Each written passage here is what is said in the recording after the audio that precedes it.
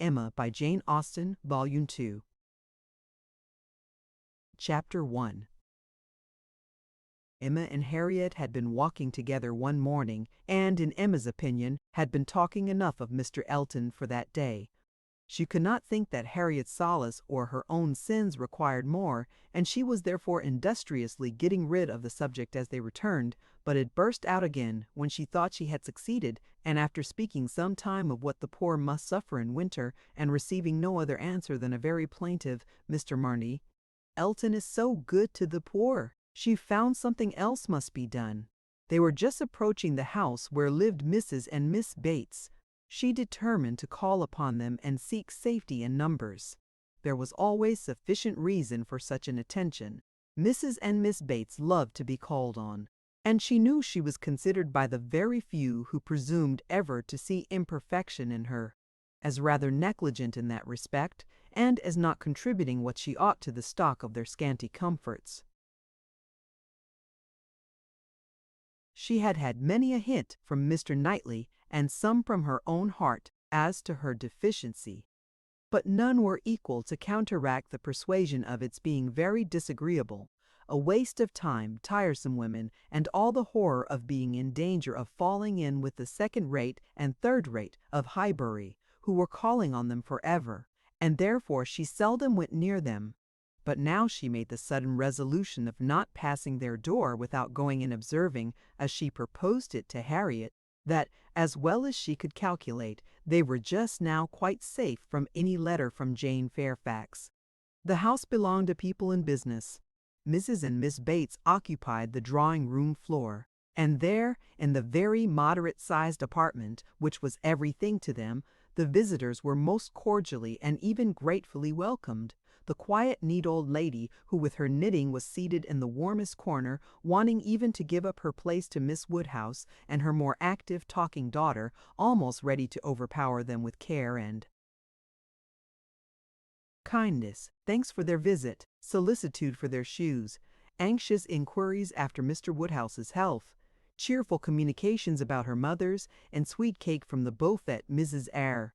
Cole had just been there, just called in for 10 minutes, and had been so good as to sit an hour with them, and she had taken a piece of cake and been so kind as to say she liked it very much, and therefore she hoped Miss Woodhouse and Miss Smith would do them the favor to eat a piece too. The mention of the Coles was sure to be followed by that of Mr. Elton. There was intimacy between them, and Mr. Cole had heard from Mr. Elton since his going away.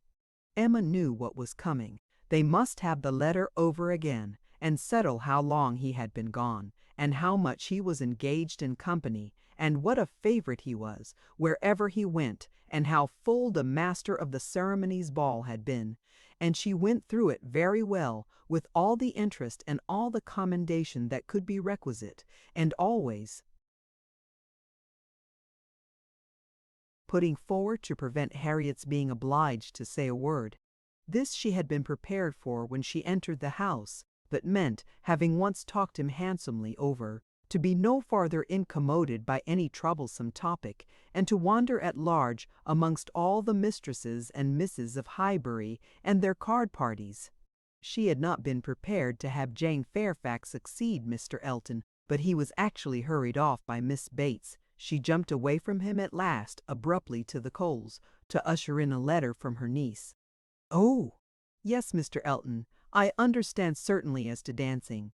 Mrs. Cole was telling me that dancing at the rooms at Bath was— Mrs. Cole was so kind as to sit some time with us, talking of Jane, for as soon as she came in, she began inquiring after her. Jane is so very great a favorite there. Whenever she is with us, Mrs. Cole does not know how to shew her kindness enough, and I must say that Jane deserves it as much as anybody can." And so she began inquiring after her directly, saying, "I know you cannot have heard from Jane lately, because it is not her time for writing." And when I immediately said, "But indeed we have, we had a letter this very morning," I do not know that I ever saw anybody more surprised. "Have you, upon your honor?" said she. "Well, that is quite unexpected. Do let me hear what she says." Emma's politeness was at hand directly, to say, with smiling interest, "Have you heard from Miss Fairfax so lately? I am extremely happy. I hope she is well." "Thank you. You are so kind," replied the happily deceived aunt, while eagerly hunting for the letter. "Oh, here it is. I was sure it could not be far off. But I had put my huswife upon it, you see, without being aware, and so it was quite hid. But I had it in my hand so very lately that I was almost sure it must be on the table. I was reading it to Mrs. Cole, and since she went away, I was reading it again to my mother, for it is such a pleasure to her. A letter from Jane that she can never hear it often enough, so I knew it could not be far off, and here it is, only just under my huswife, and since you are so kind as to wish to hear what she says, but, first of all, I really must, in justice to Jane, apologize for her writing so short a letter, only 2 pages, you bristle whole paper, and in general, my mother often wonders that I can make it out so well. She often says, when the letter is first opened, "Well, Hetty, now I think you will be put to it to make out all that checker work, don't you, ma'am?"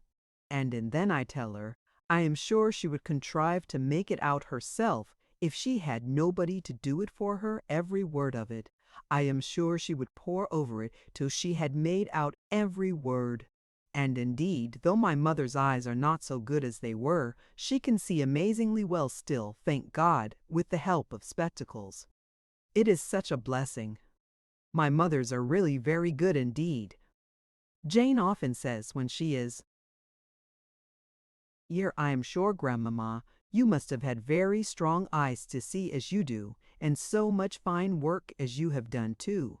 I only wish my eyes may last me as well." Wallace spoke in extremely fast, obliged Miss Bates to stop for breath, and Emma said something very civil about the excellence of Miss Fairfax's handwriting. "You are extremely kind," replied Miss Bates, highly gratified. "You who are such a judge and write so beautifully yourself. I am sure there is nobody's praise that could give us so much pleasure as Miss Woodhouse's.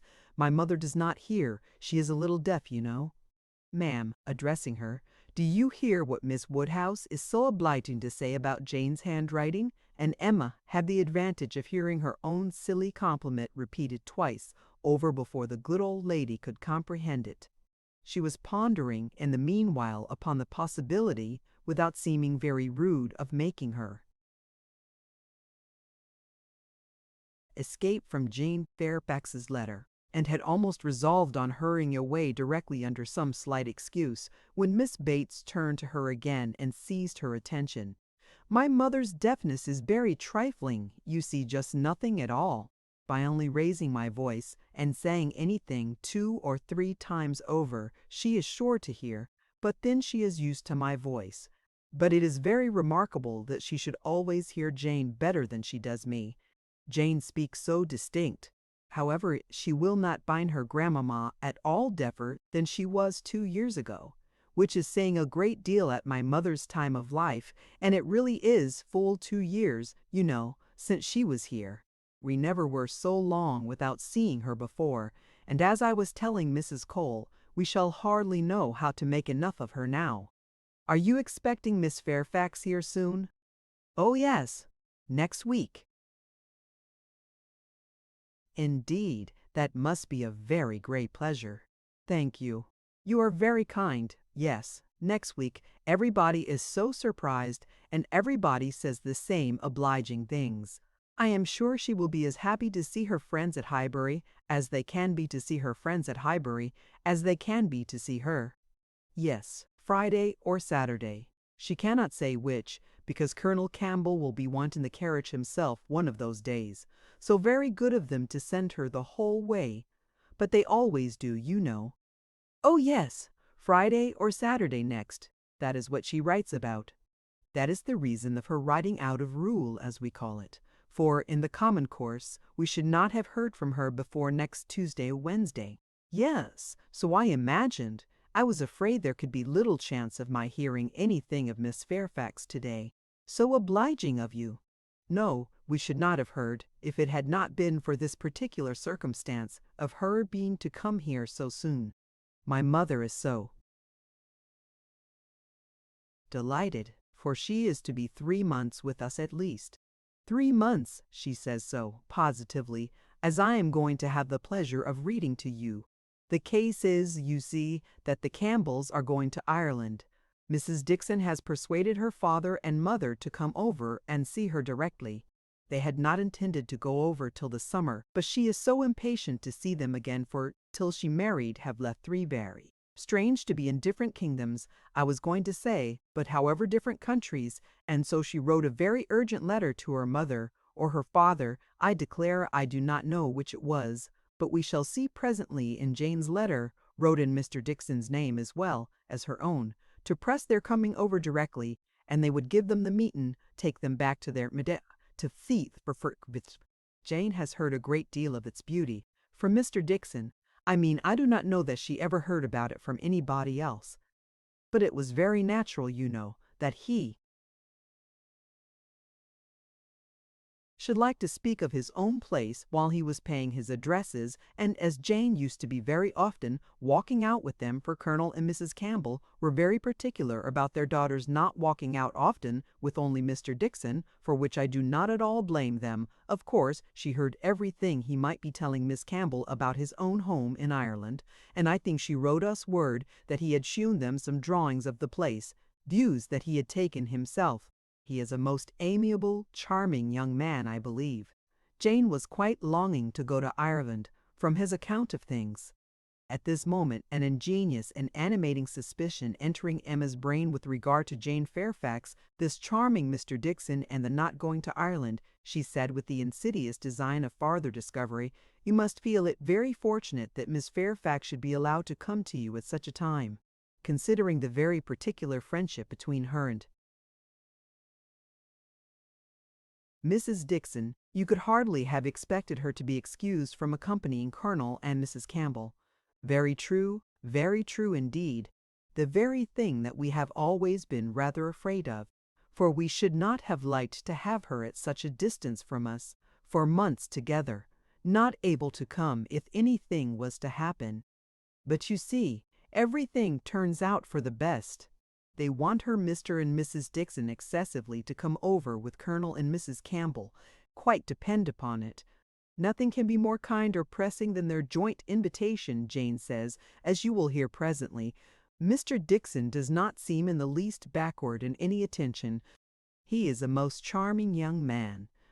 Ever since the service he rendered Jane at Weymouth, when they were out in that party on the water, and she, by the sudden whirling round of something or other among the sails, would have been dashed into the sea at once, and actually was all but gone, if he had not, with the greatest presence of mind, caught hold of her habit, I can never think of it without trembling. But ever since we had the history of that day, I have been so fond of Mr. Dixon. But, in spite of all her friend's urgency, and her own wish of seeing Ireland, Miss Fairfax prefers devoting the time to you and Mrs. Bates. Yes, entirely her own doing, entirely her own choice, and Colonel and Mrs. Campbell think she does quite right, just what they should recommend, and indeed they particularly wish her to try her native air, as she has not been quite so well as usual lately. I am concerned to hear of it. I think they judge wisely. But Mrs. Dixon must be very much disappointed. Mrs. Dixon, I understand, has no remarkable degree of personal beauty, is not by any means to be compared with Miss Fairfax. Oh, no! You are very obliging to say such things, but certainly not. There is no comparison between them. Miss Campbell always was absolutely plain, but extremely elegant and amiable. Yes, that of course. Jane caught a bad cold, poor thing, so long ago as the 7th of November, as I am going to read to you, and has never been well since.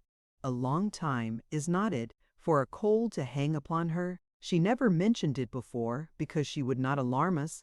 Just like her, so considerate. But however, she is so far from well that her kind friends the Campbells think she had better come home, and try an air that always agrees with her, and they have no doubt that 3 or 4 months at Highbury will entirely cure her, and it is certainly a great deal better that she should come here than go to Ireland if she is unwell. Nobody could nurse her as we should do.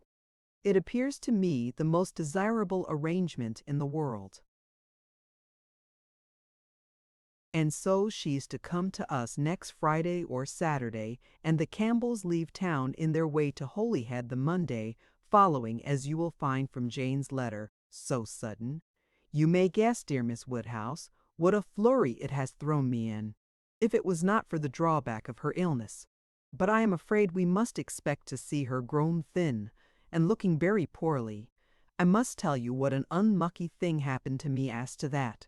I always make a point of reading Jane's letters through to myself first, before I read them aloud to my mother, you know, for fear of there being anything in them to distress her.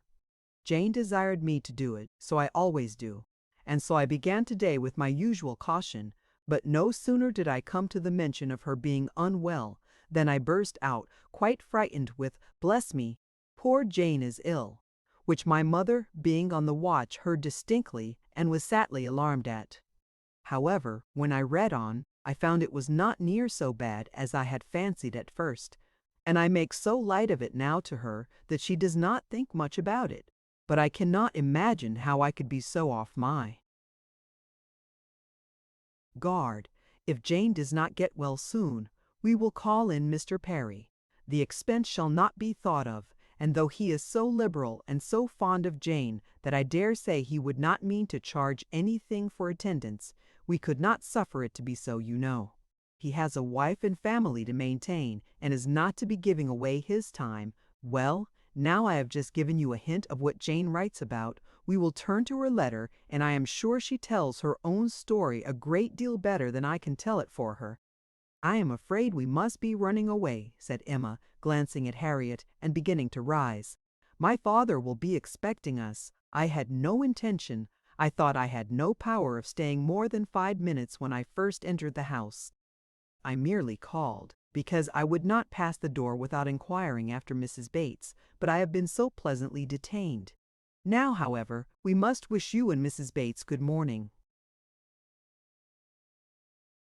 And not all that could be urged to detain her succeeded. She regained the street happy in this, that though much had been forced on her against her will, though she had in fact heard the whole substance of Jane Fairfax's letter, she had been able to escape the letter itself. Chapter 2. Jane Fairfax was an orphan, the only child of Mrs. Bates's youngest daughter.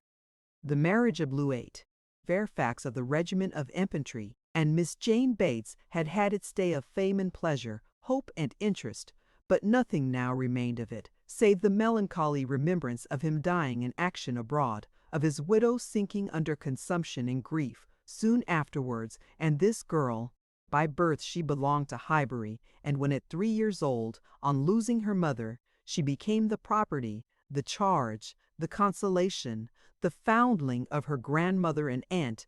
There had seemed every probability of her being permanently fixed there, of her being taught only what very limited means could command, and growing up with no advantages of connection or improvement, to be engrafted on what nature had given her in a pleasing person, good understanding, and warm-hearted on but the compassionate feelings of a friend of her father gave a change to her destiny. This was Colonel Campbell, who had very highly regarded Fairfax as an excellent officer and most deserving young man, and farther, had been indebted to him for such attentions during a severe camp fever, as he believed had saved his life. These were claims which he did not learn to overlook, though some years passed away from the death of poor Fairfax before his own return to England put anything in his power. When he did return, he sought out the child and took notice of her. He was a married man, with only one living child, a girl, about Jane's age, and Jane became their guest, paying them long visits and growing a favorite with all. And before she was 9 years old, his daughter's great fondness for her and his own wish of being a real friend united to produce an offer from Colonel Campbell of undertaking the whole charge of her education. It was accepted, and from that period Jane had belonged to Colonel Campbell's family, and had lived with them entirely, only visiting her grandmother from time to time. The plan was that she should be brought up for educating others, the very few £100 which she inherited from her father making independence impossible. To provide for her otherwise was out of Colonel Campbell's power, for though his income by pay and appointments was handsome, his fortune was moderate and must be all his daughter's. But by giving her an education, he hoped to be supplying the means of respectable subsistence hereafter. Such was Jane Fairfax's history. She had fallen into good hands, known nothing but kindness from the Campbells, and been given an excellent education. Living constantly with right-minded and well-informed people, her heart and understanding had received every advantage of discipline and culture, and Colonel Campbell's residence being in London, every lighter talent had been done full justice to by the attendance of first-rate masters. Her disposition and abilities were equally worthy of all that friendship could do, and at 18 or 19 she was, as far as such an early age can be qualified for the care of children, fully competent to the office of instruction herself, but she was too much beloved to be parted with. Neither father nor mother could promote, and the daughter could not endure it. The evil day was put off. It was easy to decide that she was still too young, and Jane remained with them, sharing, as another daughter, in all the rational pleasures of an elegant society, and a judicious mixture of home and amusement, with only the drawback of the future, the sobering suggestions of her own good understanding to remind her that all this might soon be over. The affection of the whole family, the warm attachment of Miss Campbell in particular, was the more honorable to each party from the circumstance of Jane's decided superiority both in beauty and acquirements. That nature had given it in feature could not be unseen by the young woman, nor could her higher powers of mind be unfelt by the parents. They continued together with unabated regard, however, till the marriage of Miss Campbell, who by that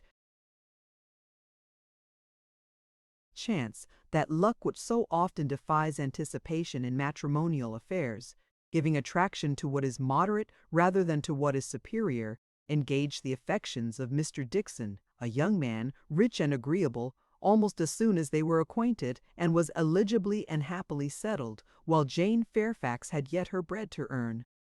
This event had very lately taken place, too lately for anything to be yet attempted by her less fortunate friend towards entering on her path of duty, though she had now reached the age which her own judgment had fixed on for beginning. She had long resolved that 21 should be the period. With the fortitude of a devoted novitiate, she had resolved at 21 to complete the sacrifice and retire from all the pleasures of life, of rational intercourse, equal society, peace and hope, to penance and mortification forever. The good sense of Colonel and Mrs. Campbell could not oppose such a resolution, though their feelings did. As long as they lived, no exertions would be necessary. Their home might be hers forever, and for their own comfort they would have retained her wholly. But this would be selfishness. What must be at last had better be soon. Perhaps they began to feel it might have been kinder and wiser to have resisted the temptation of any delay, and spared her from a taste of such enjoyments of ease and leisure as must now be relinquished. Still, however, affection was glad to catch at any reasonable excuse for not hurrying on the wretched moment. She had never been quite well since the time of their daughter's marriage, and till she should have completely recovered her usual strength, they must forbid her engaging in duties which, so far from being compatible with a weakened frame and varying spirits, seemed, under the most favorable circumstances, to require something more than human perfection of body and mind to be discharged with tolerable comfort. With regard to her not accompanying them to Ireland, her account to her aunt contained nothing but truth, though there might be some truths not told. It was her own choice to give the time of their absence to Highbury, to spend, perhaps, her last months of perfect liberty with those kind relations to whom she was so very dear, and the Campbells, whatever might be their motive or motives, whether single or double or treble, gave the arrangement their ready sanction, and said that they depended more on a few months spent in her native air for the recovery of her health than on anything else. Certain it was that she was to come, and that Highbury, instead of welcoming that perfect novelty which had been so long promised, Mr. Frank Churchill must put up for the present with Jane Fairfax, who could bring only the freshness of a 2 years' absence. Emma was sorry to have to pay civilities to a person she did not like through 3 long months, to be always doing more than she wished and less than she ought. Why she did not like Jane Fairfax might be a difficult question to answer. Mr. Rufflaw Knightley had once told her it was because she saw in her the really accomplished young woman, which she wanted to be thought herself, and though the accusation had been eagerly refuted at the time, there were moments of self-examination in which her conscience could not quite acquit her. But she could never get acquainted with her. She did not know how it was, but there was such coldness and reserve, such apparent indifference, whether she pleased or not, and then her aunt was such an eternal talker, and she was made such a fuss with by everybody. And it had been always imagined that they were to be so intimate because their ages were the same. Everybody had supposed they must be so fond of each other. These were her reasons. She had no better. It was a dislike so little, just every imputed fault was so magnified by fancy, that she never saw Jane Fairfax the first time after any considerable absence without feeling that she had injured her. And now, when the due visit was paid, on her arrival, after a 2 years' interval, she was particularly struck with the very appearance and manners which for those 2 whole years she had been depreciating. Jane Fairfax was very elegant, remarkably elegant, and she had herself the highest value for elegance. Her height was pretty, just such as almost everybody would think tall, and nobody could think very tall. Her figure particularly graceful. Her size a most becoming medium, between fat and thin, though a slight appearance of ill health seemed to point out the likeliest evil of the two. Emma could not but feel all this, and then her face, her features there, was more beauty in them altogether than she had remembered. It was not regular, but it was very pleasing beauty. Her eyes, a deep gray with dark eyelashes and eyebrows, had never been denied their praise, but the skin, which she had been used to cavil at as wanting color, had a clearness and delicacy which really needed no fuller bloom. It was a style of beauty, of which elegance was the reigning character, and as such she must, in honor, by all her principles, admire it. Elegance which, whether of person or of mind, she saw so little in Highbury. There, not to be vulgar, was distinction and merit. In short, she sat, during the first visit, looking at Jane Fairfax with twofold complacency, the sense of pleasure and the sense of rendering justice, and was determining that she would dislike her no longer. When she took in her history, indeed, her situation, as well as her beauty, when she considered what all this elegance was destined to, what she was going to sink from, how she was going to live, it seemed impossible to feel anything but compassion and respect, especially if to every well-known particular entitling her to interest were added the highly probable circumstance of an attachment to Mr. Dixon, which she had so naturally started to herself. In that case, nothing could be more pitiable or more honorable than the sacrifices she had resolved on. Emma was very willing now to acquit her of having seduced Mr. Dixon's affections from his wife, or of anything mischievous which her imagination had suggested at first. If it were love, it might be simple, single, successless love on her side alone. She might have been unconsciously sucking in the sad poison while a sharer his conversation with her friend, and from the best, the purest of motives, might now be denying herself this visit to Ireland, and resolving to divide herself effectually from him and his connections by soon beginning her career of laborious duty. Upon the whole, Emma left her with such softened, charitable feelings as made her look around in walking home and lament that Highbury afforded no young man worthy of giving her independence, nobody that she could wish to scheme about for her. These were charming feelings, but not lasting. before she had committed herself by any public profession of eternal friendship for Jane Fairfax, or done more towards a recantation of past prejudices and errors than saying to Mr. Knightley, "She certainly is handsome, she is better than handsome." Jane had spent an evening at Hartfield with her grandmother and aunt, and everything was relapsing much into its usual state. Former provocations reappeared. The aunt was as tiresome as ever, more tiresome, because anxiety for her health was now added to admiration of her powers. And they had to listen to the description of exactly how little bread and butter she ate for breakfast, and how small a slice of mutton for dinner, as well as to see exhibitions of new caps and new workbags for her mother and herself. And Jane's offenses rose again.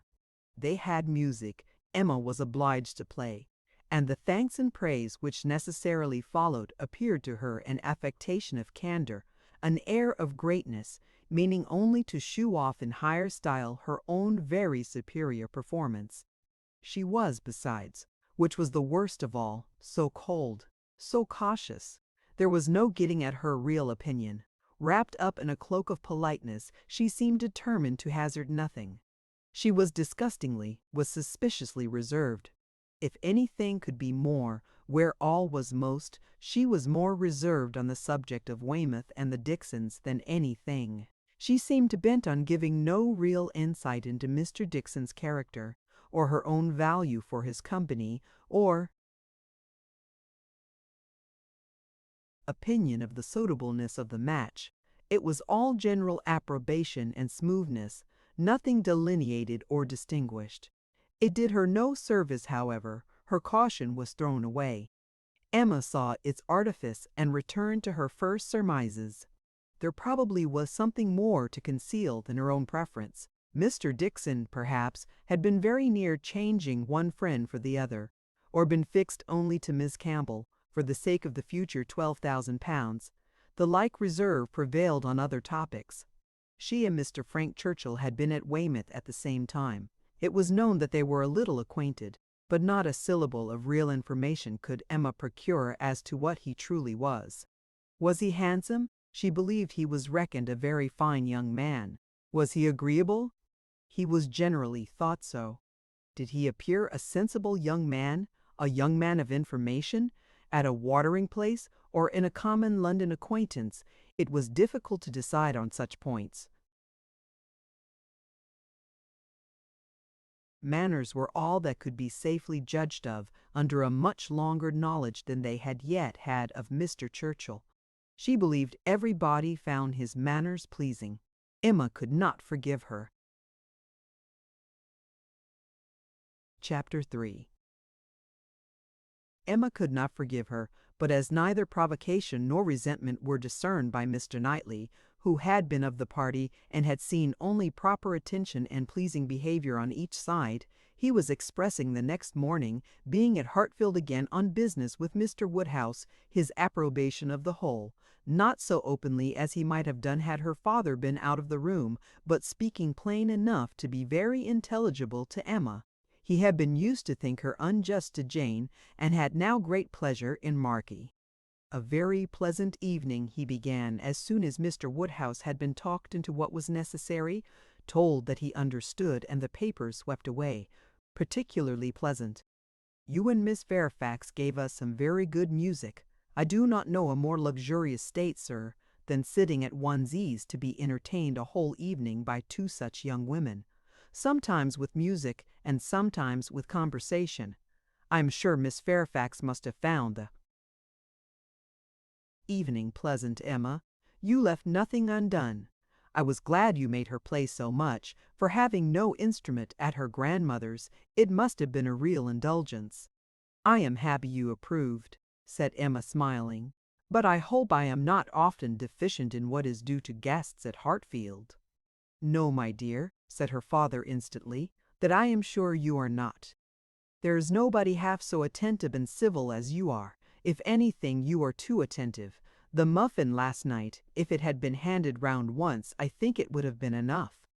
No, said Mr. Knightley nearly at the same time, you are not often deficient either in manner or comprehension. I think you understand me, therefore." An arch look expressed, "I understand you well enough," but she said only, "Miss Fairfax is reserved. I always told you she was a little, but you will soon overcome all that part of her reserve which ought to be overcome, all that has its foundation in diffidence. What arises from discretion must be honored. You think her diffident. I do not see it." "My dear Emma," said he, moving from his chair into one close by her, "you are not going to tell me, I hope, that you had not a pleasant evening." "Oh, no. I was pleased with my own perseverance in asking questions, and amused to think how little information I obtained." "I am disappointed," was his only answer. "I hope everybody had a pleasant evening," said Mr. Woodhouse, in his quiet way. "I had. Once I felt the fire rather too much, but then I moved back my chair a little, a very little, and it did not disturb me." Miss Bates was very chatty and good-humored, as she always is, though she speaks rather too quick. However, she is very agreeable, and Mrs. Bates too, in a different way. I like old friends, and Miss Jane Fairfax is a very pretty sort of young lady, a very pretty and a very well-behaved young lady indeed. She must have found the evening agreeable, Mr. Knightley, because she had Emma. True, sir, and Emma, because she had Miss Fairfax. Emma saw his anxiety, and wishing to appease it, at least for the present, said, and with a sincerity which no one could question, "She is a sort of elegant creature that one cannot keep one's eyes from. I am always watching her to admire, and I do pity her from my heart." Mr. Knightley looked as if he were more gratified than he cared to express, and before he could make any reply, Mr. Woodhouse, whose thoughts were on the Bateses, said, "It is a great pity that their circumstances should be so confined, a great pity indeed. And I have often wished, but it is so little one can venture to do small trifling presents of anything uncommon. Now we have killed a porker, and Emma thinks of sending them a loin or a leg. It is very small and delicate. Hartfield pork is not like any other pork, but still it is pork, and, my dear Emma, unless one could be sure of their making it into steaks, nicely fried, as ours are fried, without the smallest grease, and not roasted, for my dear papa, I sent the whole hind quarter. I knew you would wish it. There will be the leg to be salted, you know, which is so very nice, and the loin to be dressed directly in any manner they like. That's right, my dear, very right. I had not thought of it before, but that is the best way. They must not over-salt the leg. And then, if it is not over-salted, and if it is very thoroughly boiled, just as Cyril boils ours, and eaten very moderately of, with a boiled turnip and a little carrot or parsnip, I do not consider it unwholesome." "Emma," said Mr. Knightley presently, "I have a piece of news for you. You like news, and I heard an article in my way hither that I think will interest you." "News? Oh, yes, I always like news. What is it? Why do you smile so? Where did you hear it? At Randall's?" He had time only to say, "No, not at Randall's. I have not been near Randall's," when the door was thrown open, and Miss Bates and Miss Fairfax walked into the room. Full of thanks and full of news, Miss Bates knew not which to give quickest. Mr. Knightley soon saw that he had lost his moment, and that not another syllable of communication could rest with him. "Oh, my dear sir, how are you this morning? My dear Miss Woodhouse, I come quite overpowered. Such a beautiful hind quarter of pork. You are too bountiful. Have you heard the news? Mr. Elton is going to be married." Emma had not had time even to think of Mr. Elton, and she was so completely surprised that she could not avoid a little start and a little blush at the sound. "There is my news. I thought it would interest you," said Mr. Knightley, with a smile which implied a conviction of some part of what had passed between them. "But where could you hear it?" cried Miss Bates. "Where could you possibly?" hear it, Mr. Knightley. For it is not 5 minutes since I received Mrs. Cole's note. No, it cannot be more than 5, or at least 10, for I had got my bonnet and spencer on, just ready to come out. I was only gone down to speak to Patty again about the pork. Jane was standing in the passage, were not you, Jane? For my mother was so afraid that we had not any salting pan large enough, so I said I would go down and see, and Jane said, "Shall I go down instead? For I think you have a little cold, and Patty has been washing the kitchen." "Oh, my dear," said I. Well, and just then came the note. A Miss Hawkins, that's all I know. A Miss Hawkins of Bath. But, Mr. Knightley, how could you possibly have heard it? For the very moment Mr. Cole told Mrs. Cole of it, she sat down and wrote to me. A Miss Hawkins, I was with Mr. Cole on business an hour and a half ago. He had just read Elton's letter as I was shewn in and handed it to me directly. Well, that is quite, I suppose. There never was a piece of news more generally interesting. My dear sir, you really are too bountiful. My mother desires her very best compliments and regards, and 1,000 thanks, and says you really quite oppress her. We consider our Hartfield pork, replied Mr. Woodhouse. Indeed it certainly is, so very superior to all other pork, that Emma and I cannot have a greater pleasure than, oh, my dear sir, as my mother says, our friends are only too good to us. If ever there were people who, without having great wealth themselves, had everything they could wish for, I am sure it is us. We may well say that our lot is cast in a goodly heritage. Well, Mr. Knightley, and so you actually saw the letter.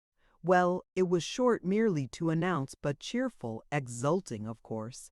Here was a sly glance at Emma. He had been so fortunate as to I forget the precise words. One has no business to remember them. The information was, as you state, that he was going to be married to a Miss Hawkins.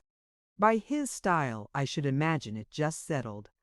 Mr. Elton going to be married, said Emma, as soon as she could speak. He will have everybody's wishes for his happiness.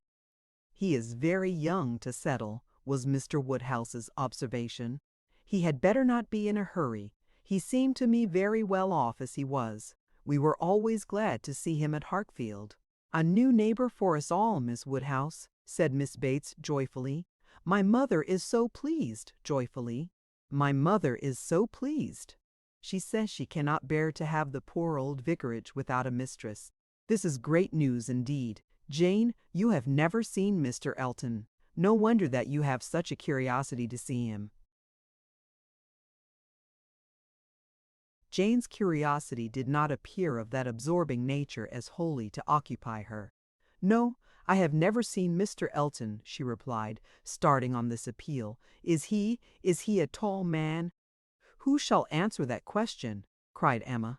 My father would say yes, Mr. Knightley, no, and Miss Bates and I, that he is just the happy medium. When you have been here a little longer, Miss Fairfax, you will understand that Mr. Elton is the standard of perfection in Highbury, both in person and mind. Very true, Miss Woodhouse, so she will. He is the very best young man. But, my dear Jane, if you remember, I told you yesterday he was precisely the height of Mr. Perry.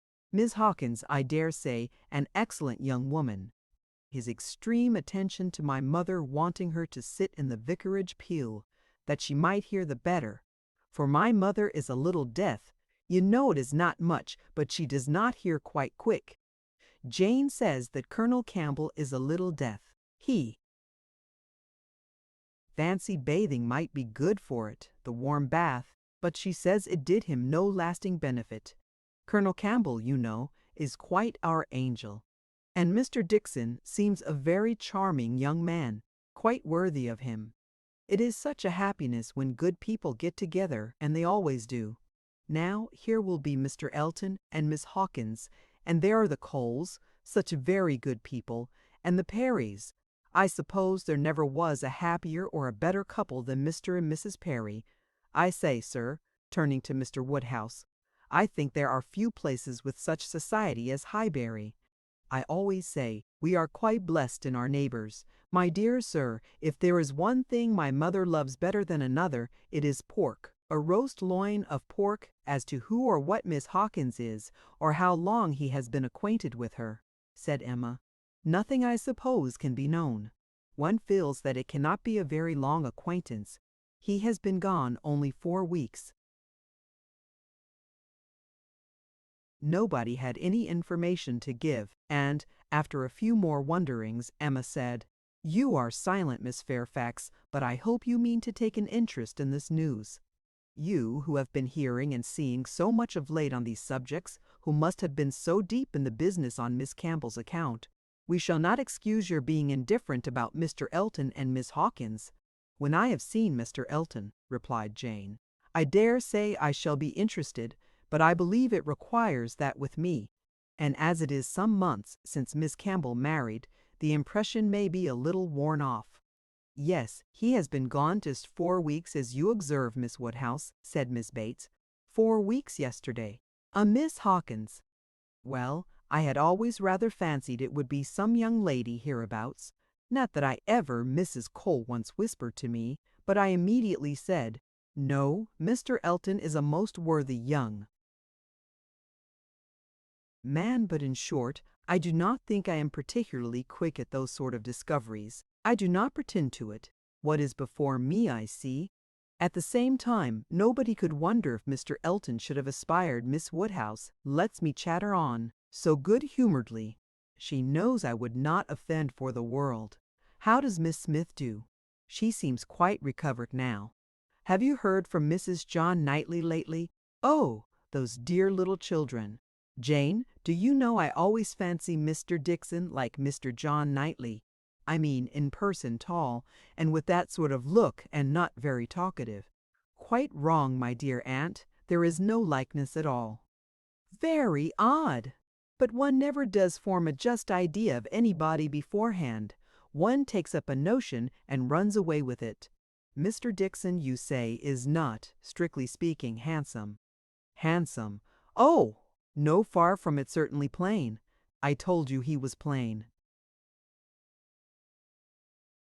My dear, you said that Miss Campbell would not allow him to be plain, and that you yourself— Oh, as for me, my judgment is worth nothing. Where I have a regard, I always think a person well-looking, but I gave what I believe the general opinion when I called him plain. Well, my dear Jane, I believe we must be running away. The weather does not look well, and Grandmamma will be uneasy. You are too obliging, my dear Miss Woodhouse, but we really must take leave. This has been a most agreeable piece of news indeed. I shall just go round by Mrs. Cole's, but I shall not stop 3 minutes, and Jane, you had better go home directly. I would not have you out in a shower. We think she is the better for Highbury already. Thank you, we do indeed. I shall not attempt calling on Mrs. Goddard, for I really do not think she cares for anything but boiled pork. When we dress the leg it will be another thing. Good morning to you, my dear sir. Oh, Mr. Knightley is coming too. Well, that is so very. I am sure if Jane is tired you will be so kind as to give her your arm. Mr. Elton and Miss Hawkins, good morning to you. Emma, alone with her father, had half her attention wanted by him while he lamented that young people would be in such a hurry to marry, and to marry strangers too, and the other half she could give to her own view of the subject. It was to herself an amusing and a very welcome piece of news, as proving that Mr. Elton could not have suffered long.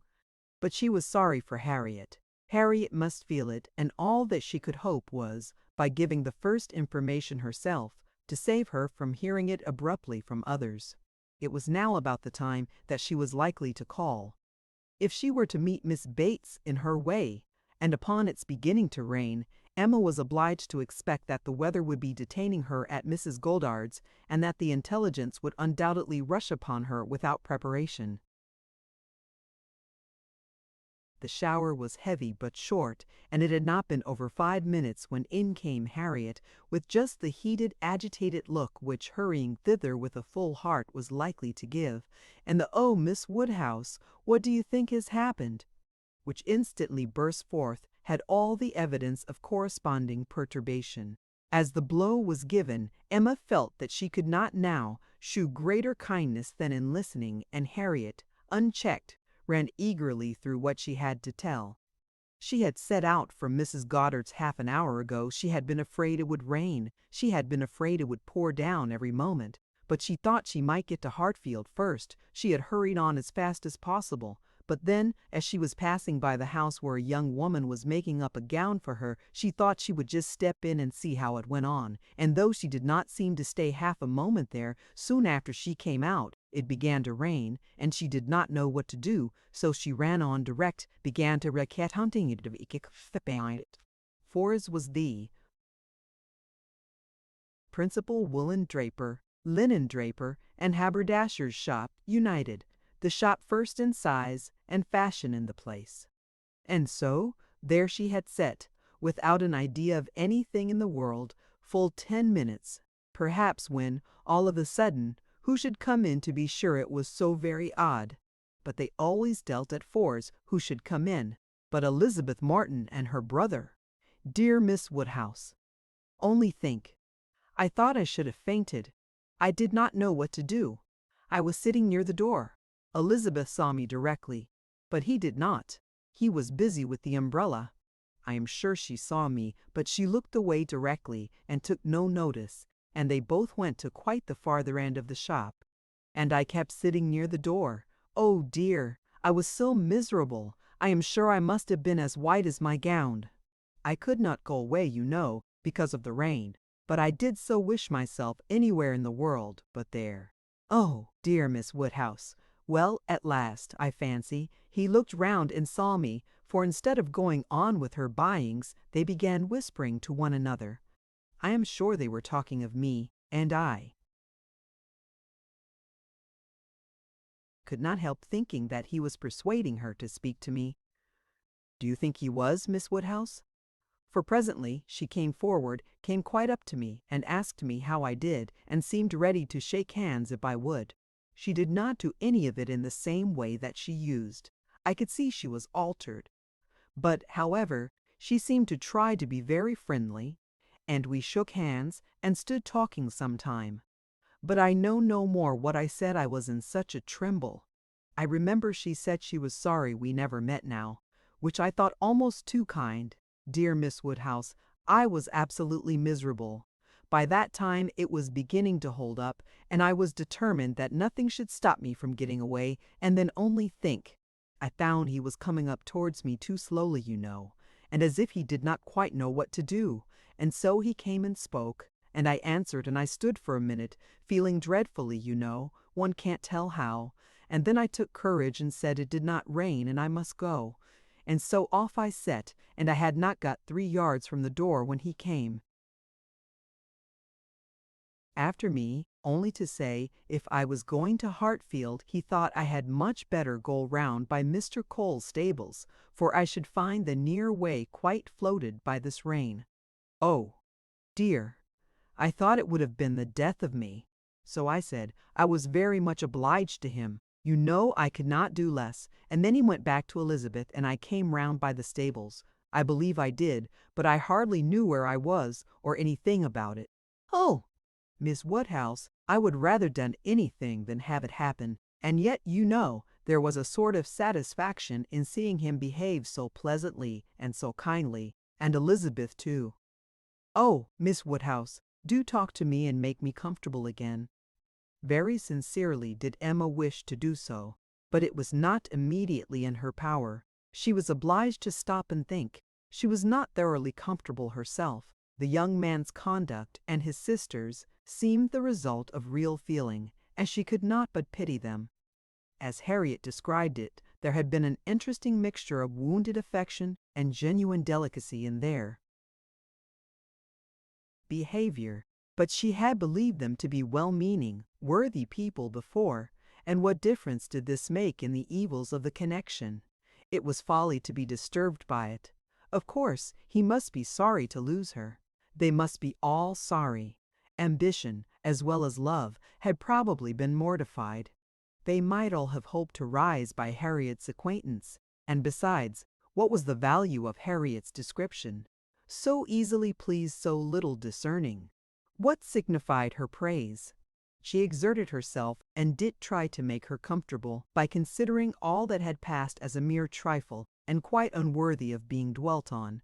It might be distressing for the moment, said she, but you seem to have behaved extremely well, and it is over and may never can never as a first meeting occur again, and therefore you need not think about it.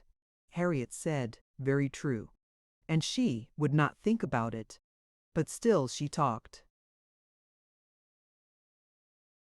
Of it still she could talk of nothing else. And Emma, at last, in order to put the Martins out of her head, was obliged to hurry on the news, which she had meant to give with so much tender caution, hardly knowing herself whether to rejoice or be angry, ashamed, or only amused at such a state of mind in poor Harriet, such a conclusion of Mr. Elton's importance with her. Mr. Elton's rights, however, gradually revived.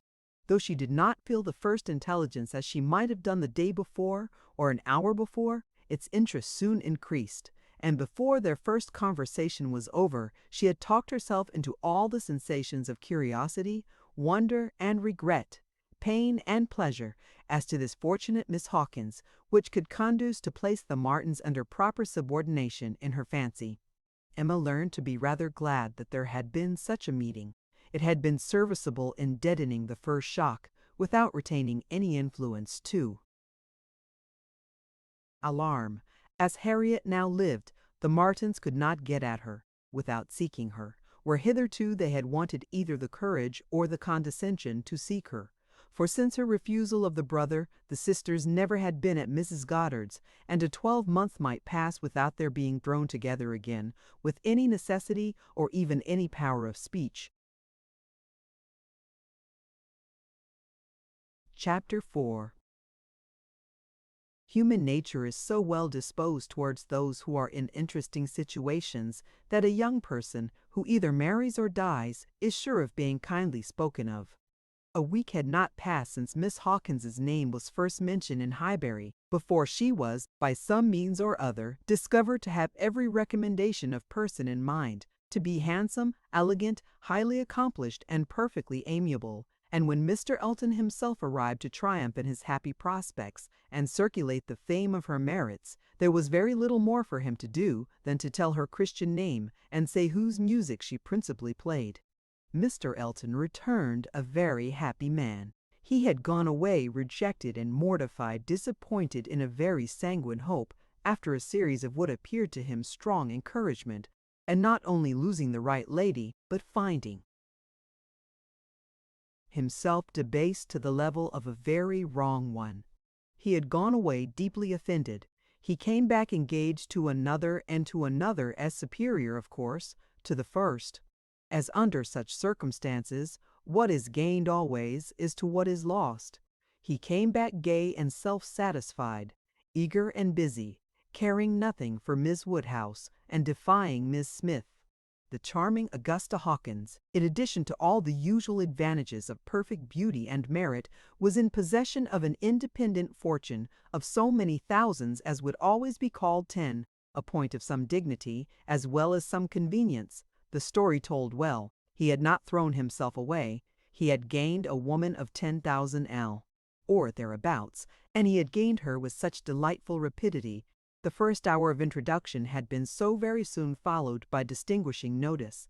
The history which he had to give Mrs. Cole of the rise and progress of the affair was so glorious, the steps so quick from the accidental rencontre to the dinner at Mr. Green's, and the party at Mrs. Brown's, smiles and blushes rising in importance with consciousness and agitation, richly scattered. The lady had been so easily impressed, so sweetly disposed, had in short, to use a most intelligible phrase, been so very ready to have him, that vanity and prudence were equally contented. He had caught both substance and shadow, both fortune and affection, and was just the happy man he ought to be. Talking only of himself and his own concerns, expecting to be congratulated, ready to be laughed at, and with cordial, fearless smiles, now addressing all the young ladies of the place, to whom, a few weeks ago, he would have been more cautiously gallant.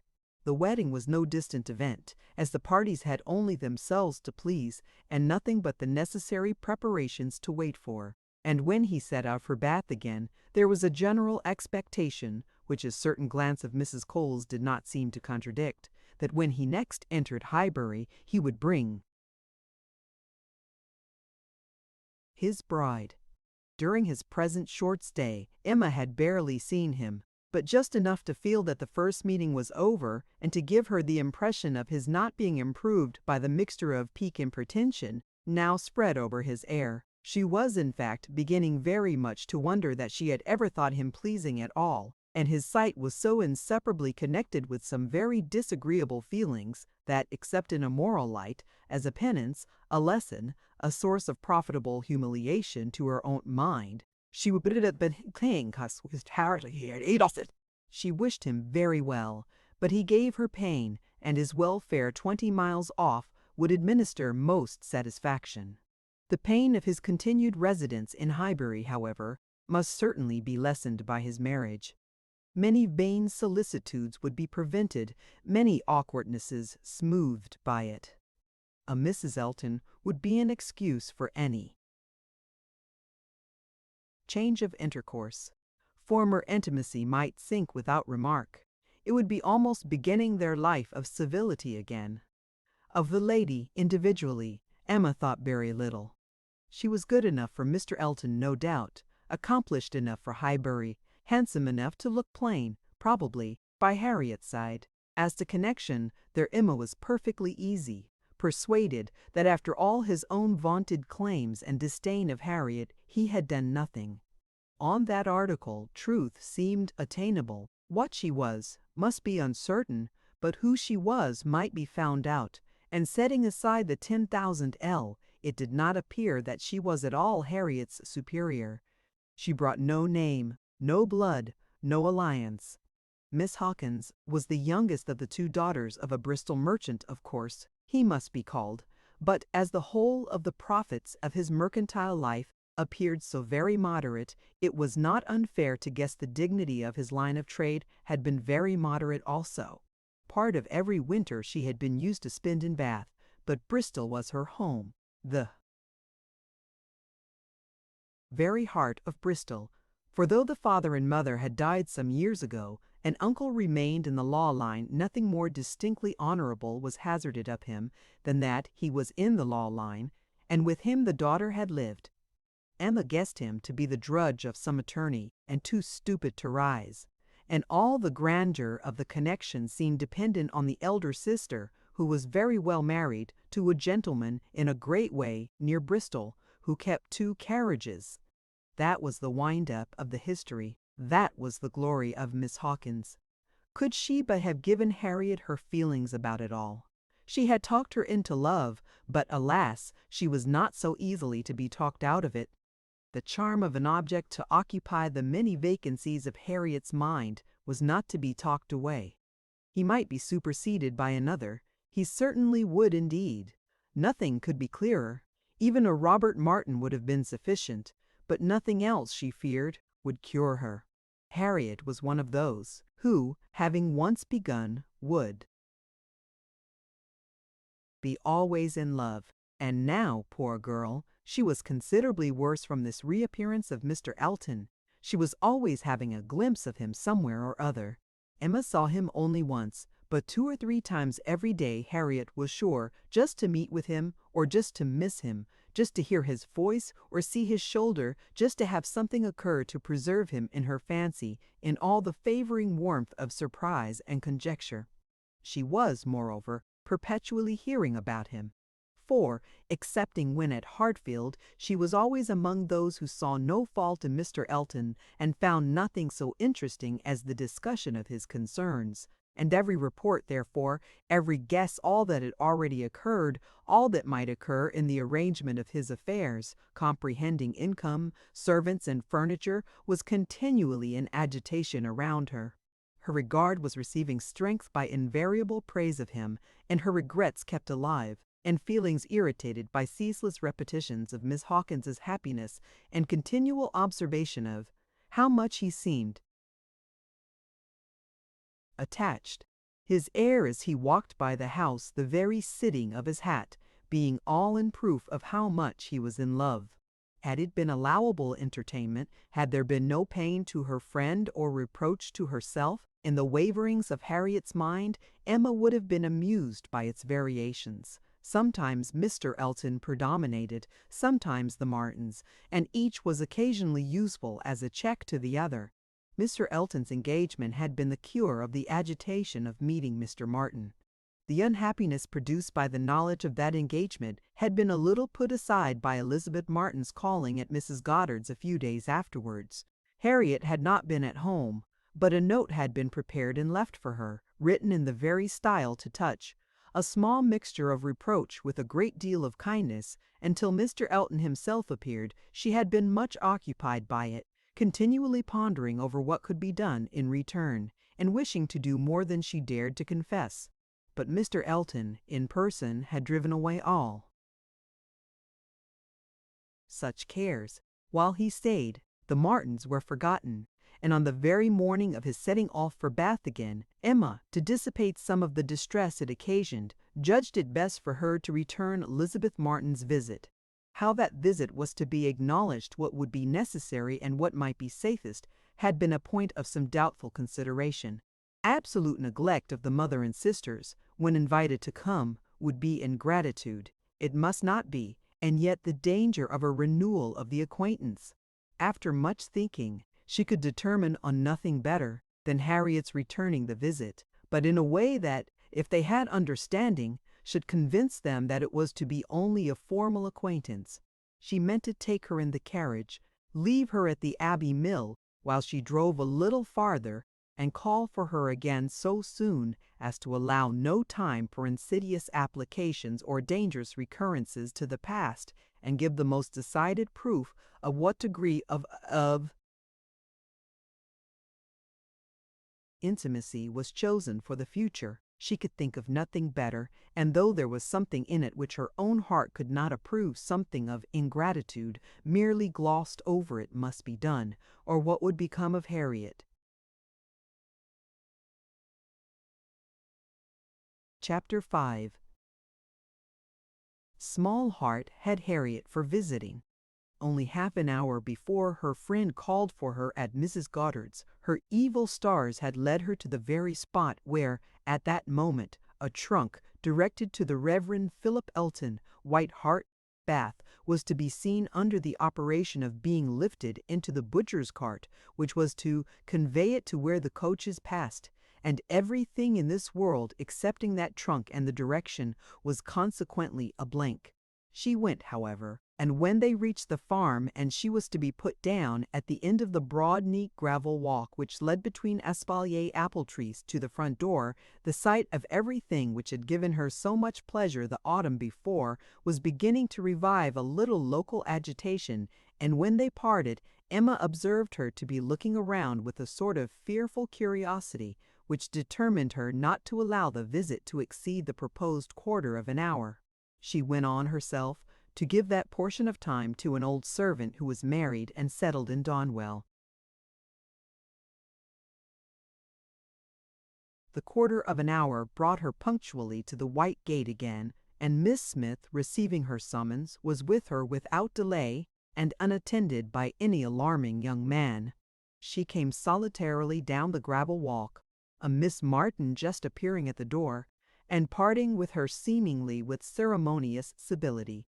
Harriet could not very soon give an intelligible account. She was feeling too much, but at last Emma collected from her enough to understand the sort of meeting and the sort of pain it was creating. She had seen only Mrs. Martin and the two girls.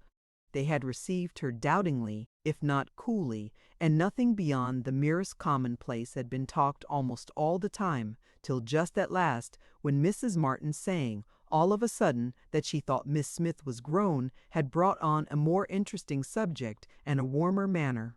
In that very room she had been measured last September with their two friends.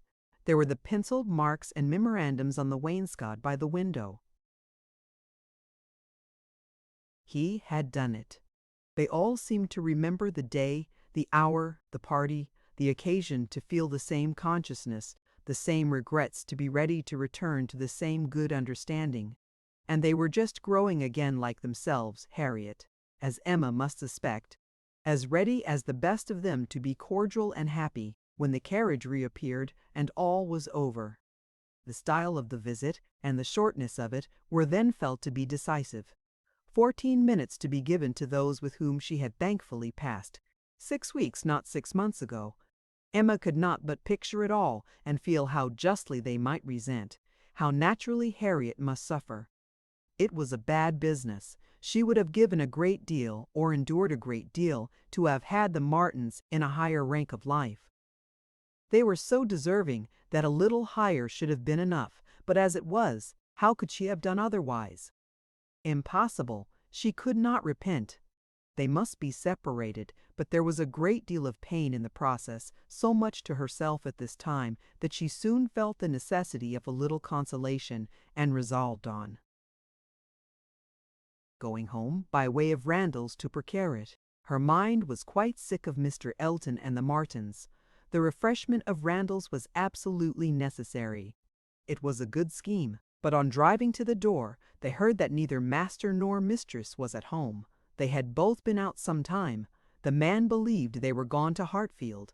"This is too bad," cried Emma as they turned away, "and now we shall just miss them. Too provoking. I do not know when I have been so disappointed," and she leaned back in the corner to indulge her murmurs or to reason them away. Probably a little of both, such being the commonest process of a not ill-disposed mind. Presently the carriage stopped. She looked up. It was stopped by Mr. and Mrs. Weston, who were standing to speak to her. There was instant pleasure in the sight of them, and still greater pleasure was conveyed in sound, for Mr. Weston immediately accosted her with, "How d'ye do? How d'ye do? We have been sitting with your father, glad to see him so well. Frank comes tomorrow.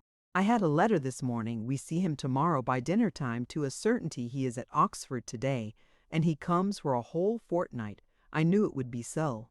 If he had come at Christmas he could not have stayed 3 days. I was always glad he did not come at Christmas. Now we are going to have just the right weather for him, fine, dry, settled weather. We shall enjoy him completely. Everything has turned out exactly as we could wish." There was no resisting such news, no possibility of avoiding the influence of such a happy face as Mr. Weston's. Confirmed as it all was by the words and the countenance of his wife, fewer and quieter, but not less to the purpose. To know that she thought his coming certain was enough to make Emma consider it so, and sincerely did she rejoice in their joy. It was a most delightful reanimation of exhausted spirits. The worn-out past was sunk in the freshness of what was coming, and in the rapidity of half a moment's thought she hoped Mr. Elton would now be talked of no more. Mr. Weston gave her the history of the engagements at Enscombe, which allowed his son to answer for having an entire fortnight at his command, as well as the route and the method of his journey, and she listened and smiled and congratulated. "I shall soon bring him over to Hartfield," said he at the conclusion.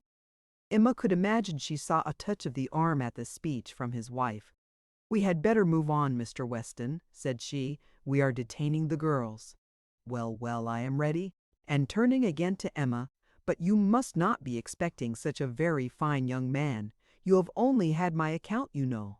I dare say he is really nothing extraordinary, though his own sparkling eyes at the moment were speaking a very different conviction."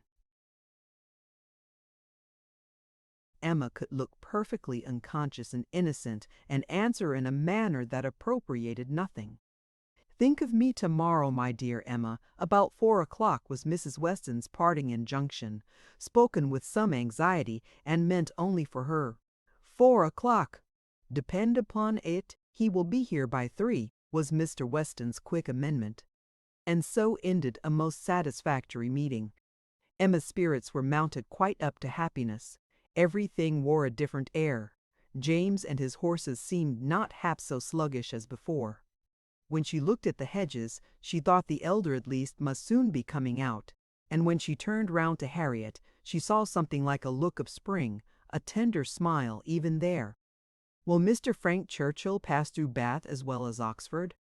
Was a question, however, which did not augur much. But neither geography nor tranquillity could come all at once, and Emma was now in a humor to resolve that they should both come in time. The morning of the interesting day arrived, and Mrs. Weston's faithful pupil did not forget either at 10 or 11 or 12 o'clock that she was to think of her at 4. "My dear, dear, anxious friend," said she in mental soliloquy while walking downstairs from her own room, "always over careful for everybody's comfort but your own. I see you now in all your little fidgets, going again and again into his room to be sure that all is right." The clock struck 12 as she passed through the hall. "'Tis 12. I shall not forget to think of you 4 hours hence, and by this time tomorrow perhaps, or a little later, I may be thinking of the possibility of their all calling here. I am sure they will bring him soon." She opened the parlor door and saw 2 gentlemen sitting with her father, Mr. Weston and his son. They had been arrived only a few minutes, and Mr. Weston had scarcely finished his explanation of Frank's being a day before his time, and her father was yet in the midst of his very civil welcome and congratulations, when she appeared to have her share of surprise, introduction, and pleasure. The Frank Churchill so long talked of, so high in interest, was actually before her. He was presented to her, and she did not think too much had been said in his praise. He was a very good-looking young man. Height, air, address, all were unexceptionable, and his countenance had a great deal of the spirit and liveliness of his father's. He looked quick and sensible. She felt immediately that she should like him, and there was a well-bred ease of manner and a readiness to talk, which convinced her that he came intending to be acquainted with her, and that acquainted they soon must be. He had reached Randalls the evening before. She was pleased with the eagerness to arrive which had made him alter his plan and travel earlier, later, and quicker, that he might gain half a day. "I told you yesterday," cried Mr. Weston with exultation, "I told you all that he would be here before the time named." I remembered what I used to do myself. One cannot creep upon a journey. One cannot help getting on faster than one has planned, and the pleasure of coming in upon one's friends before the lookout begins is worth a great deal more than any little exertion it needs. "It is a great pleasure where one can indulge in it," said the young man, "though there are not many houses that I should presume on so far, but in coming home I felt I might do anything." The word home made his father look on him with fresh complacency. Emma was directly sure that he knew how to make himself agreeable. The conviction was strengthened by what followed. He was very much pleased with Randalls, thought it a most admirably arranged house, would hardly allow it even to be very small, admired the situation, the walk to Highbury, Highbury itself, Hartfield still more, and professed himself to have always felt the sort of interest in the country which none but one's own country gives, and the greatest curiosity to visit it. That he should never have been able to indulge so amiable a feeling before passed suspiciously through Emma's brain, but still, if it were a falsehood, it was a pleasant one, and pleasantly handled. His manner had no air of study or exaggeration. He did really look and speak as if in a state of no common enjoyment. Their subjects in general were such as belonged to an opening acquaintance. On his side were the inquiries: was she a horsewoman? Pleasant rides? Pleasant walks? Had they a large neighborhood? Highbury, perhaps, afforded society enough. There were several very pretty houses in and about it. Balls had they? Balls? Was it a musical society? But when satisfied on all these points, and their acquaintance proportionably advanced, he contrived to find an opportunity, while their 2 fathers were engaged with each other, of introducing his mother-in-law, and speaking of her with so much handsome praise, so much warm admiration, so much gratitude for the happiness she secured to his father, and her very kind reception of himself, as was an additional proof of his knowing how to please, and of his certainly thinking it worth while to try to please her. He did not advance a word of praise beyond what she knew to be thoroughly deserved by Mrs. Weston, but undoubtedly he could know very little of the matter. He understood what would be welcome. He could be sure of little else. His father's marriage, he said, had been the wisest measure. Every friend must rejoice in it, and the family from whom he had received such a blessing must be ever considered as having conferred the highest obligation on him. He got as near as he could to thanking her for Miss Taylor's merits, without seeming quite to forget that in the common course of things it was to be rather supposed that Miss Taylor had formed Miss Woodhouse's character than Miss Woodhouse's character, then Miss Woodhouse's Taylor's.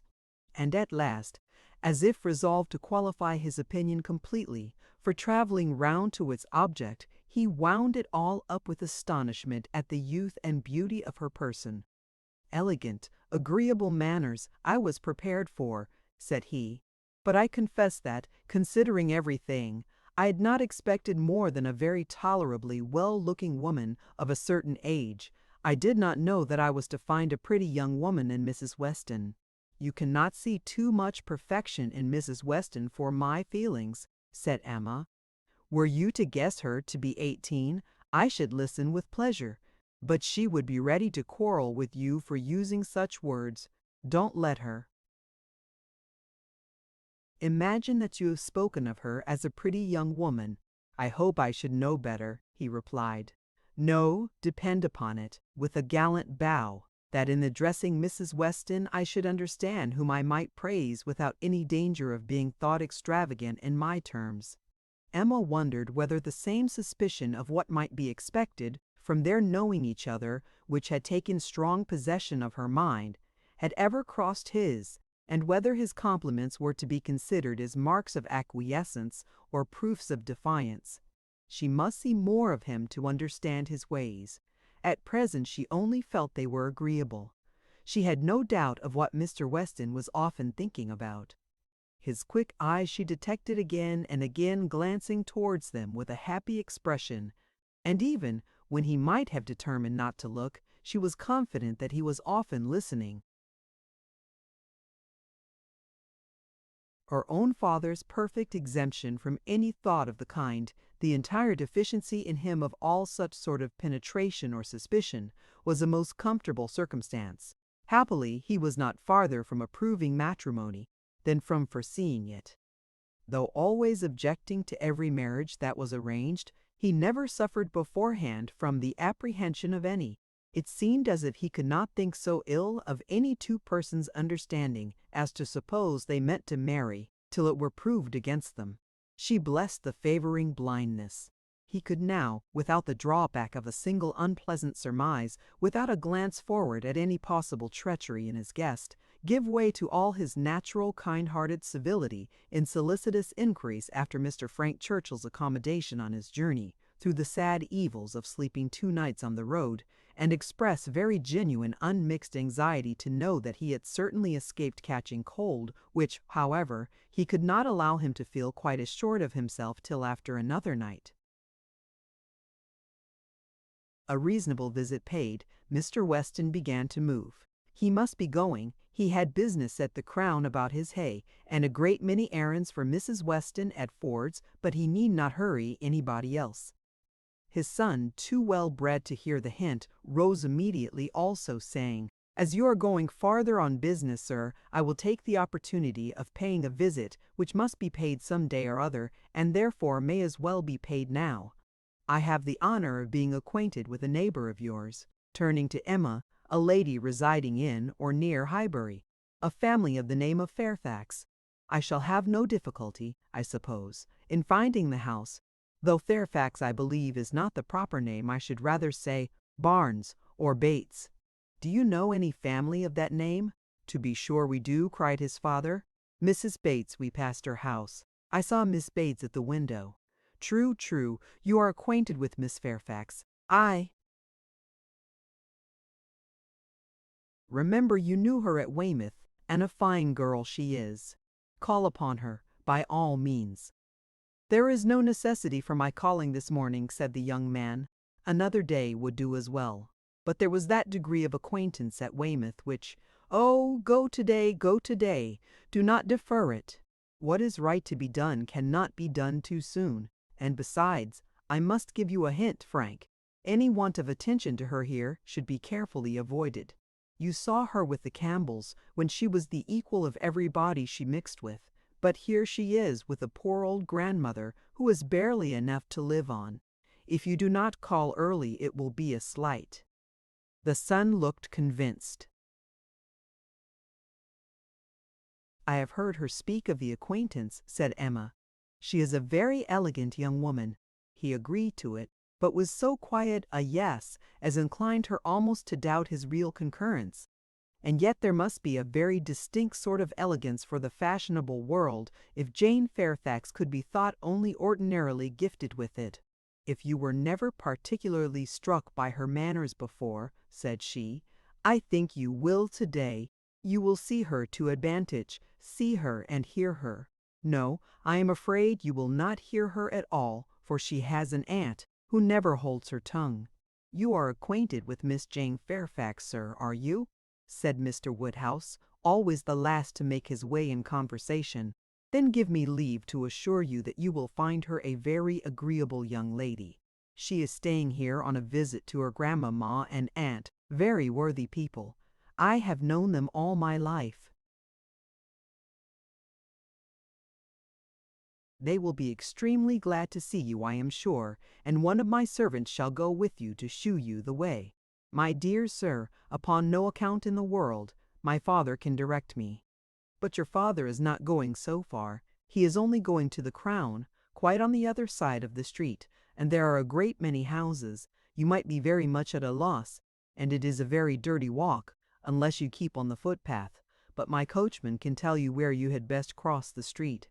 Mr. Frank Churchill still declined it, looking as serious as he could, and his father gave his hearty support by calling out, "My good friend, this is quite unnecessary. Frank knows a puddle of water when he sees it, and as to Mrs. Bates's, he may get there from the Crown in a hop, step, and jump." They were permitted to go alone, and with a cordial nod from one and a Baverna, graceful bow from the other, the two gentlemen took leave. Emma remained very well pleased with this beginning of the acquaintance, and could now engage to think of them all, at Randalls any hour of the day, with full confidence in their comfort. Chapter 6.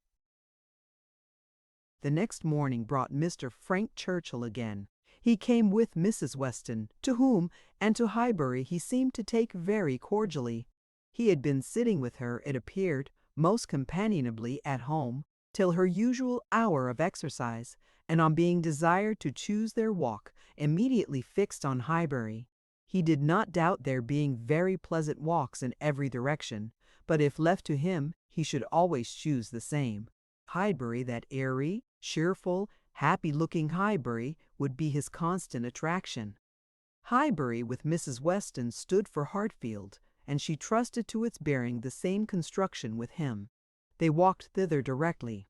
Emma had hardly expected them, for Mr. Weston, who had called in for half a minute in order to hear that his son was very handsome, knew nothing of their plans, and it was an agreeable surprise to her, therefore, to perceive them walking up to the house together, arm in arm. She was wanting to see him again, and especially to see him in company with Mrs. Weston, upon his behaviour to whom her opinion of him was to depend. If he were deficient there, nothing should make amends for it. But on seeing them together, she became perfectly satisfied. It was not merely in fine words or hyperbolical compliment that he paid his duty. Nothing could be more proper or pleasing than his whole manner to her. Nothing could more agreeably denote his wish of considering her as a friend and securing her affection.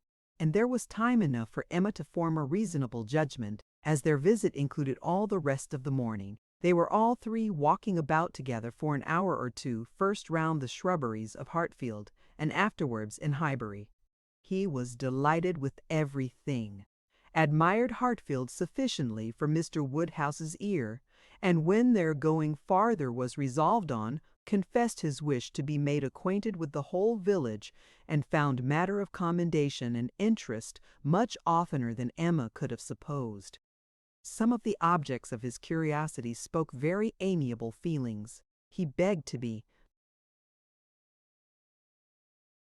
shewn the house which his father had lived in so long, and which had been the home of his father's father, and on recollecting that an old woman who had nursed him was still living, walked in quest of her cottage from one end of the street to the other, and though in some points of pursuit or observation there was no positive merit, jewed altogether a good will towards Highbury in general, which must be very like a merit to those he was with. Emma watched and decided that with such feelings as were now shewn, it could not be fairly supposed that he had been ever voluntarily absenting himself, that he had not been acting a part or making a parade of insincere professions, and that Mr. Knightley certainly had not done him justice. Their first pause was at the Crown Inn, an inconsiderable house, though the principal one of the sort, where a couple of pair of post horses were kept, more for the convenience of the neighborhood than from any run on the road, and his companions had not expected to be detained by any interest excited there, but in passing it they gave the history of the large room visibly added. It had been built many years ago for a ballroom, and while the neighborhood had been in a particularly populous dancing state, had been occasionally used as such, but such brilliant days had long passed away, and now the highest purpose for which it was ever wanted was to accommodate a whist club established among the gentlemen and half-gentlemen of the place. He was immediately interested. Its character as a ballroom caught him, and instead of passing on, he stopped for several minutes at the two superior sashed windows which were open, to look in and contemplate its capabilities, and lament that its original purpose should have ceased. He saw no fault in the room, he would acknowledge none which they suggested. No, it was long enough, broad enough, handsome enough, it would hold the very number for comfort. They ought to have balls there at least every fortnight through the winter. Why had not Miss Woodhouse revived the former?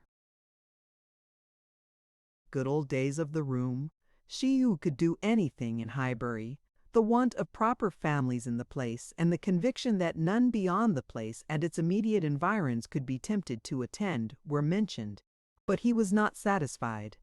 He could not be persuaded that so many good-looking houses as he saw around him could not furnish numbers enough for such a meeting, and even when particulars were given and families described, he was still unwilling to admit that the inconvenience of such a mixture would be anything, or that there would be the smallest difficulty in everybody's returning into their proper place the next morning. He argued like a young man very much bent on dancing, and Emma was rather surprised to see the constitution of the Weston prevail so decidedly against the habits of the Churchills. He seemed to have all the life and spirit, cheerful feelings and social inclinations of his father, and nothing of the pride or reserve of Enscombe. Of pride, indeed, there was, perhaps, scarcely enough. His indifference to a confusion of rank bored her too much on inelegance of mind. He could be no judge, however, of the evil he was holding cheap. It was but an effusion of lively spirits. At last he was persuaded to move on from the front of the Crown, and being now almost facing the house where the Bateses lodged, Emma recollected his intended visit the day before, and asked him if he had paid it. "Yes, oh yes," he replied. "I was just going to mention it. A very successful visit. I saw all the three ladies, and feel very much obliged to you for your preparatory hint. If the talking Anne had taken me quite by surprise, it must have been the death of me. As it was, I was only betrayed into paying a most unreasonable visit. 10 minutes would have been all that was necessary, perhaps all that was proper, and I had told my father I should certainly be at home before him, but there was no getting away, no pause, and, to my utter astonishment, I found, when he finding me nowhere else joined me there at last, that I had been actually sitting with them very nearly 3/4 of an hour. The good lady had not given me the possibility of escape before. And how did you think Miss Fairfax looking? Ill, very ill, that is, if a young lady can ever be allowed to look ill. But the expression is hardly admissible, Mrs. Weston, is it? Ladies can never look ill. And seriously, Miss Fairfax is naturally so pale as almost always to give the appearance of ill health, a most deplorable want of complexion. Emma would not agree to this, and began a warm defense of Miss Fairfax's complexion. It was certainly never brilliant, but she would not allow it to have a sickly hue in general, and there was a softness and delicacy in her skin which gave peculiar elegance to the character of her face. He listened with all due deference. At Epestat he had heard many people say the same, but yet he must confess that to him nothing could make amends for the want of the fine glow health, where features were indifferent. A fine complexion gave beauty to them all, and where they were good, the effect was fortunately he need not attempt to describe what the effect was. "Well," said Emma, "there is no disputing about taste. At least you admire her, except her complexion." He shook his head and laughed. "I cannot separate Miss Fairfax and her complexion. Did you see her often at Weymouth? Were you often in the same society?" At this moment they were approaching Ford's, and he hastily exclaimed, "Ha! This must be the very shop that every body attends every day of their lives, as my father informs me. He comes to Highbury himself, he says, 6 days out of the 7, and has always business at Ford's. If it be not inconvenient to you, pray let us go in, that I may prove myself to belong to the place, to be a true citizen of Highbury. I must buy something at Ford's. It will be taking out my freedom. I dare say they sell gloves." "Oh yes, gloves and everything. I do admire your patriotism. You will be adored in Highbury. You were very popular before you came, because you were Mr. Weston's son, but lay out half a guinea at Ford's, and your popularity will stand upon your own virtues." They went in, and while the sleek, well-tied parcels of men's beavers and York tan were bringing down and displaying on the counter, he said, "But I beg your pardon, Miss Woodhouse, you were speaking to me. You were saying something at the very moment of this burst of my amor patria. Do not let me lose it. I assure you the utmost stretch of public fame would not make me amends for the loss of any happiness in private life. I merely asked whether you had known much of Miss Fairfax and her party at Weymouth. And now that I understand your question, I must pronounce it to be a very unfair one. It is always the lady's right to decide on the degree of acquaintance. Miss Fairfax must already have given her account. I shall not commit myself by claiming more than she may choose to allow. Upon my word, you answer as discreetly as she could do herself. But her account of everything leaves so much to be guessed. She is so very reserved, so very unwilling to give the least information about anybody, that I really think you may say what you like of your acquaintance with her." "May I indeed? Then I will speak the truth, and nothing suits me so well. I met her frequently at Weymouth. I had known the Campbells a little in town, and at Weymouth we were very much in the same set. Colonel Campbell is a very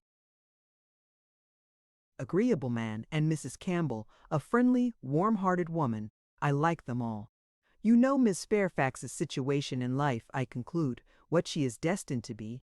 "Yes," rather hesitatingly, "I believe I do." "You get upon delicate subjects, Emma," said Mrs. Weston, smiling. "Remember that I am here. Mr. Frank Churchill hardly knows what to say when you speak of Miss Fairfax's situation in life. I will move a little farther off. I certainly do forget to think of her," said Emma, "as having ever been anything but my friend and my dearest friend." He looked as if he fully understood and honored such a sentiment. When the gloves were bought and they had quitted the shop again, "Did you ever hear the young lady we were speaking of play?" said Frank Churchill. "Ever hear her?" repeated Emma. "You forget how much she belongs to Highbury. I have heard her every year of our lives since we both began." "She plays charmingly." "You think so, do you? I wanted the opinion of someone who could really judge. She appeared to me to play well, that is, with considerable taste, but I know nothing of the matter myself. I am excessively fond of music, but without the smallest skill or right of judging of anybody's performance. I have been used to hear hers admired, and I remember one proof of her being thought to play well. A man, a very musical man, and in love with another woman engaged to her on the point of marriage, would yet never ask that other woman to sit down to the instrument, if the lady in question could sit down instead, never seemed to like to hear one if he could hear the other. That, I thought, in a man of known musical talent was some proof. Proof indeed, said Emma, highly amused. Mr. Ombett Dixon is very musical, is he? We shall know more about them all, in half an hour, from you, than Miss Fairfax would have vouchsafed in half a year. Yes, Mr. Dixon and Miss Campbell were the persons, and I thought it a very strong proof. Certainly very strong it was. To own the truth, a great deal stronger than, if I had been Miss Campbell, would have been at all agreeable to me. I could not excuse a man's having more music than love, more ear than eye, a more acute sensibility to fine sounds than to my feelings. How did Miss Campbell appear to like it? It was her very particular friend, you know. Poor Comfort, said Emma, laughing. One would rather have a stranger preferred than one's very particular friend. With a stranger it might not recur again, but the misery of having a very particular friend always at hand, to do everything better than one does oneself. Poor Mrs. Dixon! Well, I am glad she is gone to settle in Ireland. You are right. It was not very flattering to Miss Campbell, but she really did not seem to feel it. So much the better or so much the worse, I do not know which. But be it sweetness or be it stupidity, in her quickness of friendship or dullness of feeling, there was one person, I think, who must have felt it, Miss Fairfax herself. She must have felt the improper and dangerous distinction. As to that I do not imagine that I expect an account of Miss Fairfax's sensations from you, or from anybody else. They are known to no human being, I guess, but herself. But if she continued to play whenever she was asked by Mr. Dixon, one may guess what one chooses. There appeared such a perfectly good understanding among them all. He began rather quickly, but checking himself, added, however, it is impossible for me to say on what terms they really were, how it might all be behind the scenes. I can only say that there was smoothness outwardly. But you, who have known Miss Fairfax from a child, must be a better judge of her character and of how she is likely to conduct herself in critical situations than I can be. I have known her from a child, undoubtedly. We have been children and women together, and it is natural to suppose that we should be intimate, that we should have taken to each other whenever she visited her friends, but we never did. I hardly know how it has happened. A little, perhaps, from that wickedness on my side which was prone to take disgust towards a girl so idolized and so cried up as she always was by her aunt and grandmother and all their set. And then her reserve. I never could attach myself to anyone so completely reserved. It is a most repulsive quality indeed, said he, oftentimes very convenient, no doubt, but never pleasing. There is safety in reserve, but no attraction. One cannot love a reserved person, not till the reserve ceases towards oneself, and then the attraction may be the greater. But I must be more in want of a friend, or an agreeable companion, than I have yet been, to take the trouble of conquering anybody's reserve to procure one. Intimacy between Miss Fairfax and me is quite out of the question. I have no reason to think ill of her, not the least, except that such extreme and perpetual cautiousness of word and manner, such a dread of giving a distinct idea about anybody, is apt to suggest suspicions of there being something to conceal. He perfectly agreed with her, and after walking together so long and thinking so much alike, Emma felt herself so well acquainted with him that she could hardly believe it to be only their second meeting. He was not exactly what she had expected, less of the man of the world in some of his notions, less of the spoiled child of fortune, therefore better than she had expected. His ideas seemed more moderate, his feelings warmer. She was particularly struck by his manner of considering Mr. Elton's house, which, as well as the church, he would go and look at, and would not join them in finding much fault with. No, he could not believe it a bad house, not such a house as a man was to be pitied for having.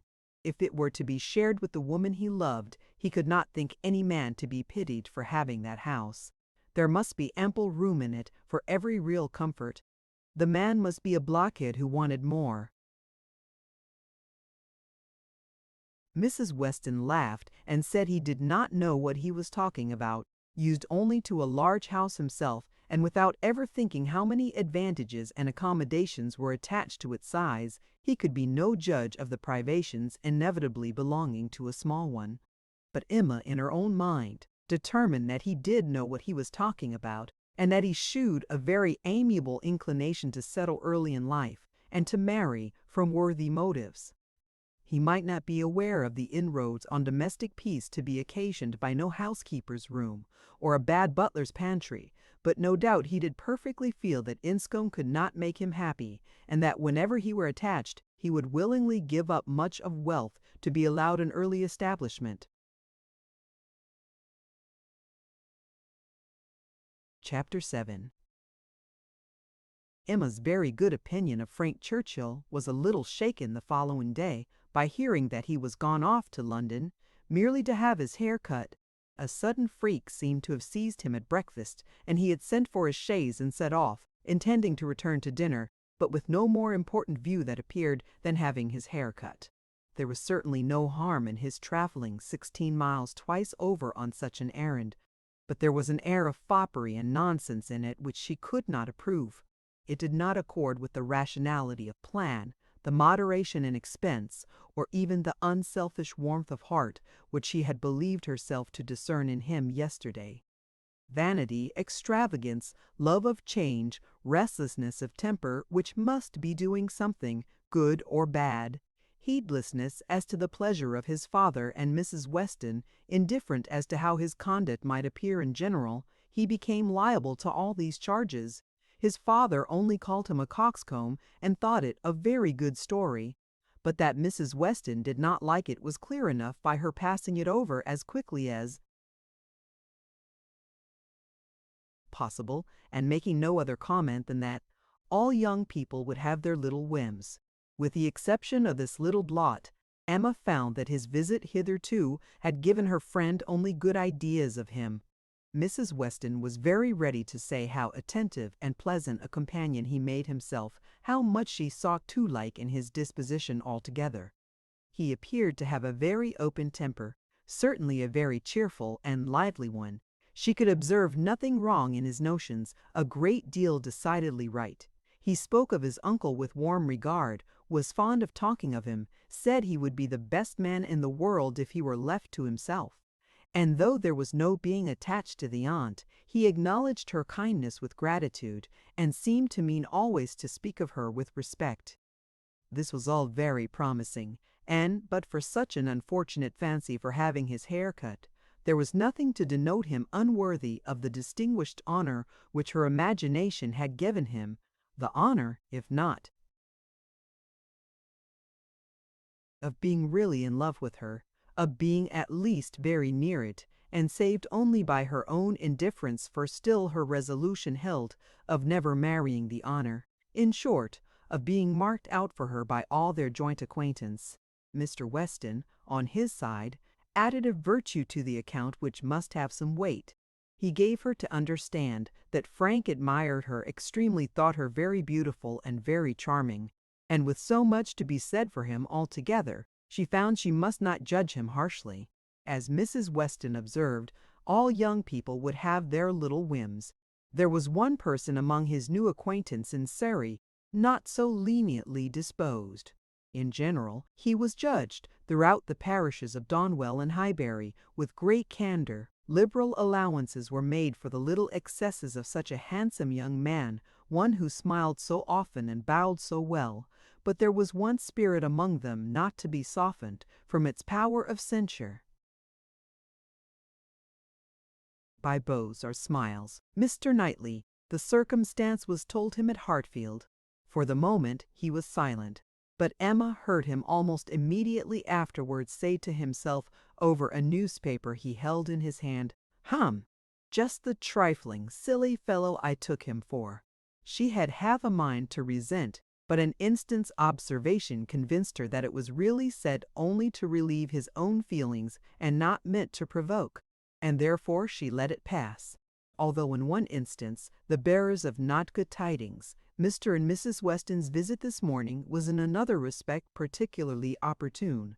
Something occurred while they were at Hartfield to make Emma want their advice, and, which was still more lucky, she wanted exactly the advice they gave. This was the occurrence: the Coles had been settled some years in Highbury, and were very good sort of people, friendly, liberal, and unpretending, but, on the other hand, they were of low origin, in trade, and only moderately genteel. On their first coming into the country, they had lived in proportion to their income, quietly, keeping little company, and that little unexpensively.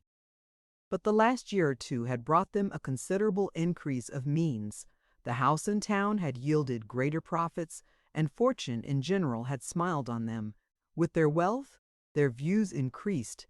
Their want of a larger house, their inclination for more company, they added to their house, to their number of servants, to their expenses of every sort, and by this time were, in fortune and style of living, second only to the family at Hartfield.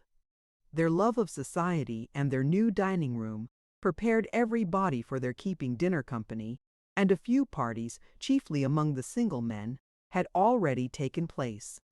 The regular and best families Emma could hardly suppose they would presume to invite neither Donwell, nor Hartfield, nor Randalls. Nothing should tempt her to go if they did, and she regretted that her father's known habits would be giving her refusal less meaning than she could wish. The Coles were very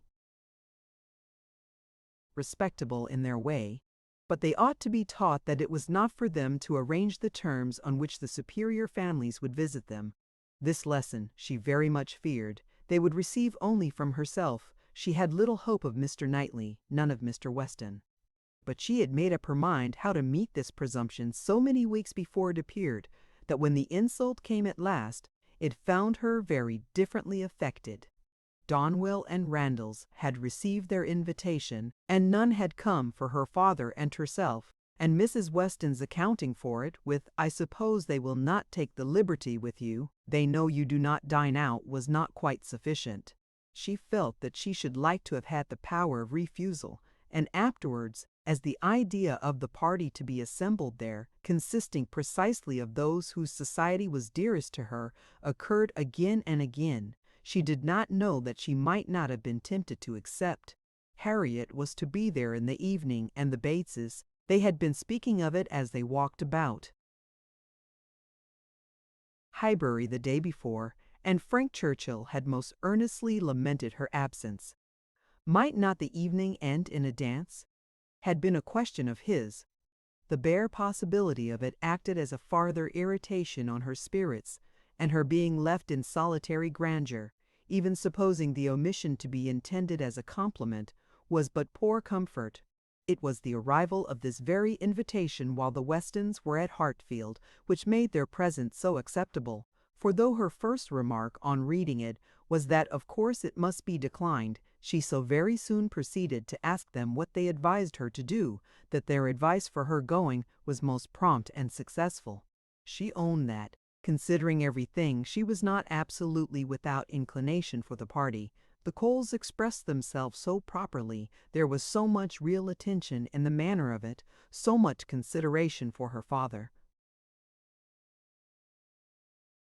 They would have solicited the honor earlier, but had been waiting the arrival of a folding screen from London, which they hoped might keep Mr. Woodhouse from any draught of air, and therefore induce him the more readily to give them the honor of his company.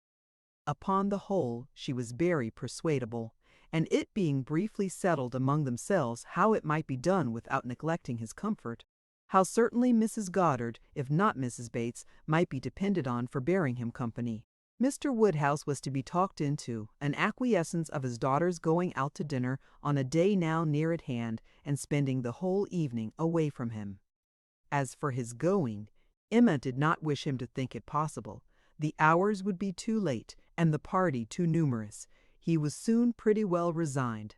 "I am not fond of dinner visiting," said he. "I never was, no more is Emma. Late hours do not agree with us. I am sorry Mr. and Mrs. Cole should have done it. I think it would be much better if they would come in one afternoon next summer and take their tea with us, take us in their afternoon walk, which they might do, as our hours are so reasonable, and yet get home without being out in the damp of the evening. The dews of a summer evening are what I would not expose any body to. However, as they are so very desirous to have dear Emma dine with them, and as you will both be there, and Mr. Knightley too, to take care of her, I cannot wish to prevent it, provided the weather be what it ought, neither damp, nor cold, nor windy." Then turning to Mrs. Weston, with a look of gentle reproach, "Ah, Miss Taylor, if you had not married, you would have stayed at home with me." "Well, sir," cried Mr. Weston, as I took Miss Taylor away, "it is incumbent on me to supply her place, if I can, and I will step to Mrs. Goddard in a moment if you wish it." But the idea of anything to be done in a moment was increasing, not lessening, Mr. Woodhouse's agitation. The ladies knew better how to allay it.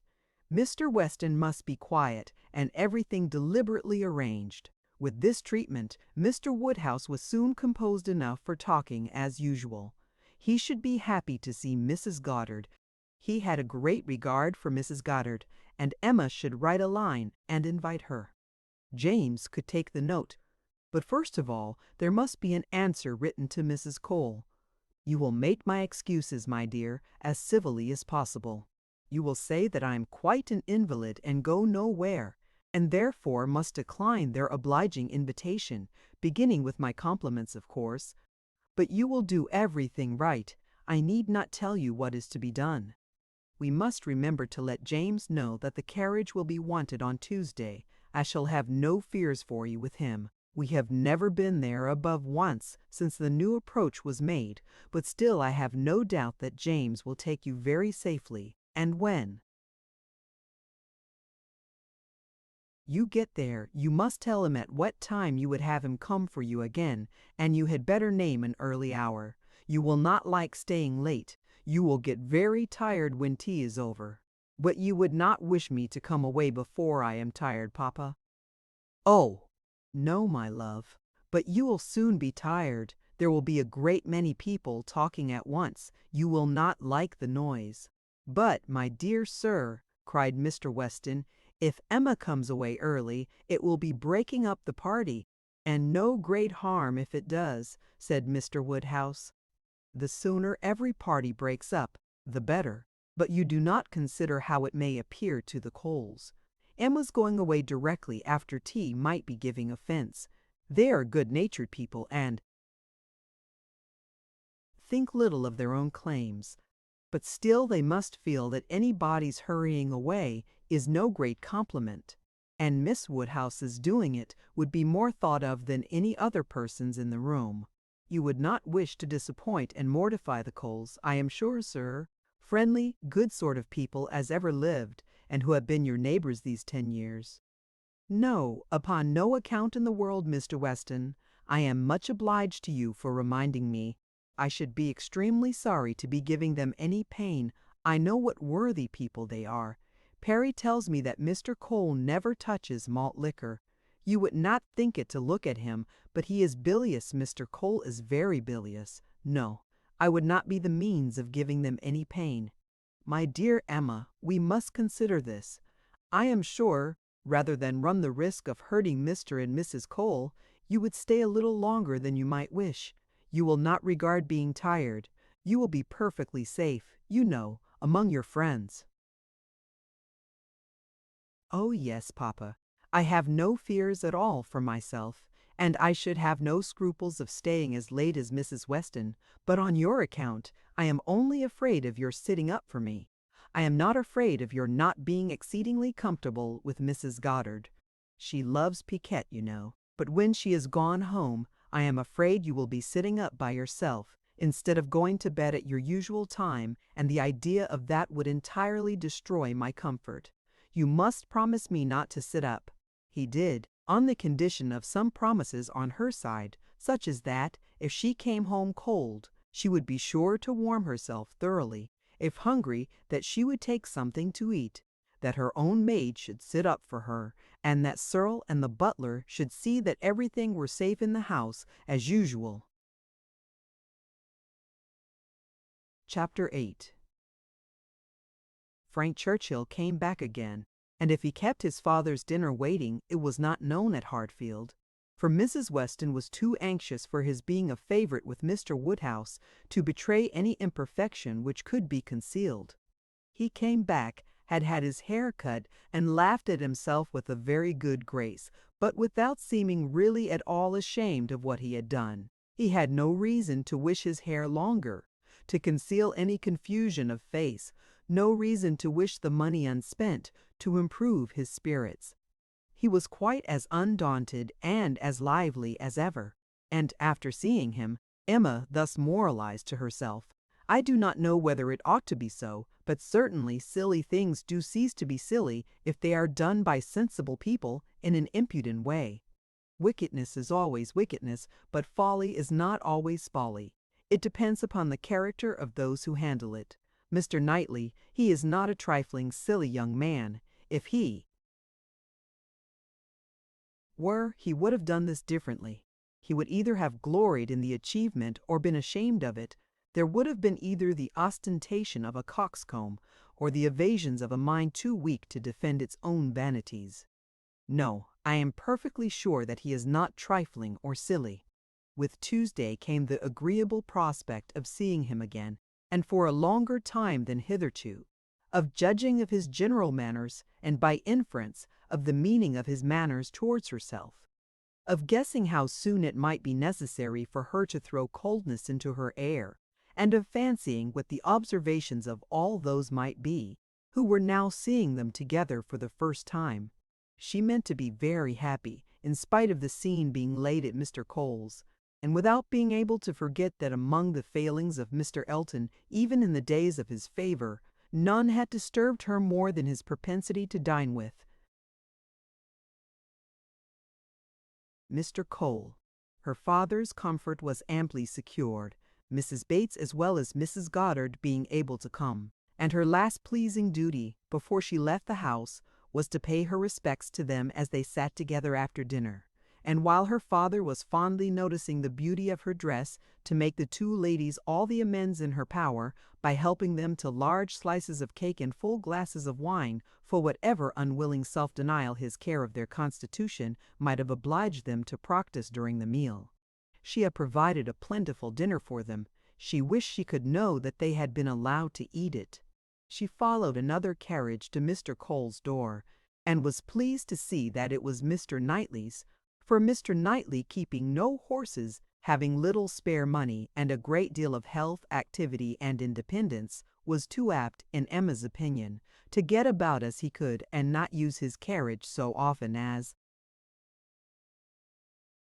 became the owner of Donwell Abbey. She had an opportunity now of speaking her approbation while warm from her heart, for he stopped to hand her out.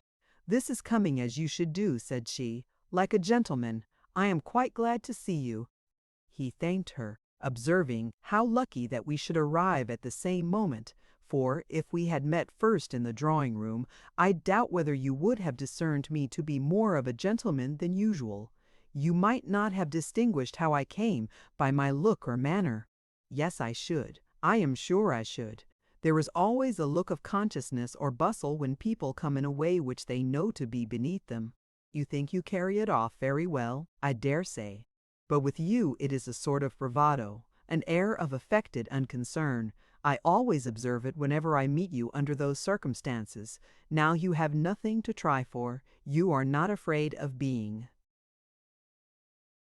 supposed ashamed. You are not striving to look taller than anybody else. Now I shall really be very happy to walk into the same room with you."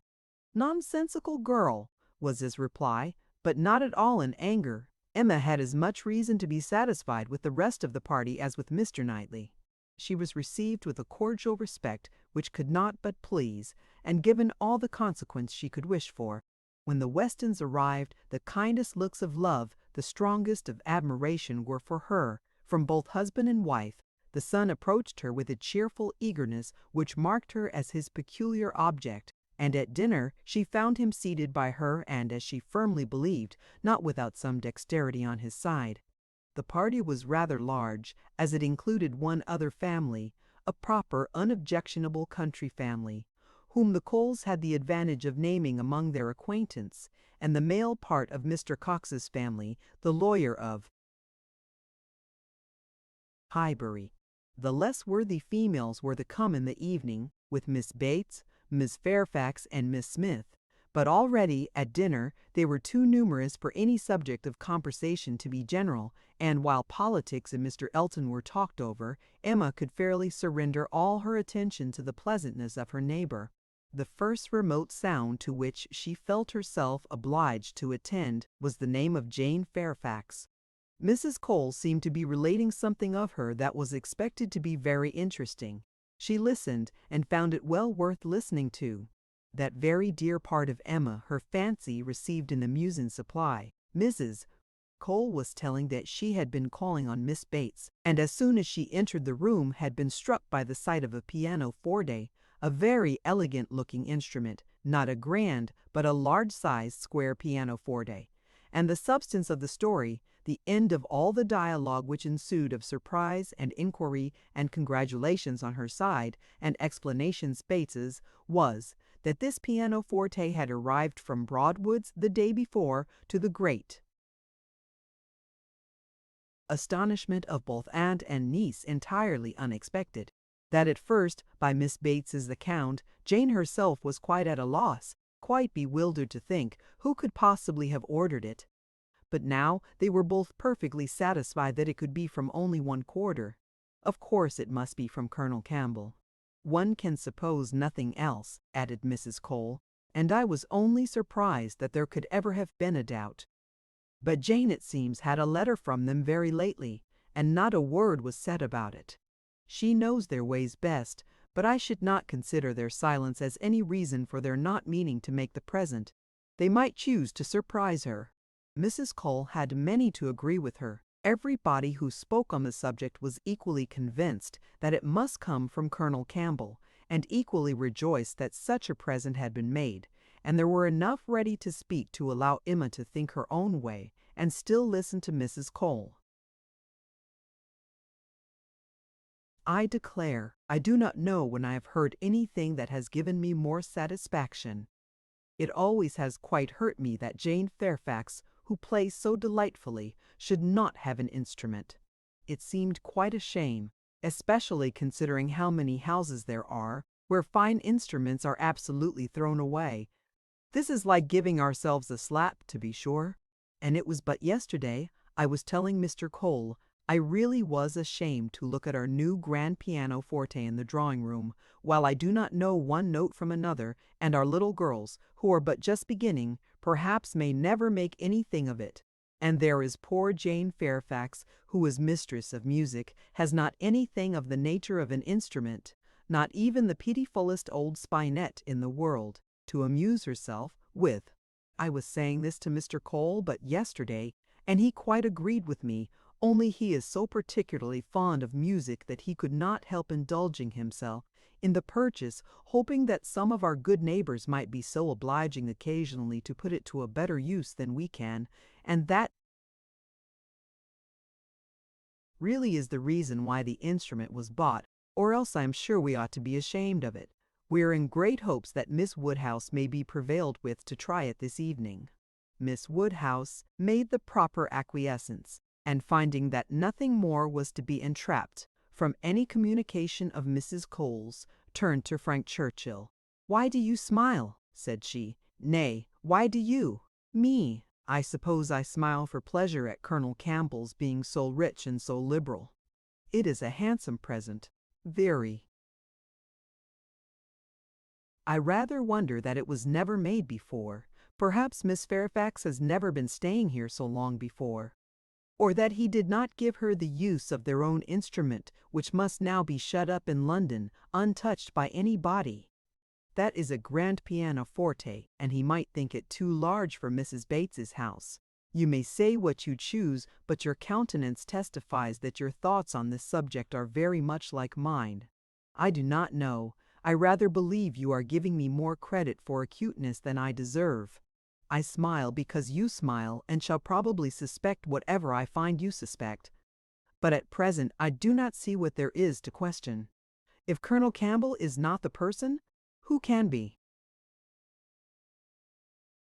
What do you say to Mrs. Dixon? Mrs. Dixon, very true indeed. I had not thought of Mrs. Dixon. She must know as well as her father how acceptable an instrument would be, and perhaps the mode of it, the mystery, the surprise, is more like a young woman's scheme than an elderly man's. It is Mrs. Dixon, I dare say. I told you that your suspicions would guide mine. If so, you must extend your suspicions and comprehend Mr. Dixon in them. Mr. Dixon. Very well. Yes, I immediately perceive that it must be the joint present of Mr. and Mrs. Dixon. We were speaking the other day, you know, of his being so warm an admirer of her performance. Yes, and what you told me on that head confirmed an idea which I had entertained before. I do not mean to reflect upon the good intentions of either Mr. Dixon or Miss Fairfax, but I cannot help suspecting either that, after making his proposals to her friend, he had the misfortune to fall in love with her, or that he became conscious of a little attachment on her side. One might guess 20 things without guessing exactly the right, but I am sure there must be a particular cause for her choosing to come to Highbury instead of going with the Campbells to Ireland. Here she must be leading a life of privation and penance. There it would have been all enjoyment. As to the pretense of trying her native air, I look upon that as a mere excuse.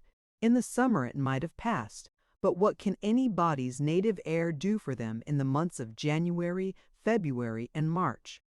Good fires and carriages would be much more to the purpose in most cases of delicate health, and I dare say in hers.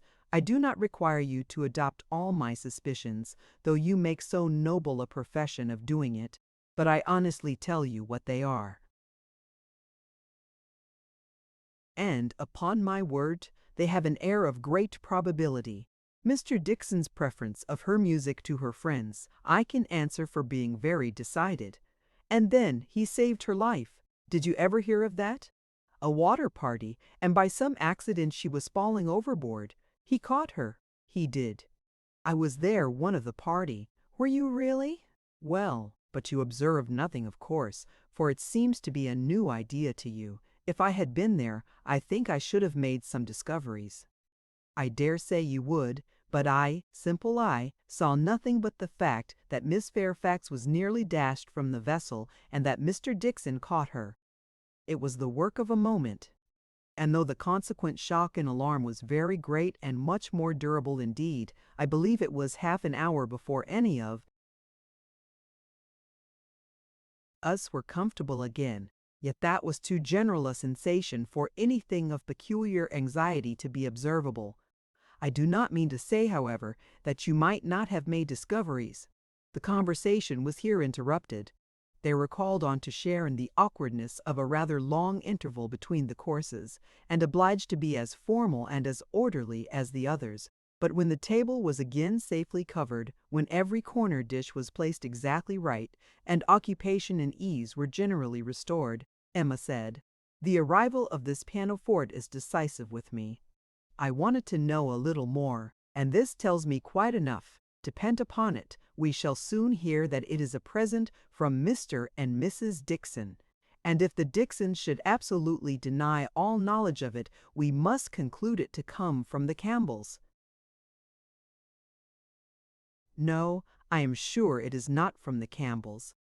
Miss Fairfax knows it is not from the Campbells, or they would have been guessed it first.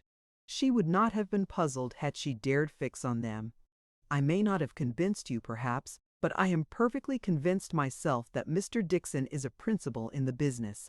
Indeed, you injure me if you suppose me unconvinced. Your reasonings carry my judgment along with them entirely. At first, while I supposed you satisfied that Colonel Campbell was the giver, I saw it only as paternal kindness, and thought it the most natural thing in the world. But when you mentioned Mrs. Dixon, I felt how much more probable that it should be the tribute of warm female friendship. And now I can see it in no other light than as an offering of love. There was no occasion to press the matter farther. The conviction seemed real. He looked as if he felt it. She said no more. Other subjects took their turn, and the rest of the dinner passed away. The dessert succeeded, the children came in and were talked to and admired amid the usual rate of conversation. A few clever things said, a few downright silly, but by much the larger proportion neither the one nor the other, nothing worse than everyday remarks, dull repetitions, old news, and heavy jokes. The ladies had not been long in the drawing-room before the other ladies in their different divisions arrived. Emma watched the entrée of her own particular little friend, and if she could not exult in her dignity and grace, she could not only love the blooming sweetness and the artless manner, but could most heartily rejoice in that light, cheerful, unsentimental disposition which allowed her so many alleviations of pleasure in the midst of the pangs of disappointed affection. There she sat, and who would have guessed how many tears she had been lately shedding? To be in company, nicely dressed herself and seeing others nicely dressed, to sit and smile and look pretty and say nothing, was enough for the happiness of the present hour. Jane Fairfax did look and move superior, but Emma suspected she might have been glad to change feelings with Harriet, very glad to have purchased the mortification of having loved, yes, of having loved even Mr. Elton in vain by the surrender of all the dangerous pleasure of knowing herself the loved by the husband of her friend. In so large a party it was not necessary that Emma should approach her. She did not wish to speak of the pianoforte. She felt too much in the secret herself to think the appearance of curiosity or interest fair, and therefore purposely kept at a distance, but by the others. The subject was almost immediately introduced, and she saw the blush of consciousness with which congratulations were received, the blush of guilt which accompanied the name of my excellent friend, Colonel Campbell. Mrs. Weston, kind-hearted and musical, was particularly interested by the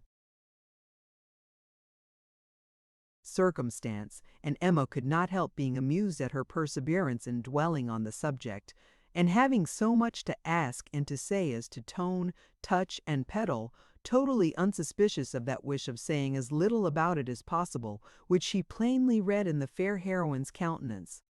They were soon joined by some of the gentlemen, and the very first of the early was Frank Churchill.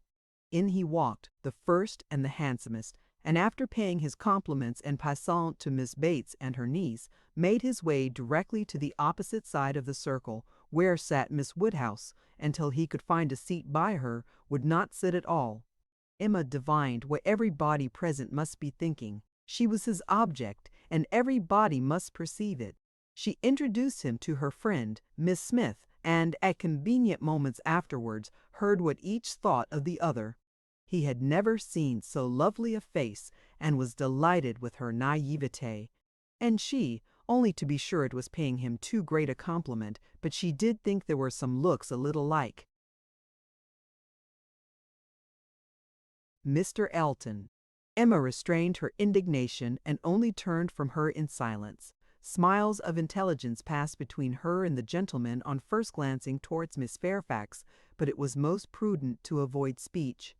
He told her that he had been impatient to leave the dining-room, hated sitting long, was always the first to move when he could, that his father, Mr. Knightley, Mr. Cox, and Mr. Cole were left very busy over parish business, that as long as he had stayed, however, it had been pleasant enough, as he had found them, in general, a set of gentlemanlike, sensible men, and spoke so handsomely of Highbury altogether thought it so abundant in agreeable families that Emma began to feel she had been used to despise the place too much. She questioned him as to the society in Yorkshire, the extent of the neighbourhood about Enscombe, and the sort, and could make out from his answers that, as far as Enscombe was concerned, there was very little going on, that their visitings were among a range of great families, none very near, and that even when days were fixed and invitations accepted, it was an even chance that Mrs. Churchill were not in health and spirits for going, that they made a point of visiting no fresh person, and that though he had his separate engagements, it was not without difficulty, without considerable address at times, that he could get away, or introduce an acquaintance for a night. She saw that Enscombe could not satisfy, and that Highbury, taken at its best, might reasonably please a young man who had more retirement at home than he liked. His importance at Enscombe was very evident. He did not boast, but it naturally betrayed itself that he had persuaded his aunt where his uncle could do nothing, and on her laughing and noticing it, he owned that he believed, excepting one or two points, he could with time persuade her to anything. One of those points on which his influence failed, he then mentioned. He had wanted very much to go abroad, had been very eager indeed to be allowed to travel, but she would not hear of it. This had happened the year before. Now, he said, he was beginning to have no longer the same wish. The unpersuadable point, which he did not mention, Emma guessed to be good behavior to his father. "I have made a most wretched discovery," said he after a short pause. "I had been here a week tomorrow, half my time. I never knew days fly so fast. A week tomorrow, and I have hardly begun to enjoy myself, but just got acquainted with Mrs. Weston and others. I hate the recollection. Perhaps you may now begin to regret that you spent one whole day, out of so few, in having your hair cut." "No," said he, smiling. "That is no subject of regret at all. I have no pleasure in seeing my friends, unless I can believe myself fit to be seen." The rest of the gentlemen being now in the room, Emma found herself obliged to turn from him for a few minutes and listen to Mr. Cole. When Mr. Cole had moved away, and her attention could be restored as before, she saw Frank Churchill looking intently across the room at Miss Fairfax, who was sitting exactly opposite. "What is the matter?" said she. He started. "Thank you for rousing me," he replied. "I believe I have been very rude, but really Miss Fairfax has done her hair in so odd a way, so very odd a way that I cannot keep my eyes from her. I never saw anything so outré. Those curls! This must be a fancy of her own. I see nobody else looking like her. I must go and ask her whether it is an Irish fashion. Shall I? Yes, I will. I declare I will, and you shall see how she takes it, whether she colors." He was gone immediately, and Emma soon saw him standing before Miss Fairfax and talking to her. But as to its effect on the young lady, as he had improvidently placed himself exactly between them, exactly in front of Miss Fairfax, she could absolutely distinguish nothing. Before he could return to his chair, it was taken by Mrs. Weston. "This is the luxury of a large party," said she. "One can get near everybody and say everything. My dear Emma, I am longing to talk to you. I've been making discoveries and forming plans, just like yourself, and I must tell them while the idea is fresh. Do you know how Miss Bates and her niece came here? How? They were invited, were not they? Oh, yes, but how they were conveyed hither, the manner of their coming. They walked, I conclude. How else could they come?" "Very true. Well, a little while ago it occurred to me how very sad it would be to have Jane Fairfax walking home again, late at night, and cold as the nights are now. And as I looked at her, though I never saw her appear to more advantage, it struck me that she was heated, and would therefore be particularly liable to take cold. Poor girl! I could not bear the idea of it. So as soon as Mr. Weston came into the room, and I could get at him, I spoke to him about the carriage. You may guess how readily he came into my wishes. and having his approbation, I made my way directly to Miss Bates to assure her that the carriage would be at her service before it took us home, for I thought it would be making her comfortable at once. Good soul! She was as grateful as possible, you may be sure. Nobody was ever so fortunate as herself. But with many, many thanks, there was no occasion to trouble us, for Mr. Knightley's carriage had brought, and was to take them home again. I was quite surprised, very glad I am sure, but really quite surprised. Such a very kind attention, and so thoughtful an attention. The sort of thing that so few men would think of. And in short, from knowing his usual ways, I am very much inclined to think that it was for their accommodation the carriage was used at all. I do suspect he would not have had a pair of horses for himself, and that it was only as an excuse for assisting them. Very likely, said Emma. Nothing more likely. I know no man more likely than Mr. Knightley to do the sort of thing, to do anything really good-natured, useful, considerate, or benevolent. He is not a gallant man, but he is a very humane one, and this, considering Jane Fairfax's ill health, would appear a case of humanity to him. And for an act of unostentatious kindness, there is nobody whom I would fix on more than on Mr. Knightley. I know he had horses today, for we arrived together, and I laughed at him about it, but he said not a word that could betray. Well, said Mrs. Weston, smiling, you give him credit for more simple, disinterested benevolence in this instance than I do. For while Miss Bates was speaking, a suspicion darted into my head, and I have never been able to get it out again. The more I think of it, the more probable it appears. In short, I have made a match between Mr. Knightley and Jane Fairfax. See the consequence of keeping you company? What do you say to it? Mr. Knightley and Jane Fairfax, exclaimed Emma. Dear Mrs. Weston, how could you think of such a thing? Mr. Knightley must not marry. You would not have little Henry cut out from Donwell. Oh, no, no, Henry must have Donwell. I cannot at all consent to Mr. Knightley's marrying, and I'm sure it is not at all likely. I am amazed that you should think of such a thing. My dear Emma, I have told you what led me to think of it. I do not want the match. I do not want to injure dear little Henry, but the idea has been given me by circumstances. And if Mr. Knightley really wished to marry, you would not have him refrain on Henry's account, a boy of 6 years old, who knows nothing of the matter. Yes, I would. I could not bear to have Henry supplanted. Mr. Knightley marry? No, I have never had such an idea, and I cannot adopt it now. And Jane Fairfax, too, of all women, nay, she has always been a first favorite with him, as you very well know. But the imprudence of such a match, I am not speaking of its prudence, merely its probability. I see no probability in it, unless you have any better foundation than what you mention. His good nature, his humanity, as I tell you, would be quite enough to account for the horses. He has a great regard for the Bateses, you know. Independent of Jane Fairfax, and is always glad to shew them attention. My dear Mrs. Weston, do not take to matchmaking. You do it very ill. Jane Fairfax, mistress of the Abbey. Oh, no, no, every feeling revolts. For his own sake, I would not have him do so mad a thing. Imprudent, if you please, but not mad. Excepting inequality of fortune, and perhaps a little disparity of age, I can see nothing unsuitable. But Mr. Knightley does not want to marry. I am sure he has not the least idea of it. Do not put it into his head. Why should he marry? He is as happy as possible by himself, with his farm and his sheep, and his library and all the parish to manage, and he is extremely fond of his brother's children.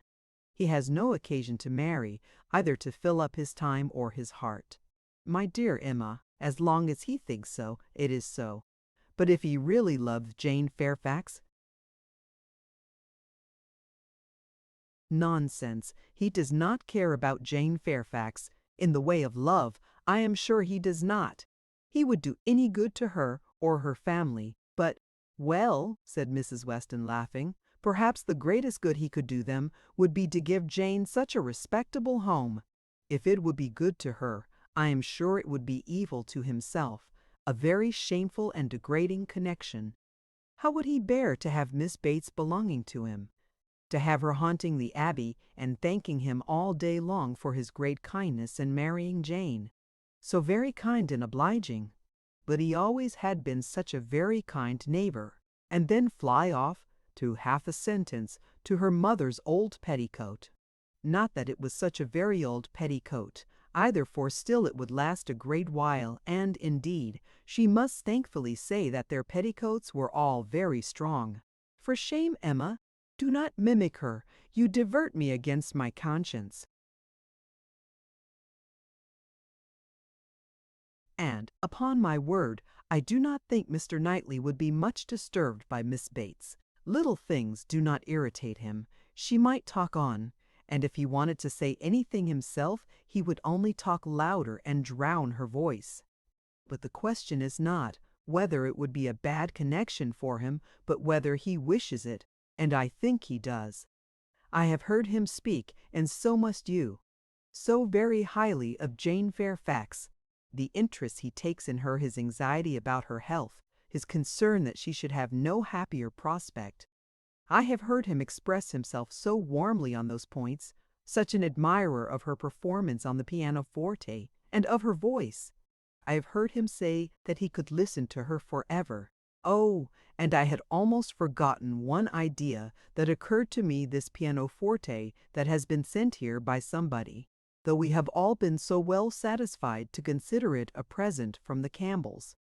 May it not be from Mr. Knightley? I cannot help suspecting him. I think he is just the person to do it, even without being in love. Then it can be no argument to prove that he is in love. But I do not think it is at all a likely thing for him to do. Mr. Knightley does nothing mysteriously. I have heard him lamenting her having no instrument repeatedly, oftener than I should suppose such a circumstance would, in the common course of things, occur to him. Very well, and if he had intended to give her one, he would have told her so. There might be scruples of delicacy, my dear Emma. I have a very strong notion that it comes from him. I am sure he was particularly silent when Mrs. Cole told us of it at dinner.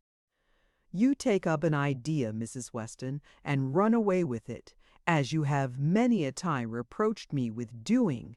I see no sign of attachment. I believe nothing of the pianoforte, and proof only shall convince me that Mr. Knightley has any thought of marrying Jane Fairfax. They combated the point some time longer in the same way, Emma rather gaining ground or gaining rouse. The first small bustle in the room shewed them that tea was over, and the instrument in preparation, and at the same moment Mr. Cole approaching to entreat Miss Woodhouse would do them the honour of trying it. Frank Churchill, of whom, in the eagerness of her conversation with Mrs. Weston, she had been seeing nothing, except that he had found a seat by Miss Fairfax, followed Mr. Cole to add his very pressing in it, and it is in an everyday lap. She knew the limitations of her own powers too well to attempt more than she could perform with credit. She wanted neither taste nor spirit in the little things which are generally acceptable, and could accompany her own voice well. 1. Accompaniment to her song took her agreeably by surprise. A second, slightly but correctly taken by Frank Churchill. Her pardon was duly begged at the close of the song, and everything usual followed. He was accused of having a delightful voice and a perfect knowledge of music, which was properly denied, and that he knew nothing of the matter and had no voice at all, roundly asserted. They sang together once more, and Emma would then resign her place to Miss Fairfax, whose performance, both vocal and instrumental, she never could attempt to conceal from herself, was infinitely superior to her own. With mixed feelings, she seated herself at a little distance from the numbers round the instrument, to listen. Frank Churchill sang again. They had sung together once or twice, it appeared, at Weymouth, but the sight of Mr. Knightley among the most attentive soon drew away half Emma's mind. and she fell into a train of thinking on the subject of Mrs. Weston's, to which the sweet sounds of the united voices gave only momentary interruptions. Her objections to Mr. Knightley's marrying did not in the least subside. She could see nothing but evil in it. It would be a great disappointment to Mr. John Knightley, consequently to Isabella, a real injury to the children, a most mortifying change and material loss to them all, a very great deduction from her father's daily comfort, and, as to herself, she could not at all endure the idea of Jane Fairfax at Donwell Abbey, a Mrs. Knightley for them all to give way to. No, Mr. Knightley must never marry. Little Henry must remain the heir of Donwell. Presently Mr. Knightley looked back and came and sat down by her. They talked at first only of the performance. His admiration was certainly very warm. Yet she thought, but for Mrs. Weston, it would not have struck her. As a sort of touchstone, however, she began to speak of his kindness in conveying the aunt and niece, and though his answer was in the spirit of cutting the matter short, she believed it to indicate only his disinclination to dwell on any kindness of his own. "I often feel concern," said she, "that I dare not make our carriage more useful on such occasions. It is not that I am without the wish, but you know how impossible my father would deem it that James should put to for such a purpose." "Quite out of the question, quite out of the question," he replied, "but you must often wish it, I am sure," and he smiled with such seeming pleasure at the conviction that she must proceed another step. "This present from the Campbells," said she, "this pianoforte is very kindly given." "Yes," he replied, and without the smallest apparent embarrassment, but they would have done better had they given her notice of it. Surprises are foolish things. The pleasure is not enhanced, and the inconvenience is often considerable. I should have expected better judgment in Colonel Campbell." From that moment Emma could have taken her oath that Mr. Knightley had had no concern in giving the instrument. But whether he were entirely free from peculiar attachment, whether there were no actual preference, remained a little longer doubtful. Towards the end of Jane's second song, her voice grew thick. "That will do," said he, when it was finished, thinking aloud. "You have sung quite enough for one evening now. Be quiet." Another song, however, was soon begged for. One more. They would not fatigue Miss Fairfax on any account, and would only ask for one more. And Frank Churchill was heard to say, "I think you could manage this without effort. The first part is so very trifling. The strength of the song falls on the second." Mr. Knightley grew angry. "That fellow," said he indignantly, "thinks of nothing but shewing off his own." "Boyce, this must not be." And touching Miss Bates, who at that moment passed near Miss Bates, "Are you mad to let your niece sing herself hoarse in this manner? Go and interfere. They have no mercy on her." Miss Bates, in her real anxiety for Jane, could hardly stay even to be grateful before she stepped forward and put an end to all farther singing. Here ceased the concert part of the evening, for Miss Woodhouse and Miss Fairfax were the only young lady performers. But soon, within 5 minutes, the proposal of dancing, originating nobody exactly knew where, was so effectually promoted by Mr. and Mrs. Cole, that everything was rapidly clearing away to give proper space. Mrs. Weston, capital in her country dances, was seated and beginning an irresistible waltz, and Frank Churchill, coming up with most becoming gallantry to Emma, had secured her hand and led her up to the top. While waiting till the other young people could pair themselves off, Emma found time, in spite of the compliments she was receiving on her voice and her taste, to look about and see what became of Mr. Knightley. This would be a trial. He was no dancer in general. If he were to be very alert in engaging Jane Fairfax now, it might augur something. There was no immediate appearance. No, he was talking to Mrs. Cole. He was looking on unconcerned. Jane was asked by somebody else, and he was still talking to Mrs. Cole. Emma had no longer an alarm for Henry. His interest was yet safe, and she led off the dance with genuine spirit and enjoyment. not more than 5 couple could be mustered. But the rarity and the suddenness of it made it very delightful, and she found herself well matched in a partner. They were a couple worth looking at. 2 dances, unfortunately, were all that could be allowed. It was growing late, and Miss Bates became anxious to get home on her mother's account.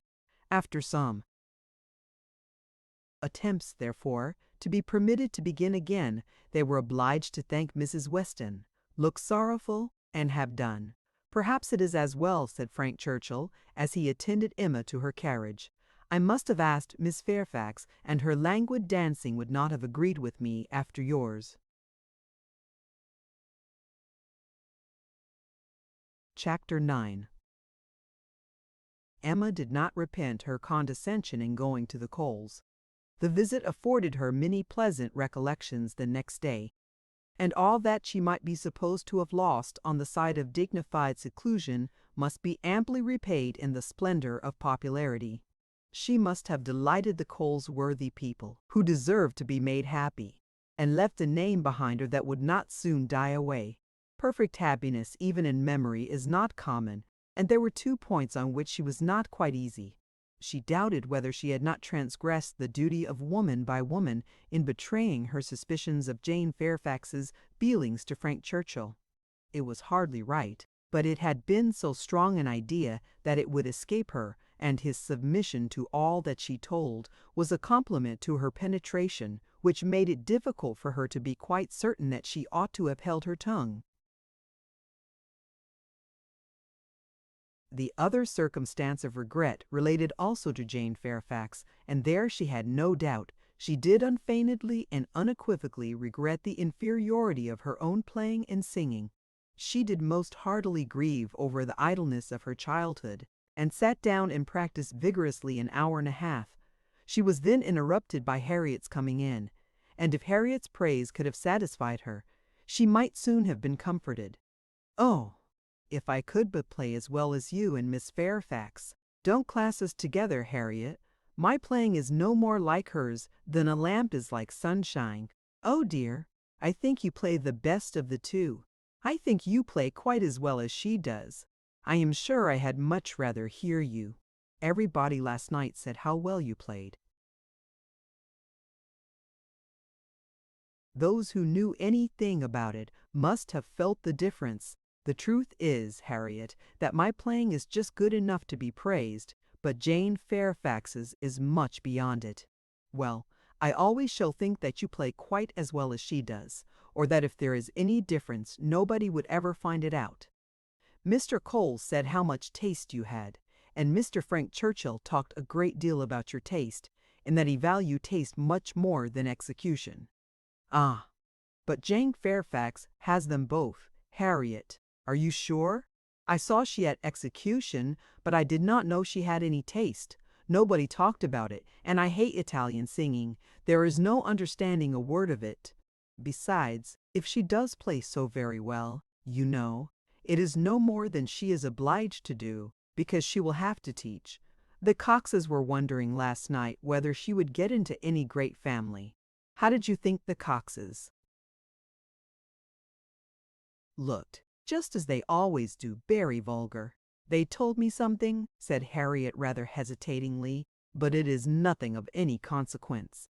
Emma was obliged to ask what they had told her, though fearful of its producing Mr. Elton. "They told me that Mr. Martin dined with them last Saturday. Oh, he came to their father upon some business, and he asked him to stay to dinner. Oh, they talked a great deal about him, especially Anne Cox. I do not know what she meant, but she asked me if I thought I should go and stay there again next summer. She meant to be impertinently curious, just as such an Anne Cox should be. She said he was very agreeable the day he dined there. He sat by her at dinner. Miss Nash thinks either of the Coxes would be very glad to marry him. Very likely. I think they are, without exception, the most vulgar girls in Highbury." Harriet had business at Ford's. Emma thought it most prudent to go with her. Another accidental meeting with the Martins was possible, and in her present state would be dangerous. Harriet, tempted by everything and swayed by half a word, was always very long at a purchase, and while she was still hanging over muslins and changing her mind, Emma went to the door for amusement.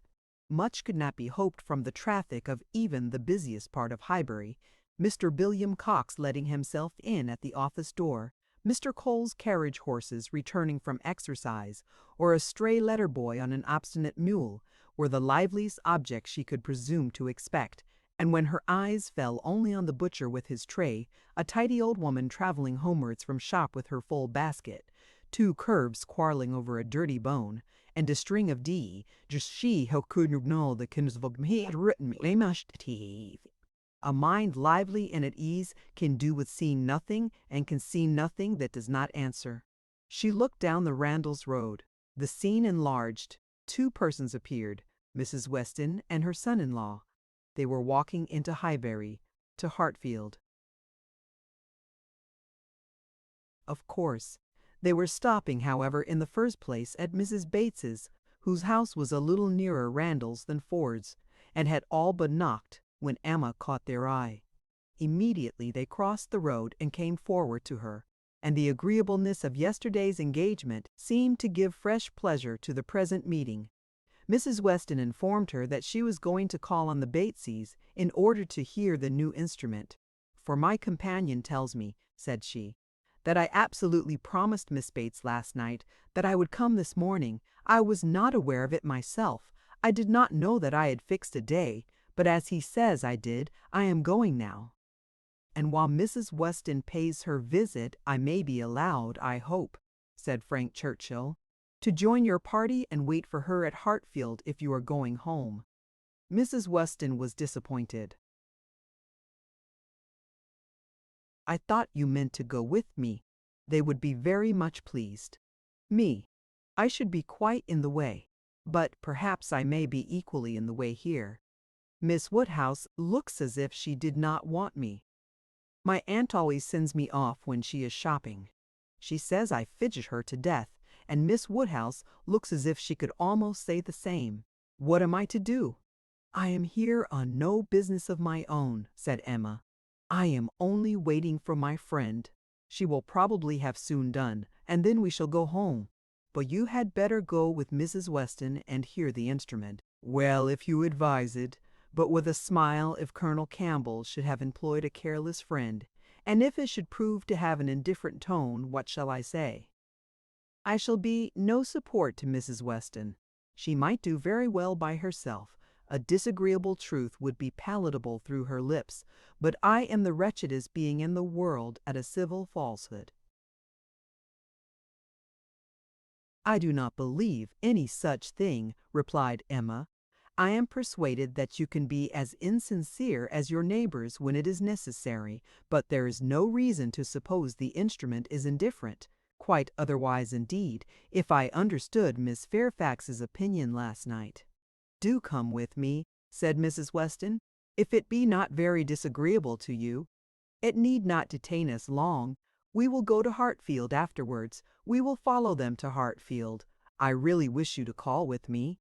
It will be felt so great an attention, and I always thought you meant it." He could say no more, and with the hope of Hartfield to reward him, returned with Mrs. Weston to Mrs. Bates's door. Emma watched them in, and then joined Harriet at the interesting counter, trying, with all the force of her own mind, to convince her that if she wanted plain muslin, it was of no use to look at figured, and that a blue ribbon, be it ever so beautiful, would still never match her yellow. Patter. At last it was all settled, even to the destination of the parcel. "Should I send it to Mrs. Goddard's, ma'am?" asked Mrs. Ford. "Yes, no, yes, to Mrs. Goddard's. Only my pattern gown is at Hartfield." "No, you shall send it to Hartfield, if you please." "But then Mrs. Goddard will want to see it, and I could take the pattern gown home any day. But I shall want the ribbon directly, so it had better go to Hartfield, at least the ribbon. You could make it into 2 parcels, Mrs. Ford, could not you?" "It is not worth while, Harriet, to give Mrs. Ford the trouble of 2 parcels. "No more it is. "No trouble in the world, ma'am," said the obliging Mrs. Ford. "Oh, but indeed I would much rather have it only in 1. "Then, if you please, you shall send it all to Mrs. Goddard's. I do not know. No, I think, Miss Woodhouse, I may just as well have it sent to Hartfield and take it home with me at night. What do you advise? That you do not give another half-second to the subject. To Hartfield, if you please, Mrs. Ford. Aye, that will be much best, said Harriet, quite satisfied. I should not at all like to have it sent to Mrs. Goddard's.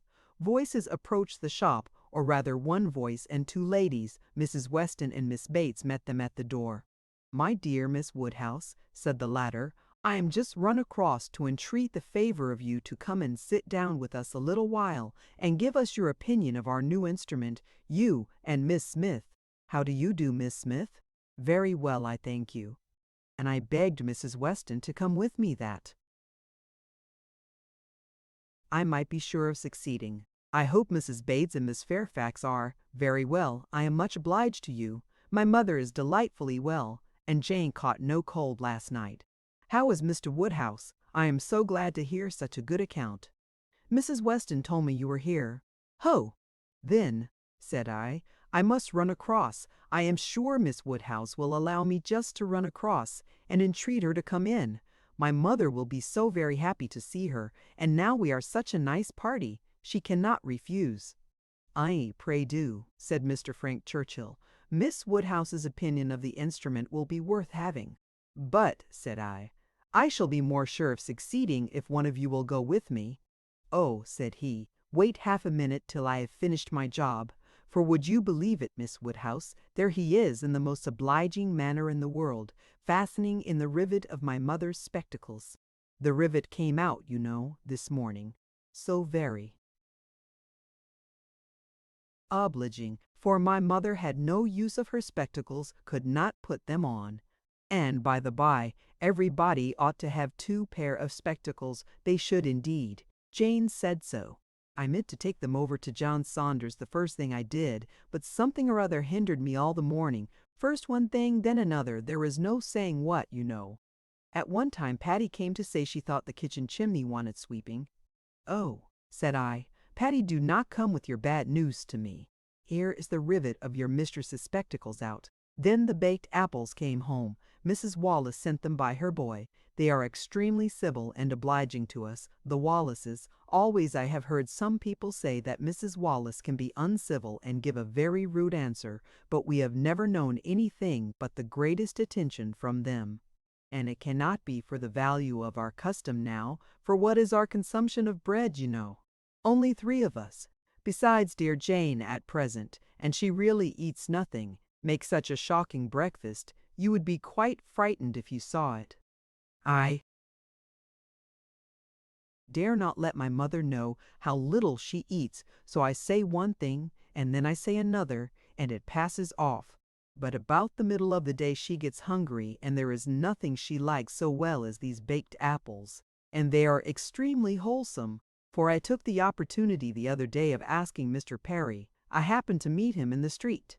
Not that I had any doubt, before I have so often heard Mr. Woodhouse recommend a baked apple.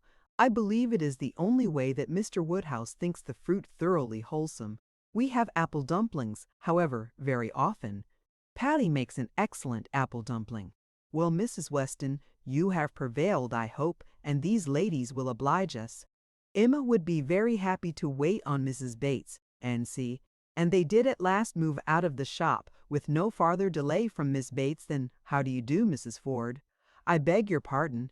I did not see you before. I beg your pardon. I did not see you before. I hear you have a charming collection of new ribbons from town." Jane came back. Delighted yesterday. Thank ye. The gloves do very well, only a little too large about the wrist, but Jane is taking them in. What was I talking of? Said she, beginning again when they were all in the street. Emma wondered on what, of all the medley, she would fix. I declare I cannot recollect what I was talking of. Oh, my mother's spectacles. So very obliging of Mr. Frank Churchill. Oh, said he, I do think I can fasten the rivet. I like a job of this kind excessively. Which you know shoot him to be so very, indeed I must say that. Much as I had heard of him before, and much as I had expected, he very far exceeds anything. I do congratulate you, Mrs. Weston, most warmly. He seems everything the fondest parent could. Oh, said he, I can fasten the rivet. I like a job of that sort excessively. I never shall forget his manner. And when I brought out the baked apples from the closet and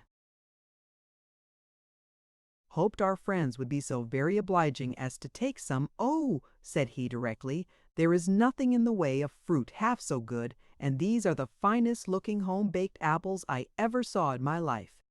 That, you know, was so very, and I am sure by his manner it was no compliment.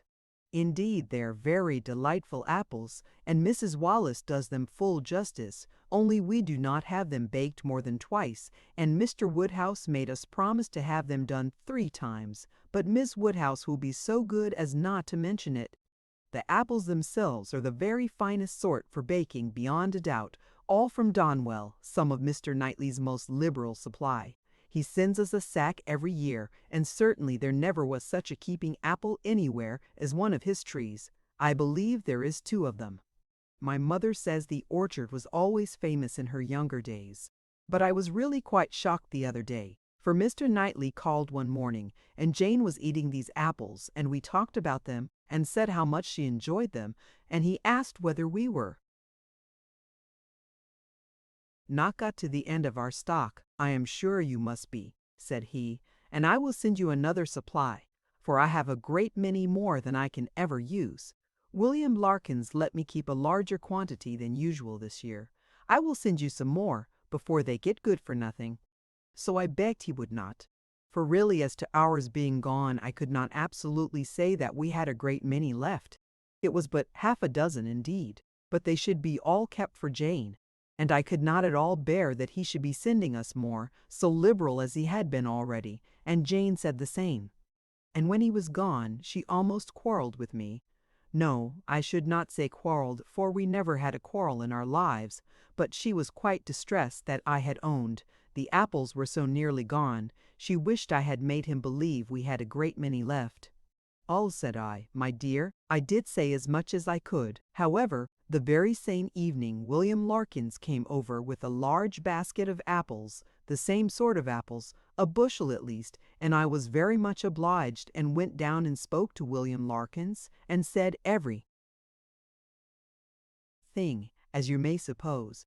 William Larkins is such an old acquaintance. I am always glad to see him, but, however, I found afterwards from Patty that William said it was all the apples of that sort his master had. He had brought them all, and now his master had not one left to bake or boil. William did not seem to mind it himself. He was so pleased to think his master had sold so many, for William, you know, thinks more of his master's profit than anything. But Mrs. Hodges, he said, was quite displeased at their being all sent away. She could not bear that her master should not be able to have another apple tart this spring. He told Patty this, but bid her not mind it, and be sure not to say anything to us about it, for Mrs. Hodges would be cross sometimes, and as long as so many sacks were sold, it did not signify who ate the remainder. And so Patty told me, and I was excessively shocked indeed. I would not have Mr. Knightley know anything about it for the world. He would be so very... I wanted to keep it from Jane's knowledge, but unluckily I had mentioned it before I was aware. Miss Bates had just done as Patty opened the door, and her visitors walked upstairs, without having any regular narration to attend to, pursued only by the sounds of her desultory goodwill. Pray take care, Mrs. Weston. There is a step at the turning. Pray take care, Miss Woodhouse. Ours is rather a dark staircase, rather darker and narrower than one could wish. Miss Smith, pray take care. Miss Woodhouse, I am quite concerned. I am sure you hit your foot. Miss Smith, the step at the turning. Chapter 10. The appearance of the little sitting-room as they entered was tranquillity itself. Mrs. Bates, deprived of her usual employment, slumbering on one side of the fire, Frank Churchill at a table near her, most deedily occupied about her spectacles, and Jane Fairfax standing with her back to them, intent on her pianoforte. Busy as he was, however, the young man was yet able to shew a most happy countenance on seeing Emma again. "This is a pleasure," said he, in rather a low voice, "coming at least 10 minutes earlier than I had calculated. You find me trying to be useful. Tell me if you think I shall succeed." "What?" said Mrs. Weston. "Have not you finished it yet? You would not earn a very good livelihood as a working silversmith at this rate." "I have not been working uninterruptedly," he replied. "I have been assisting Miss Fairfax in trying to make her instrument stand steadily. It was not quite firm, an unevenness in the floor, I believe. You see, we have been wedging one leg with paper. This was very kind of you to be persuaded to come. I was almost afraid you would be hurrying home." He contrived that she should be seated by him, and was sufficiently employed in looking out the best baked apple for her, and trying to make her help or advise him in his work, till Jane Fairfax was quite ready to sit down to the pianoforte again.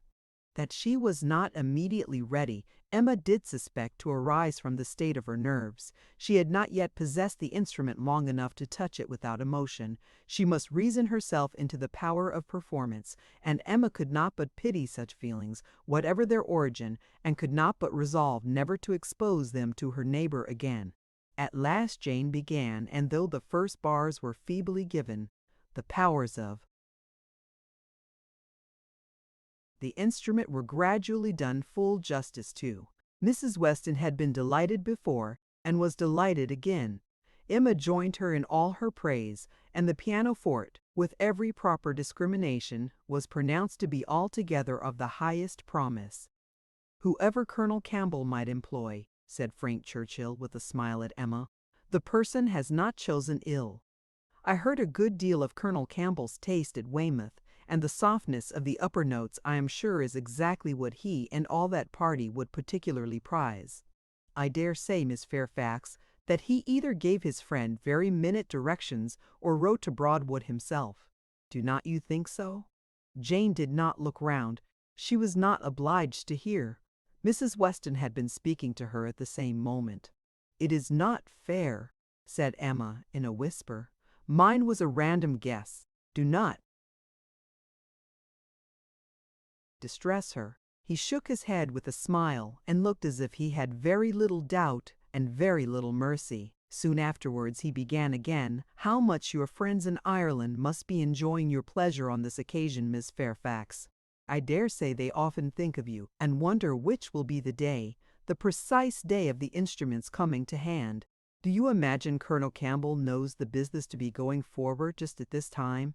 Do you imagine it to be the consequence of an immediate commission from him, or that he may have sent only a general direction, an order indefinite as to time, to depend upon contingencies and conveniences?"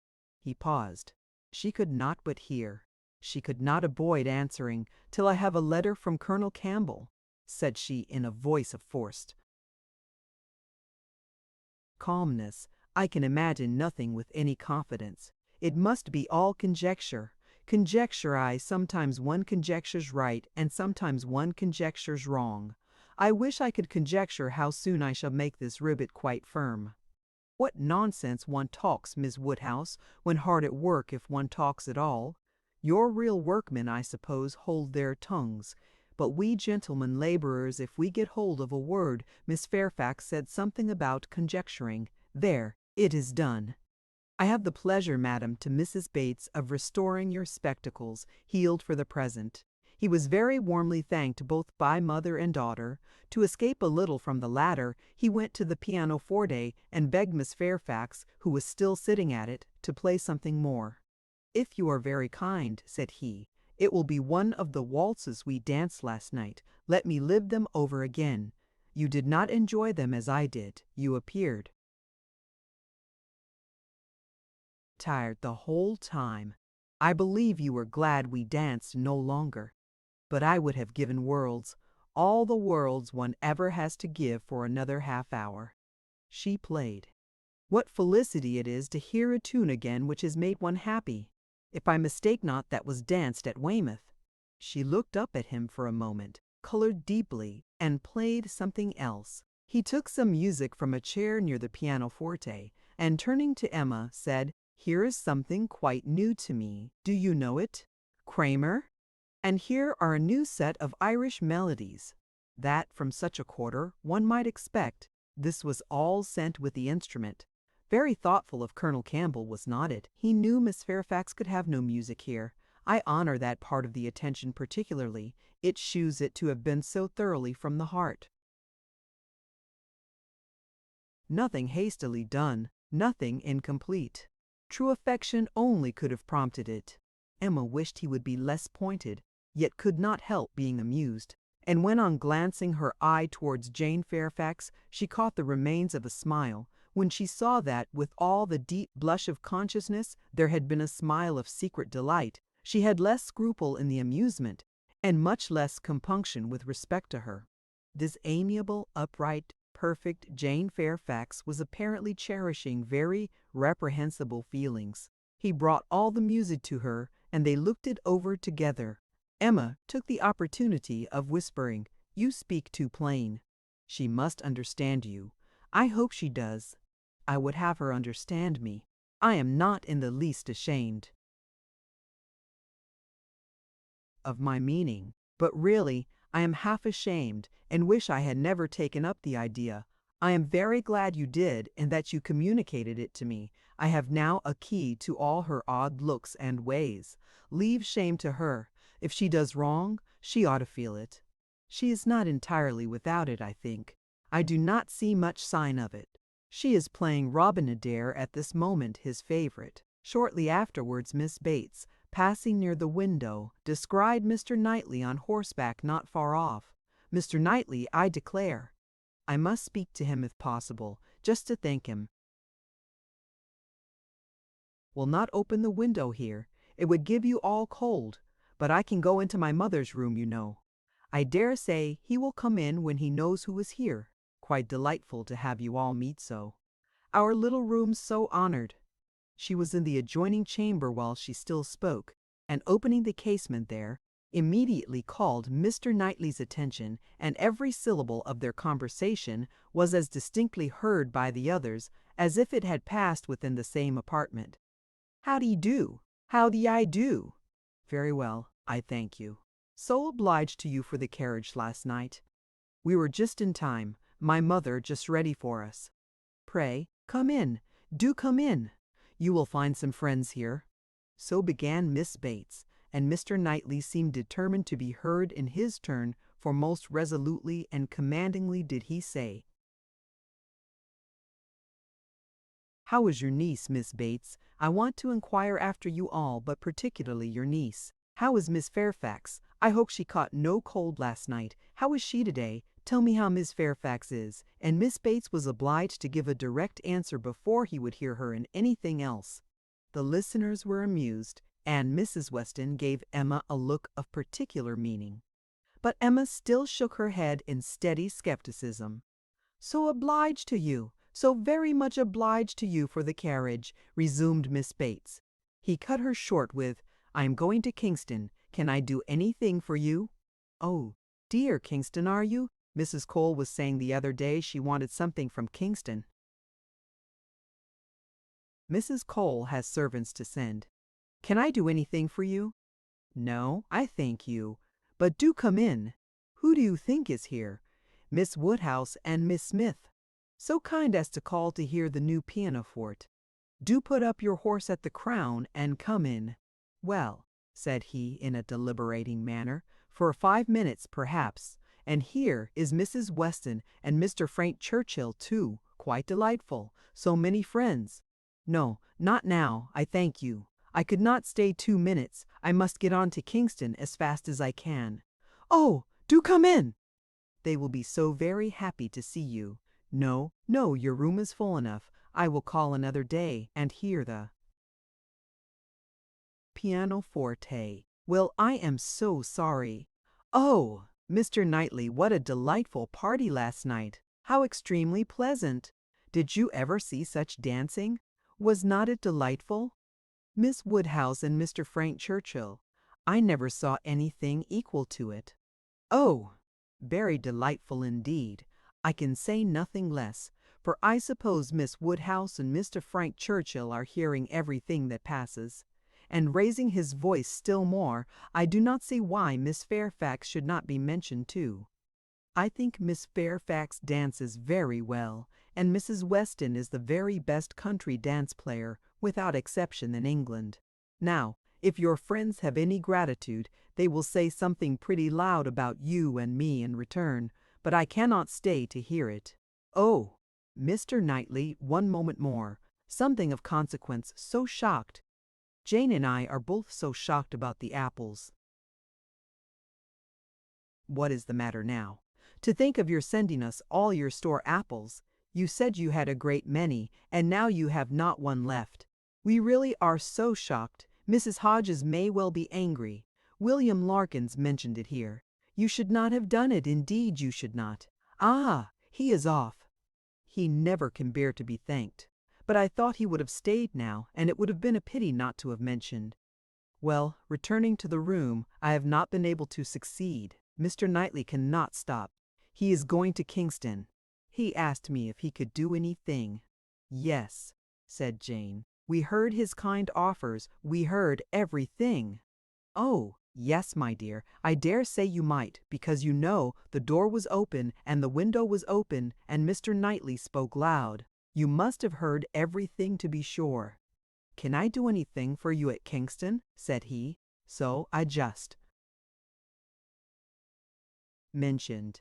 Oh, Miss Woodhouse, must you be going? You seem but just come, so very obliging of you.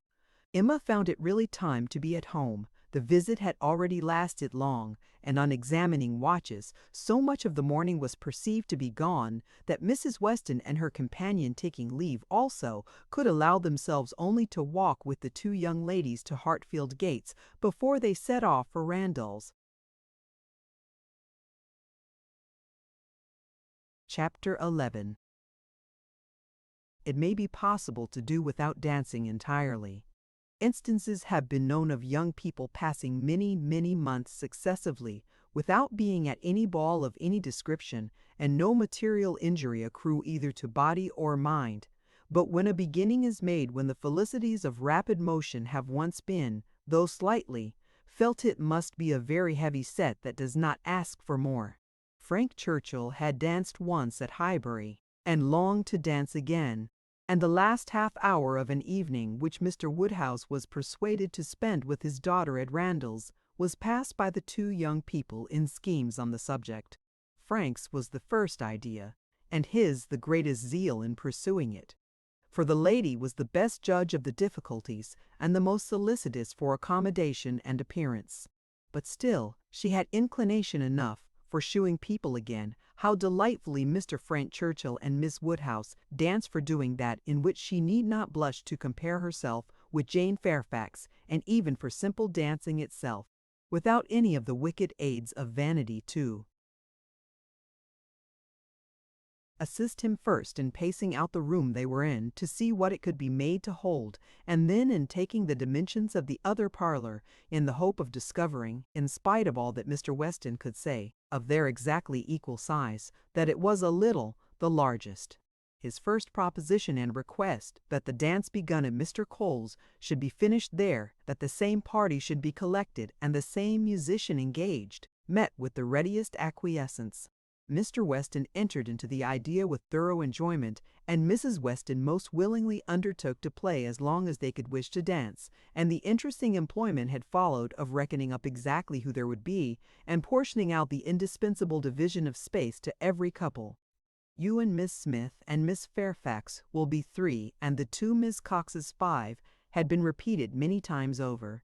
And there will be the 2 Gilberts. Young Cox, my father and myself, besides Mr. Knightley. Yes, that will be quite enough for pleasure. You and Miss Smith and Miss Fairfax will be 3, and the 2 Miss Coxes 5, and for 5 couple there will be plenty of room. But soon it came to be on one side. But will there be good room for 5 couple? I really do not think there will. On another, and after all, 5 couple are not enough to make it worth while to stand up. 5 couple are nothing when one thinks seriously about it. It will not do to invite 5 couple. It can be allowable only as the thought of the moment. Somebody said that Miss Gilbert was expected at her brother's and must be invited with the rest. Somebody else believed Mrs. Gilbert would have danced the other evening if she had been asked.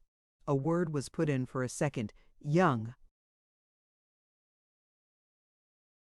Cox, and at last Mr. Weston naming one family of cousins who must be included, and another of very old acquaintance who could not be left out, it became a certainty that the 5 couple would be at least 10, and a very interesting speculation in what possible manner they could be disposed of.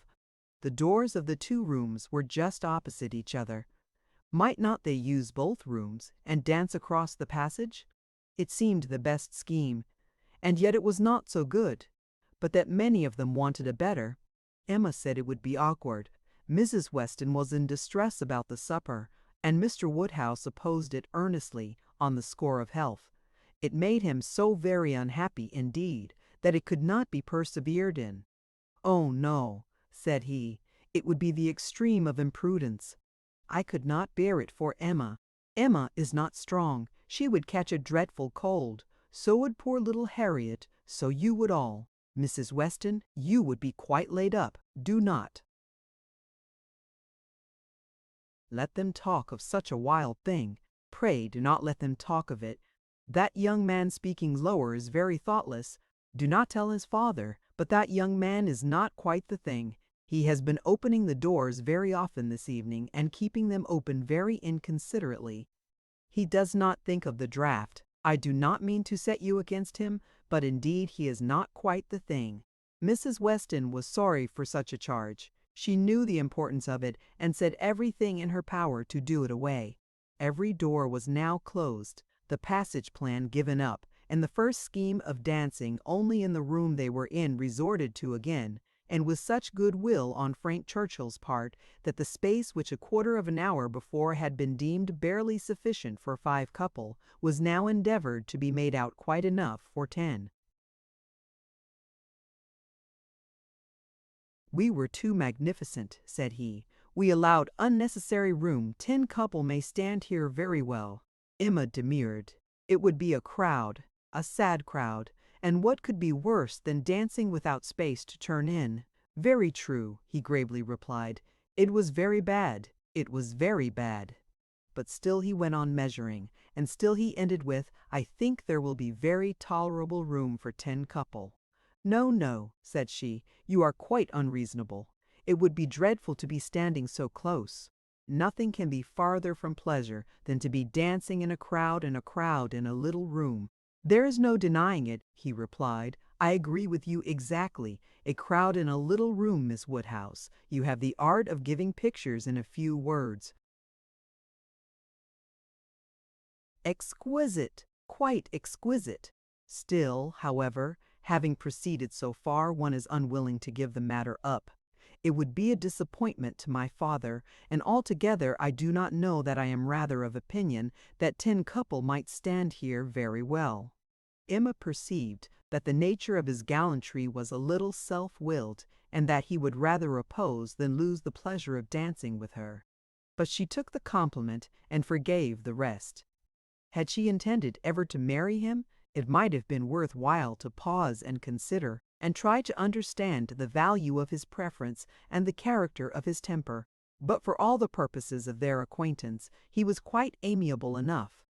Before the middle of the next day he was at Hartfield, and he entered the room with such an agreeable smile as certified the continuance of the scheme.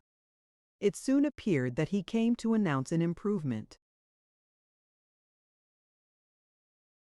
"Well, Miss Woodhouse," he almost immediately began, "your inclination for dancing has not been quite frightened away, I hope, by the terrors of my father's little rooms. I bring a new proposal on the subject, a thought of my father's which waits only your approbation to be acted upon. May I hope for the honor of your hand for the 2 first dances of this little projected ball to be given, not at Randall's, but at the Crown Inn?" "The Crown?" "Yes, if you and Mr. Woodhouse see no objection, and I trust you cannot. My father hopes his friends will be so kind as to visit him there. Better accommodations, he can promise them, and not a less grateful welcome than at Randall's. It is his own idea. Mrs. Weston sees no objection to it, provided you are satisfied. This is what we all feel. Oh, you were perfectly right. 10 couple in either of the Randalls' rooms would have been insufferable, dreadful. I felt how right you were the whole time, but was too anxious for securing anything too light to yield. Is not it a good exchange? You consent. I hope you consent. It appears to me a plan that nobody can object to, if Mr. and Mrs. Weston do not. I think it admirable, and as far as I can answer for myself, shall be most happy. It seems the only improvement that could be. Papa, do you not think it an excellent improvement? She was obliged to repeat and explain it before it was fully comprehended, and then, being quite new, farther representations were necessary to make it acceptable. No, he thought it very far from an improvement, a very bad plan, much worse than the other. A room at an inn was always damp and dangerous, never properly aired or fit to be inhabited. If they must dance, they had better dance at Randall's. He had never been in the room at the Crown, and his life did not know. The people who kept it by sight. Oh, no. A very bad plan. They would catch worse colds at the Crown than anywhere.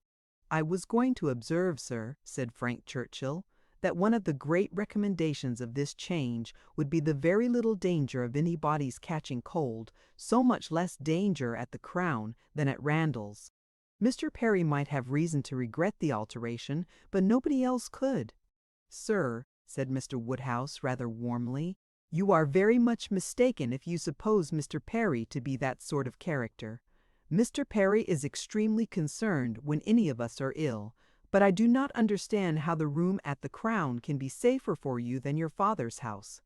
From the very circumstance of its being larger, sir, we shall have no occasion to open the windows at all, not once the whole evening, and it is that dreadful habit of opening the windows, letting in cold air upon heated bodies, which, as you well know, sir, does the mischief. Open the windows. But surely, Mr. Churchill, nobody would think of opening the windows at Randall's. Nobody could be so imprudent. I never heard of such a thing. Dancing with open windows. I am sure neither your father nor Mrs. Weston, poor Miss Taylor that was, would suffer it. Ah, sir, but a thoughtless young person will sometimes step behind a window curtain and throw up a sash without its being suspected. I have often known it done myself. Have you indeed, sir? Bless me! I never could have supposed it, but I live out of the world and am often astonished at what I hear. However, this does make a difference, and perhaps when we come to talk it over, but these sort of things require a good deal of consideration. One cannot resolve upon them in a hurry. If Mr. and Mrs. Weston will be so obliging as to call here one morning, we may talk it over and see what can be done. But unfortunately, sir, my time is so limited. Oh, interrupted Emma, there will be plenty of time for talking everything over. There is no hurry at all. If it can be contrived to be at the Crown, Papa, it will be very convenient for the horses. They will be so near their own stable. So they will, my dear. That is a great thing. Not that James ever complains, but it is right to spare our horses when we can. If I could be sure of the rooms being thoroughly aired, but is Mrs. Stokes to be trusted? I doubt it. I do not know her even by sight. I can answer for everything of that nature, sir, because it will be under Mrs. Weston's care. Mrs. Weston undertakes to direct the whole. There, Papa. Now you must be satisfied. Our own dear Mrs. Weston, who is carefulness itself. Do not you remember what Mr. Perry said so many years ago when I had the measles? If Miss Taylor undertakes to wrap Miss Emma up, you need not have any fears, sir. How often have I heard you speak of it as such a compliment to her? Aye, very true. Mr. Perry did say so. I shall never forget it. Poor little Emma, you were very bad with the measles. That is, you would have been very bad, but for Perry's great attention. He came 4 times a day for a week. He said, From the first, it was a very good sort, which was our great comfort. But the measles are a dreadful complaint. I hope whenever poor Isabella's little ones have the measles, she will send for Perry. My father and Mrs. Weston are at the Crown at this moment, said Frank Churchill, examining the capabilities of the house. I left them there and came on to Hartfield, impatient for your opinion, and hoping you might be persuaded to join them and give your advice on the spot. I was desired to say so from both. It would be the greatest pleasure to them if you could allow me to attend you there. They can do nothing satisfactorily without you. Emma was most happy to be called to such a council, and her father, engaging to think it all over while she was gone, the two young people set off together without delay for the Crown. There were Mr. and Mrs. Weston, delighted to see her and receive her approbation, very busy and very happy in their different way, she in some little distress, and he finding everything perfect. "Emma," said she, "this paper is worse than I expected. Look! In places you see it is dreadfully dirty, and the wainscot is more yellow and forlorn than anything I could have imagined." "My dear, you are too particular," said her husband. "What does all that signify? You will see nothing of it by candlelight. It will be as clean as Randall's by candlelight. We never see anything of it on our club nights. The ladies here probably exchanged looks which meant, men never know when things are dirty or not, and the gentlemen perhaps thought each to himself. Women will have their little nonsenses and needless cares. One perplexity, however, arose, which the gentlemen did not disdain. It regarded a supper room. At the time of the ballrooms being built, suppers had not been in question, and a small card room adjoining was the only addition. What was to be done? This card room would be wanted as a card room now, or if cards were conveniently voted unnecessary by their four selves, still was it not too small for any comfortable supper? Another room of much better size might be secured for the purpose, but it was at the other end of the house, and a long awkward passage must be gone through to get at it. This made a difficulty. Mrs. Weston was afraid of draughts for the young people in that passage, and neither Emma nor the gentlemen could tolerate the prospect of being miserably crowded at supper. Mrs. Weston proposed having no regular supper, merely sandwiches, Auntie Ashen set out in the little room, but that was scouted as a wretched suggestion. A private dance, without sitting down to supper, was pronounced an infamous fraud upon the rights of men and women, and Mrs. Weston must not speak of it again. She then took another line of expediency, and looking into the doubtful room, observed, "I do not think it is so very small. We shall not be many, you know." And Mr. Weston at the same time, walking briskly with long steps through the passage, was calling out, "You talk a great deal of the length of this passage, my dear. It is a mere nothing, after all, and not the least draught from the stairs." "I wish," said Mrs. Weston, "one could know which arrangement our guests in general would like best.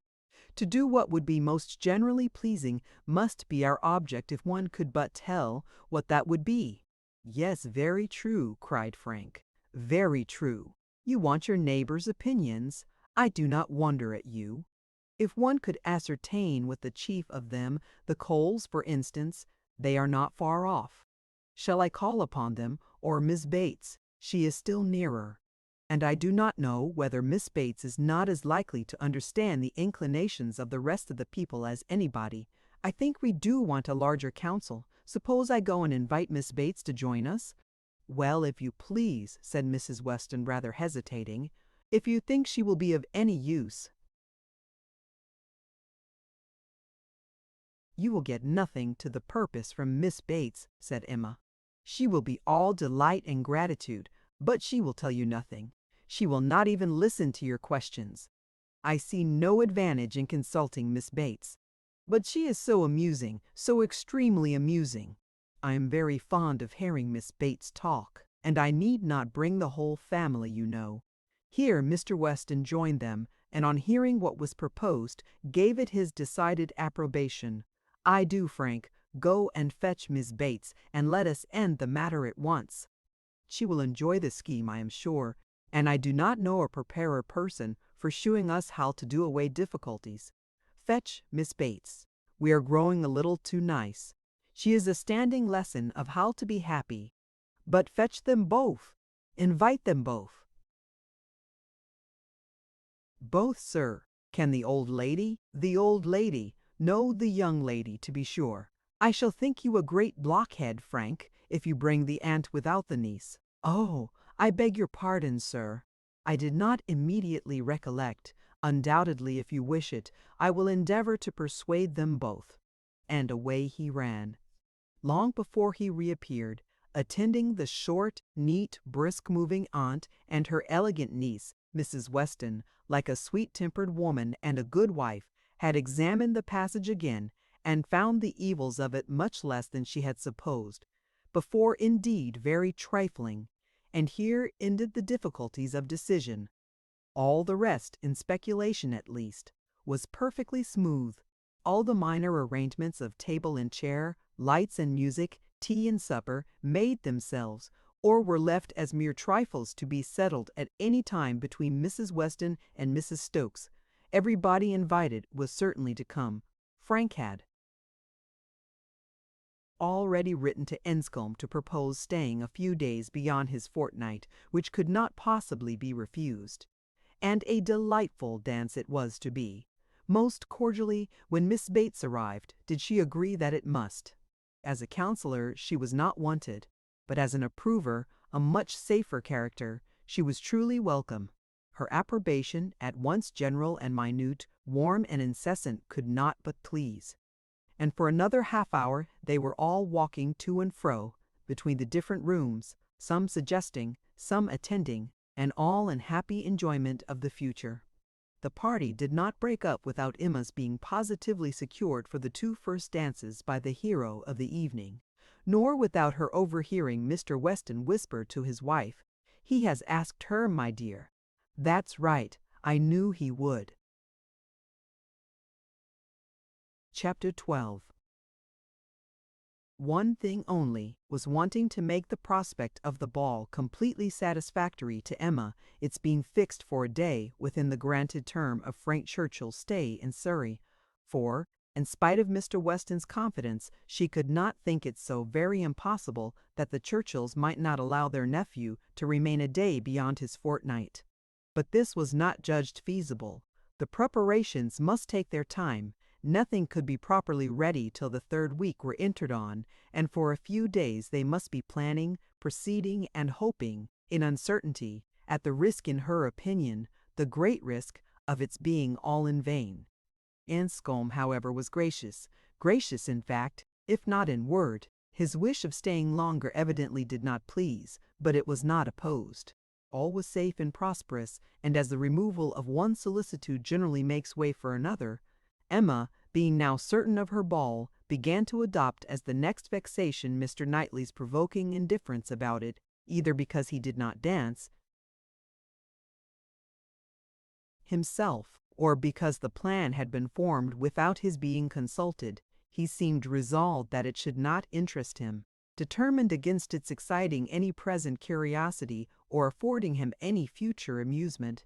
To her voluntary communications, Emma could get no more approving reply than, "Very well, if the Westons think it worth while to be at all this trouble for a few hours of noisy entertainment, I have nothing to say against it, but that they shall not choose pleasures for me.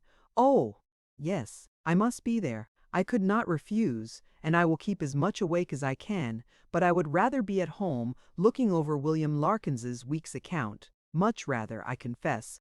Pleasure in seeing dancing, not I, indeed, I never look at it. I do not know who does. Fine dancing, I believe, like virtue, must be its own reward. Those who are standing by are usually thinking of something very different." This Emma felt was aimed at her, and it made her quite angry. It was not in compliment to Jane Fairfax, however, that he was so indifferent or so indignant. He was not guided by her feelings in reprobating the ball, for she enjoyed the thought of it to an extraordinary degree. It made her animated, open-hearted. She voluntarily said, "Oh, Miss Woodhouse, I hope nothing may happen to prevent the ball." What a disappointment it would be! I do look forward to it, I own, with very great pleasure. It was not to oblige Jane Fairfax, therefore, that he would have preferred the society of William Larkins. No, she was more and more convinced that Mrs. Weston was quite mistaken in that surmise. There was a great deal of friendly and of compassionate attachment on his side, but no love. Alas, there was soon no leisure for quarreling with Mr. Knightley. 2 days of joyful security were immediately followed by the overthrow of everything. A letter arrived from Mr. Churchill to urge his nephew's instant return. Mrs. Churchill was unwell, far too unwell to do without him. She had been in a very suffering state, so said her husband when writing to her nephew 2 days before, though from her usual unwillingness to give pain, and constant habit of never thinking of herself, she had not mentioned it, but now she was too ill to trifle, and must entreat him to set off for Enscombe without delay. The substance of this letter was forwarded to Emma, in a note from Mrs. Weston, instantly. As to his going, it was inevitable. He must be gone within a few hours, though without feeling any real alarm for his aunt, to lessen his repugnance. He knew her illnesses, they never occurred but for her own convenience. Mrs. Weston added that he could only allow himself time to hurry to Highbury after breakfast, and take leave of the few friends there whom he could suppose to feel any interest in him, and that he might be expected at Hartfield very soon. This wretched note was the finale of Emma's breakfast. When once it had been read, there was no doing anything but lament and exclaim. The loss of the ball, the loss of the young man and all that the young man might be feeling. It was too wretched. Such a delightful evening as it would have been, everybody so happy, and she and her partner the happiest. I said it would be so was the only consolation. Her father's feelings were quite distinct. He thought principally of Mrs. Churchill's illness and wanted to know how she was treated. And as for the ball, it was shocking to have dear Emma disappointed. But they would all be safer at home. Emma was ready for her visitor some time before he appeared, but if this reflected at all upon his impatience, his sorrowful look and total want of spirits when he did come might redeem him. He felt the going away almost too much to speak of it. His dejection was most evident. He sat really lost in thought for the first few minutes, and when rousing himself, it was only to say, "Of all horrid things, leave-taking is the worst." "But you will come again," said Emma. "This will not be your only visit to Randalls." "Ah!" shaking his head, "the uncertainty of when I may be able to return. I shall try for it with a zeal. It will be the object of all my thoughts and cares. And if my uncle and aunt go to town this spring, but I am afraid they did not stir last spring. I am afraid it is a custom gone forever. Our poor ball must be quite given up." Ah, that ball! Why did we wait for anything? Why not seize the pleasure at once? How often is happiness destroyed by preparation, foolish preparation? You told us it would be so. Oh, Miss Woodhouse, why are you always so right? Indeed, I am very sorry to be right in this instance. I would much rather have been merry than wise. If I can come again, we are still to have our ball. My father depends on it. Do not forget your engagement." Emma looked graciously. "Such a fortnight as it has been," he continued, "every day more precious and more delightful than the day before, every day making me less fit to bear any other place. Happy those who can remain at Highbury, as you do us such ample justice now," said Emma, laughing. "I will venture to ask whether you did not come a little doubtfully at first? Do not we rather surpass your expectations? I am sure we do. I am sure you did not much expect to like us. You would not have been so long in coming if you had had a pleasant idea of Highbury." He laughed rather consciously, and though denying the sentiment, Emma was convinced that it had been so. "And you must be off this very morning?"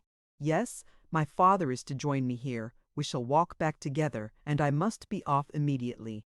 I am almost afraid that every moment will bring him." "Not 5 minutes to spare even for your friends, Miss Fairfax and Miss Bates? How unlucky! Miss Bates's powerful, argumentative mind have strengthened yours. Yes, I have called there. Passing the door, I thought it better. It was a right thing to do. I went in for 3 minutes and was detained by Miss Bates's being absent. She was out, and I felt it impossible not to wait till she came in. She is a woman that one must laugh at, but that one would not wish to slight. It was better to pay my visit then. He hesitated, got up, walked to a window. In short, said he, perhaps, Miss Woodhouse, I think you can hardly be quite without suspicion.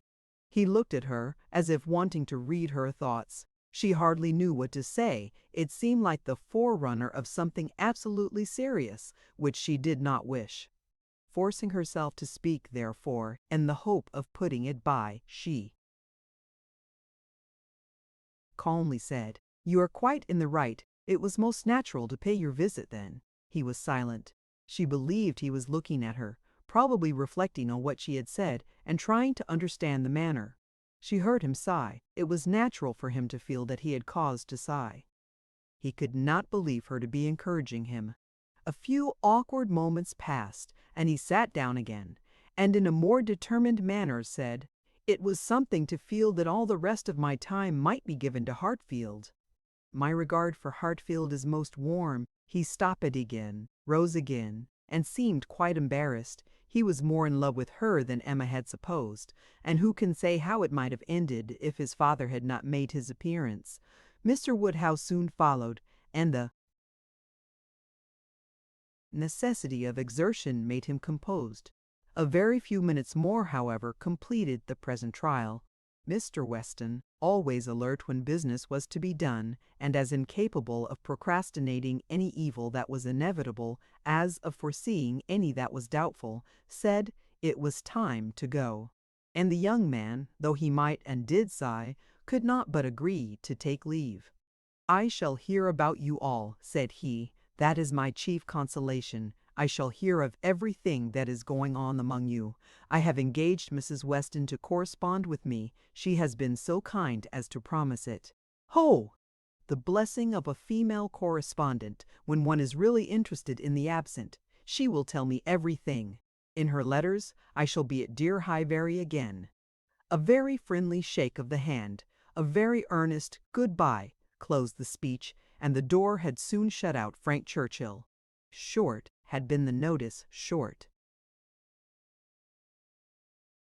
Their meeting, he was gone, and Emma felt so sorry to part and foresaw so great a loss to their little society from his absence as to begin to be afraid of being too sorry and feeling it too much. It was a sad change. They had been meeting almost every day since his arrival. Certainly his being at Randalls had given great spirit to the last 2 weeks, indescribable spirit. The idea, the expectation of seeing him which every morning had brought, the assurance of his attentions, his liveliness, his manners.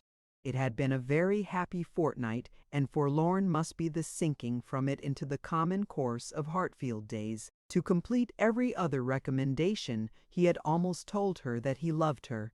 What strength or what constancy of affection he might be subject to was another point, but at present she could not doubt his having a decidedly warm admiration, a conscious preference of herself, and this persuasion, joined to all the rest, made her think that she must be a little in love with him in spite of every previous determination against it. "I certainly must," said she. "This sensation of listlessness, weariness, stupidity, this disinclination to sit down and employ myself, this feeling of everything's being dull and insipid about the house. I must be in love.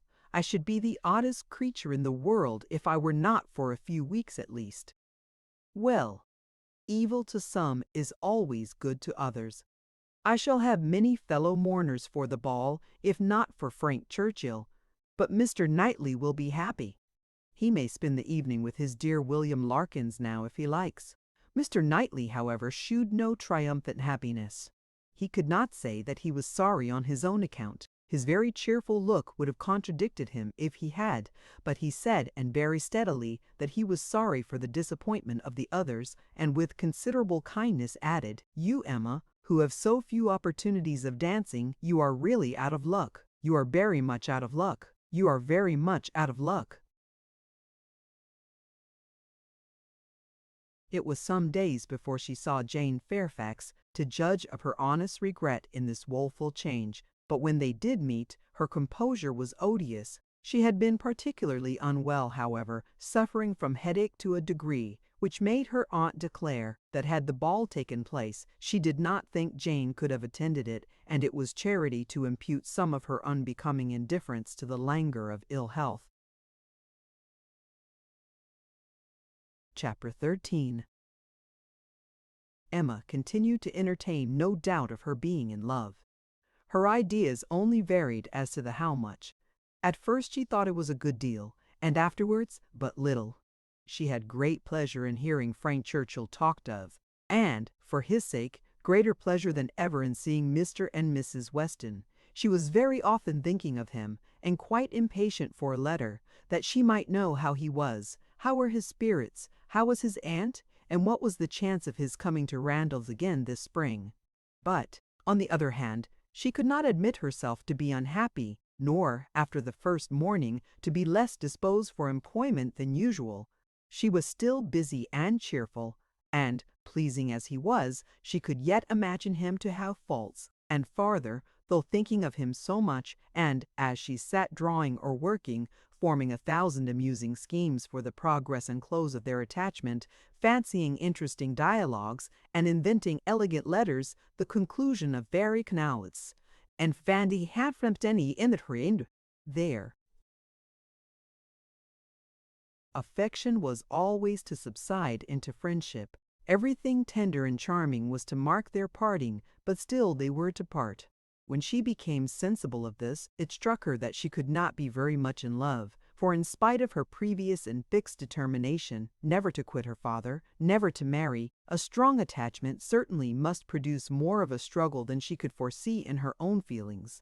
"I do not find myself making any use of the word sacrifice," said she. "In not one of all my clever replies, my delicate negatives, is there any allusion to making a sacrifice. I do suspect that he is not really necessary to my happiness, so much the better. I certainly will not persuade myself to feel more than I do. I am quite enough in love. I should be sorry to be more." Upon the whole, she was equally contented with her view of his feelings. "He is undoubtedly very much in love, everything denotes it. Very much in love, everything denotes it. Very much in love indeed, and when he comes again, if his affection continue, I must be on my guard not to encourage it. It would be most inexcusable to do otherwise, as my own mind is quite made up. Not that I imagine he can think I have been encouraging him hitherto. No, if he had believed me at all to share his feelings, he would not have been so wretched. Could he have thought himself encouraged, his looks and language at parting would have been different. Still, however, I must be on my guard. This is in the supposition of his attachment continuing what it now is, but I do not know that I expect it will. I do not look upon him to be quite the sort of man. I do not altogether build upon his steadiness or constancy. His feelings are warm, but I can imagine them rather changeable. Every consideration of the subject, in short, makes me thankful that my happiness is not more deeply involved. I shall do very well again after a little while, and then it will be a good thing over, for they say everybody is in love once in their lives, and I shall have been let off easily." When his letter to Mrs. Weston arrived, Emma had the perusal of it, and she read it with a degree of pleasure and admiration which made her at first shake her head over her own sensations and think she had undervalued their strength. It was a long, well-written letter, giving the particulars of his journey and of his feelings, expressing all the affection, gratitude, and respect which was natural and honorable, and describing everything exterior and local that could be supposed attractive with spirit and Raphistian. No suspicious flourishes now of apology or concern. It was the language of real feeling towards Mrs. Weston, and the transition from Highbury to Enscombe, the contrast between the places and some of the first blessings of social life was just enough touched on to shew how keenly it was felt, and how much more might have been said but for the restraints of propriety. The charm of her own name was not wanting. Miss Woodhouse appeared more than once, and never without a something of pleasing connection, either a compliment to her taste or a remembrance of what she had said, and in the very last time of its meeting her eye, unadorned as it was by any such broad wreath of gallantry, she yet could discern the effect of her influence and acknowledge the greatest compliment, perhaps of all conveyed. Compressed into the very lowest vacant corner were these words: "I had not a spare moment on Tuesday, as you know, for Miss Woodhouse's beautiful little friend. Pray make my excuses and adieus to her." This, Emma could not doubt, was all for herself. Harriet was remembered only from being her friend. His information and prospects as to Enscombe were neither worse nor better than had been anticipated. Mrs. Churchill was recovering, and he dared not yet, even in his own imagination, fix a time for coming to Randalls again.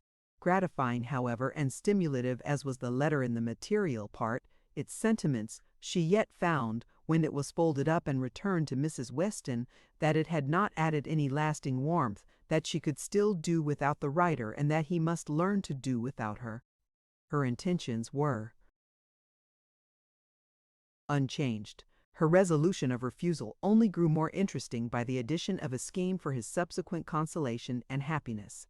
His recollection of Harriet, and the words which clothed it, "the beautiful little friend," suggested to her the idea of Harriet's succeeding her in his affections. Was it impossible? No. Harriet undoubtedly was greatly his inferior in understanding, but he had been very much struck with the loveliness of her face and the warm simplicity of her manner, and all the probabilities of circumstance and connection were in her favor. For Harriet it would be advantageous and delightful indeed. "I must not dwell upon it," said she.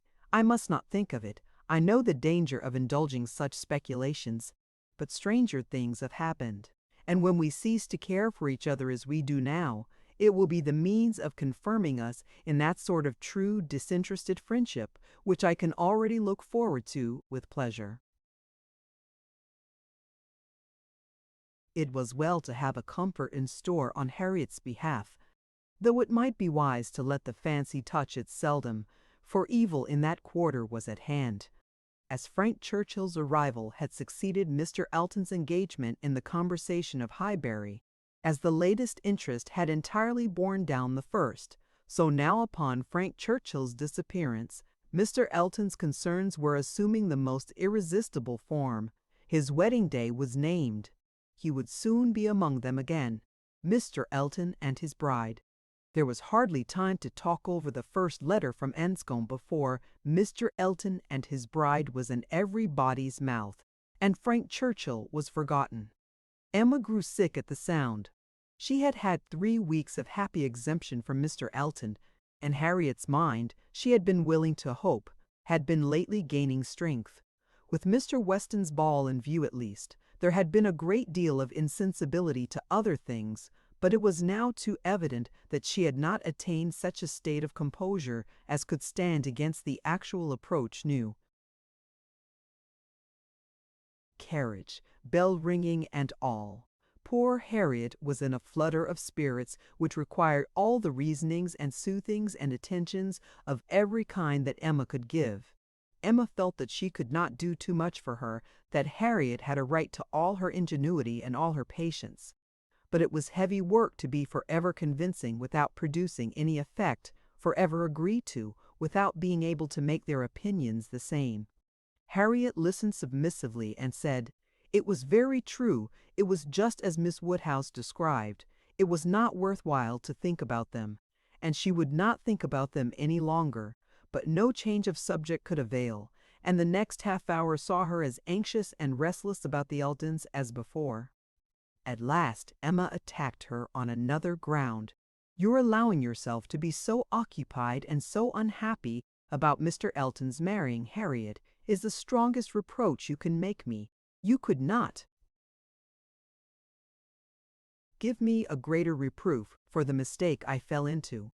It was all my doing, I know. I have not forgotten it, I assure you. Deceived myself, I did very miserably deceive you, and it will be a painful reflection to me forever.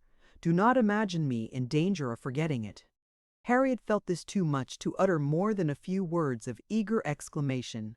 Emma continued, "I have not said, 'Exert yourself, Harriet, for my sake.' Think less, talk less of Mr. Elton for my sake, because for your own sake, rather, I would wish it to be done. For the sake of what is more important than my comfort, a habit of self-command in you, a consideration of what is your duty, an attention to propriety, an endeavor to avoid the suspicions of others, to save your health and these are the motives which I have been pressing on you. They are very important, and sorry I am that you cannot feel them sufficiently to act upon them. My being saved from pain is a very secondary consideration. I want you to save yourself from greater pain. Perhaps I may sometimes have felt that Harriet would not forget what was due, or rather what would be kind by me. This appeal to her affections did more than all the rest. The idea of wanting gratitude and consideration for Miss Woodhouse, whom she really loved extremely, made her wretched for a while, and when the violence of grief was comforted away, still remained powerful enough to prompt to what was right and support her in it very tolerably.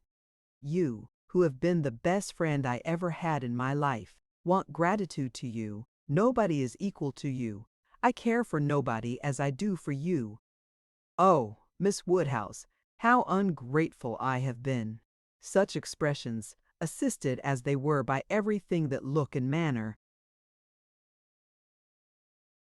could do, made Emma feel that she had never loved Harriet so well, nor valued her affection so highly before. "There is no charm equal to tenderness of heart," said she afterwards to herself. "There is nothing to be compared to it. Warmth and tenderness of heart with an affectionate open manner will beat all the clearness of head in the world. For attraction, I am sure it will. It is tenderness of heart which makes my dear father so generally beloved, which gives Isabella all her popularity. I have it not, but I know how to prize and respect it. Harriet is my superior in all the charm and all the felicity it gives. Dear Harriet, I would not change you for the clearest-headed, longest-sighted, best-judging female breathing. Oh, the coldness of a Jane Fairfax! Harriet is worth 100 such. And for a wife, a sensible man's wife, it is invaluable. I mention no names, but happy the man who changes Emma for Harriet." Chapter 14.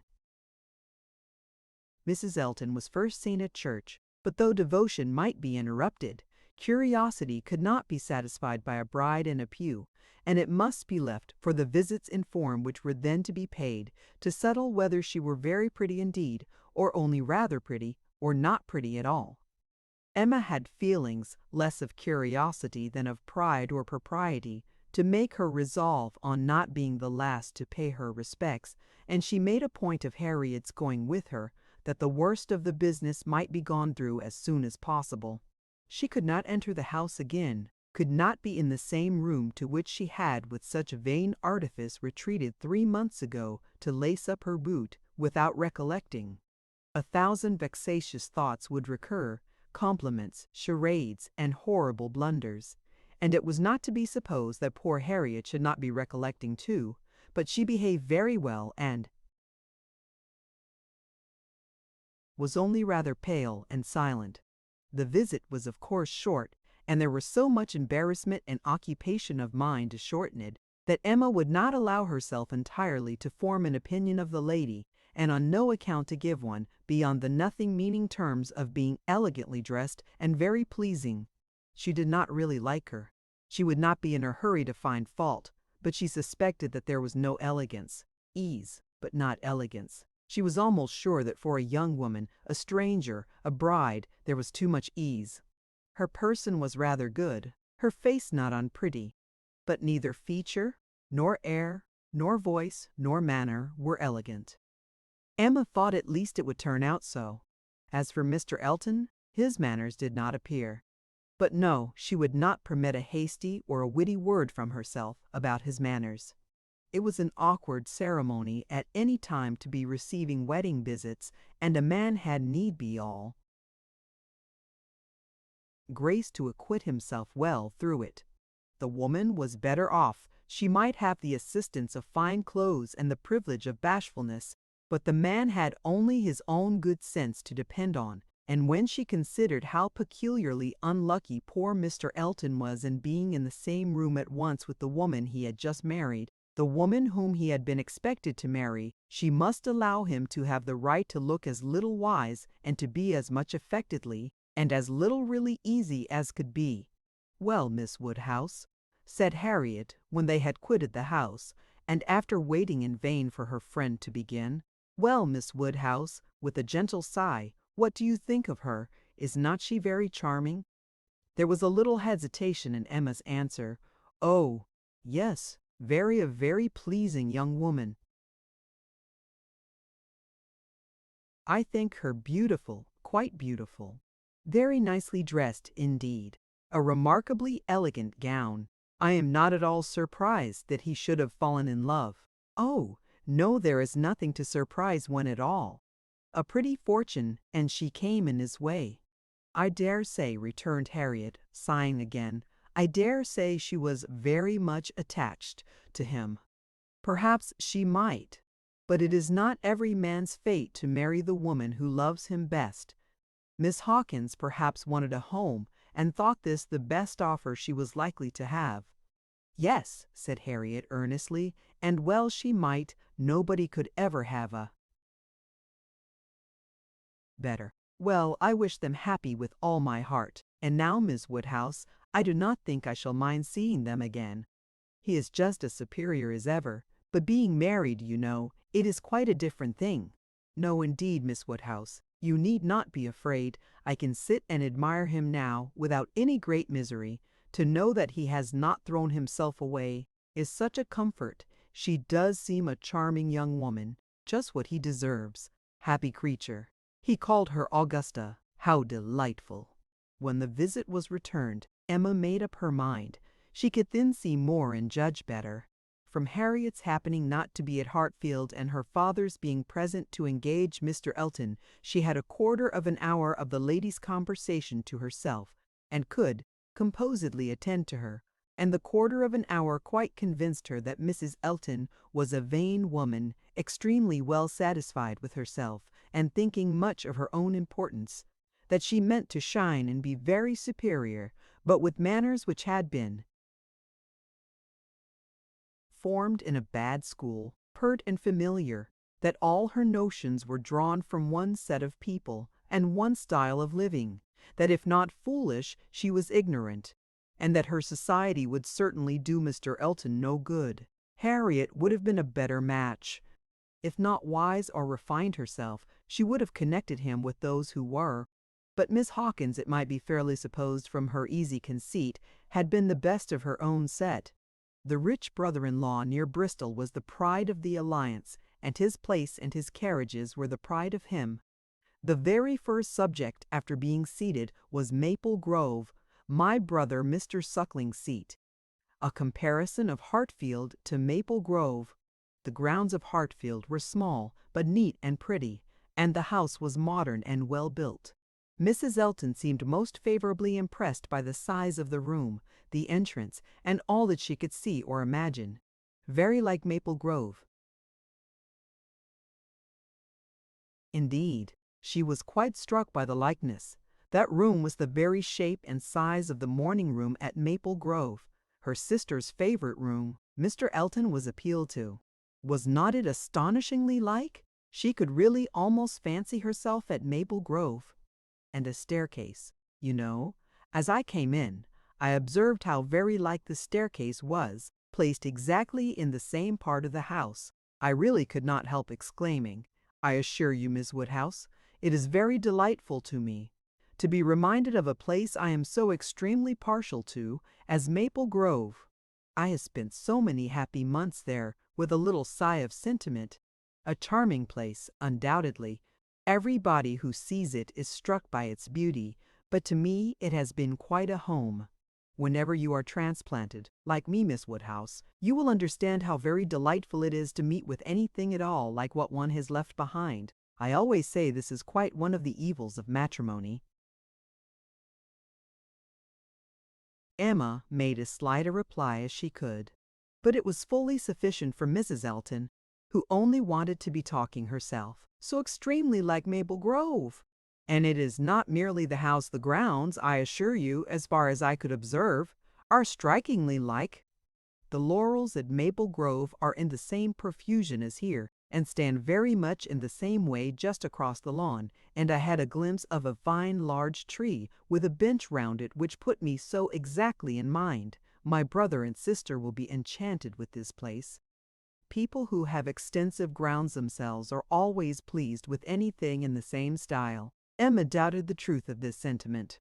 She had a great idea that people who had extensive grounds themselves cared very little for the extensive grounds of anybody else. But it was not worth while to attack an error so double-dyed, and therefore only said in reply, "When you have seen more of this country, I am afraid you will think you have overrated Hartfield. Surrey is full of beauties." "Oh, yes, I am quite aware of that. It is the Garden of England, you know." "Surrey is the Garden of England, you know." "Surrey is the Garden of England." "Yes, but we must not rest our claims on that distinction. Many counties, I believe, are called the Garden of England, as well as Surrey."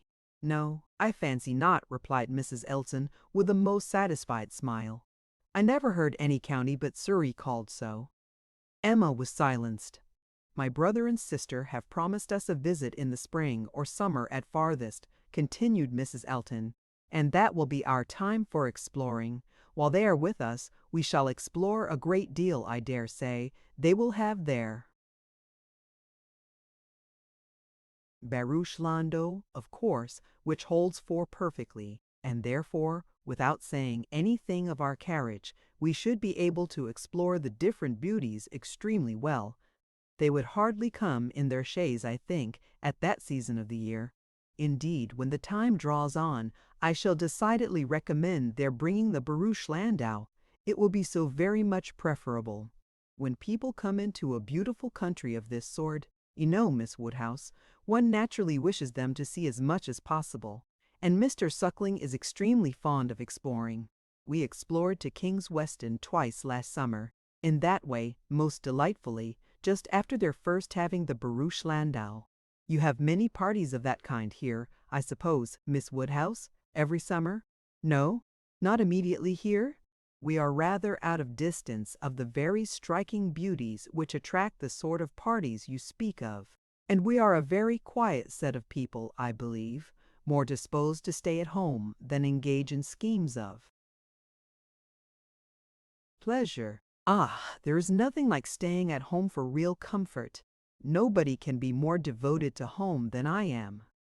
I was quite a proverb for it at Maple Grove. Many a time has Selina said, when she has been going to Bristol, "I really cannot get this girl to move from the house. I absolutely must go in by myself, though I hate being stuck up in the barouche landau without a companion." But Augusta, I believe, with her own good will, would never stir beyond the park paling. Many a time has she said so, and yet I am no advocate for entire seclusion. I think, on the contrary, when people shut themselves up entirely from society, it is a very bad thing, and that it is much more advisable to mix in the world in a proper degree, without living in it either too much or too little. I perfectly understand your situation, however. Miss Woodhouse, looking towards Mr. Woodhouse, your father's state of health must be a great drawback. Why does not he try Bath? Indeed he should. Let me recommend Bath to you. I assure you I have no doubt of its doing Mr. Woodhouse good.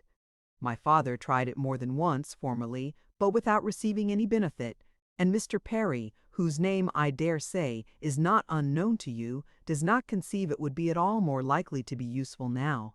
Ah, that's a great pity, for I assure you, Miss Woodhouse, where the waters do agree, it is quite wonderful the relief they give. In my Bath life I have seen such instances of it, and it is so cheerful a place that it could not fail of being of use to Mr. Woodhouse's spirits, which, I understand, are sometimes much depressed. And as to its recommendations to you, I fancy I need not take much pains to dwell on them. The advantages of Bath to the young are pretty generally understood. It would be a charming introduction for you who have lived so secluded a life, and I could immediately secure you some of the best society in the place. A line from me would bring you a little host of acquaintance, and my particular friend, Mrs. Partridge, the lady I have always resided with when in Bath, would be most happy to shew you any attentions, and would be the very person for you to go into public with. It was as much as Emma could bear without being impolite. The idea of her being indebted to Mrs. Elton for what was called an introduction of her going into public under the auspices of a friend of Mrs. Elton's, probably some vulgar, dashing widow, who, with the help of a boarder, just made a shift to live. The dignity of Miss Woodhouse of Hartfield was sunk indeed. She restrained herself, however, from any of the reproofs she could have given, and only thanked Mrs. Elton coolly. But their going to Bath was quite out of the question, and she was not perfectly convinced that the place might suit her better than her father. And then, to prevent farther outrage and indignation, changed the subject directly. I do not ask whether you are musical, Mrs. Elton. Upon these occasions, a lady's character generally precedes her, and Highbury has long known that you are a superior performer. Oh, no, indeed, I must protest against any such idea. A superior performer? Very far from it, I assure you. Consider from how partial a quarter your information came. I am dotingly fond of music, passionately fond, and my friends say I am not entirely devoid of taste, but as to anything else, upon my honor, my performance is mediocre to the last degree. You, Miss Woodhouse, I well know, play delightfully. I assure you it has been the greatest satisfaction, comfort, and delight to me to hear what a musical society I am got into. I absolutely cannot do without music. It is a necessary of life to me, and having always been used to a very musical society, both at Maple Grove and in Bath, it would have been a most serious sacrifice. I honestly said as much to Mr. E. when he was speaking of my future home, and expressing his fears lest the retirement of it should be disagreeable, and the inferiority of the house too, knowing what I had been accustomed to. Of course he was not wholly without apprehension. When he was speaking of it in that way, I honestly said that the world I could give up parties, balls, plays for. I had no fear of retirement. Blessed with so many resources within myself, the world was not necessary to me. I could do very well without it.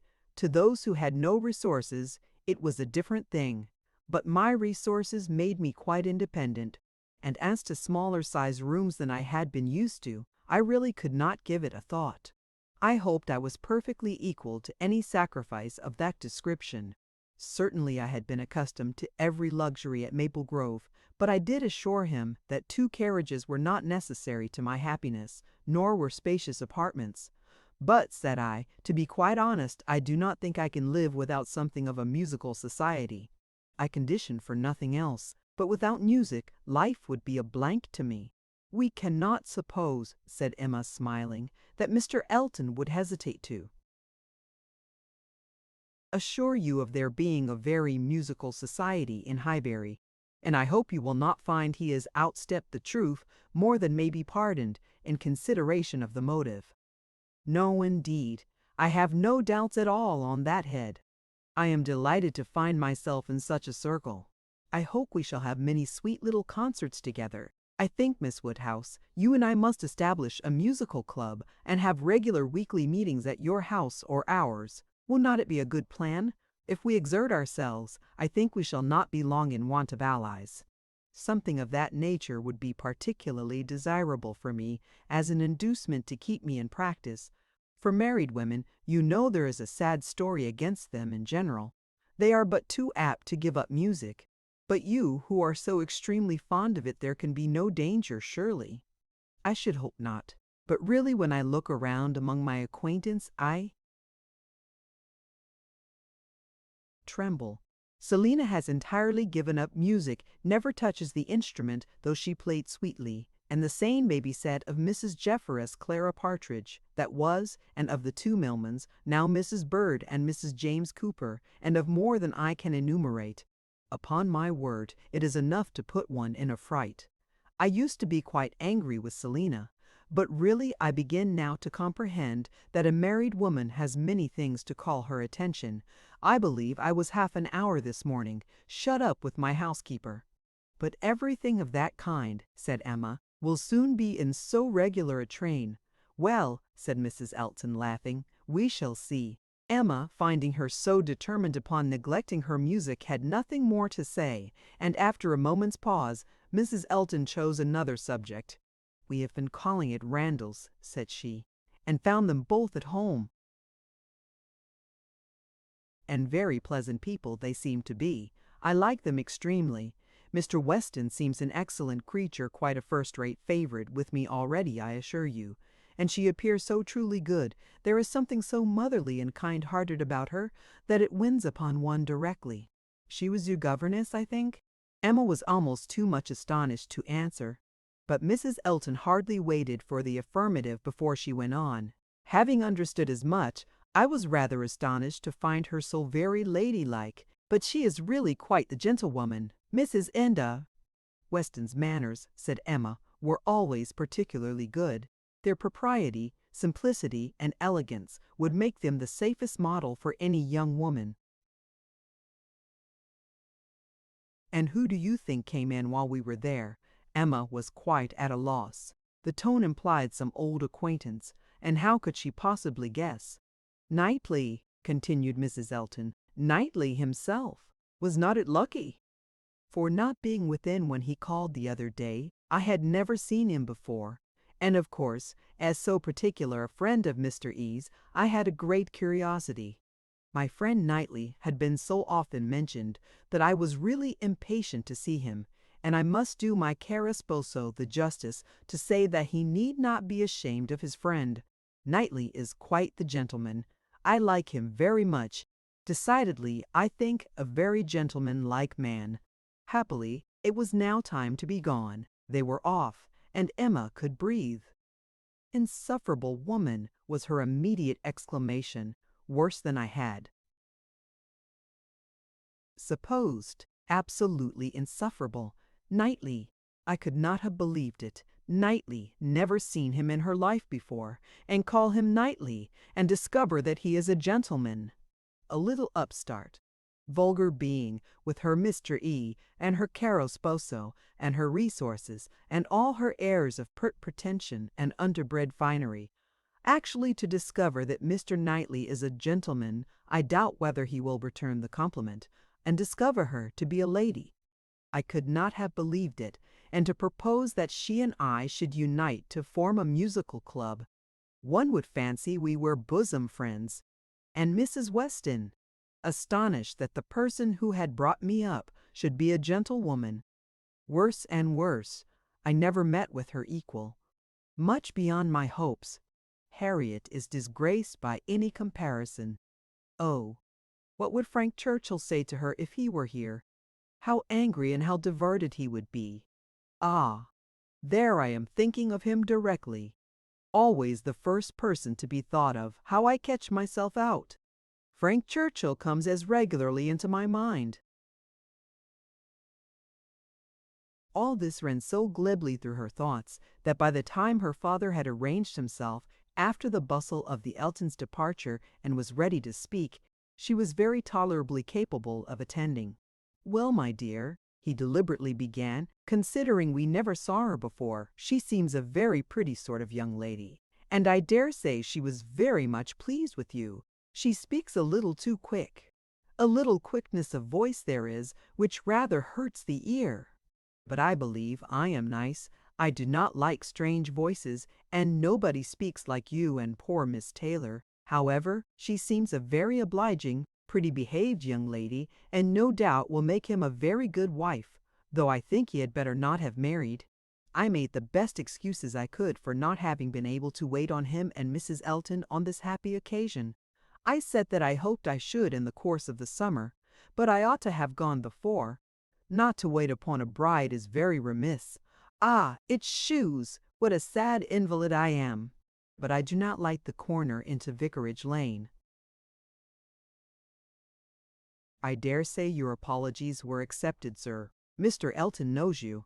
Yes, but a young lady, a bride, I ought to have paid my respects to her if possible. It was being very deficient. But, my dear papa, you are no friend to matrimony, and therefore why should you be so anxious to pay your respects to a bride? It ought to be no recommendation to you. It is encouraging people to marry if you make so much of them. No, my dear, I never encouraged anybody to marry, but I would always wish to pay every proper attention to a lady, and a bride, especially, is never to be neglected. More is avowedly due to her. A bride, you know, my dear, is always the first in company. Let the others be who they may. Well, papa, if this is not encouragement to marry, I do not know what is, and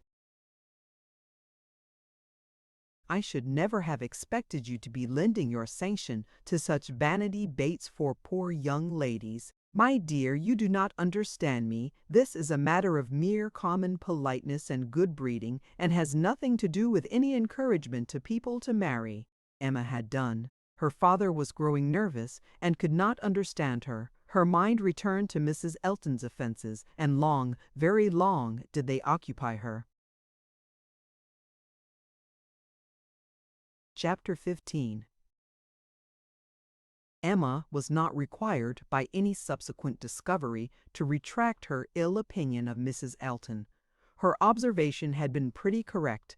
Such as Mrs. Elton appeared to her on the second interview, such she appeared whenever they met again, self-important, presuming, familiar, ignorant, and ill-bred. She had a little beauty and a little accomplishment, but so little judgment that she thought herself coming with superior knowledge of the world to enliven and improve a country neighborhood, and conceived Miss Hawkins to have held such a place in society as Mrs. Elton's consequence only could surpass. There was no reason to suppose Mr. Elton thought at all differently from his wife. He seemed not merely happy with her, but proud. He had the air of congratulating himself on having brought such a woman to Highbury as not even Miss Woodhouse could equal, and the greater part of her new acquaintance disposed to commend, or not in the habit of judging, following the lead of Miss Bates's good will, or taking it for granted that the bride must be as clever and as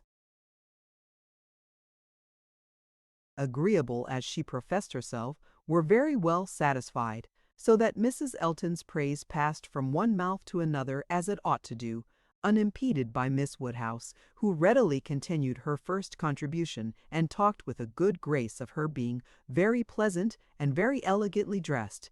In one respect Mrs. Elton grew even worse than she had appeared at first. Her feelings altered towards Emma.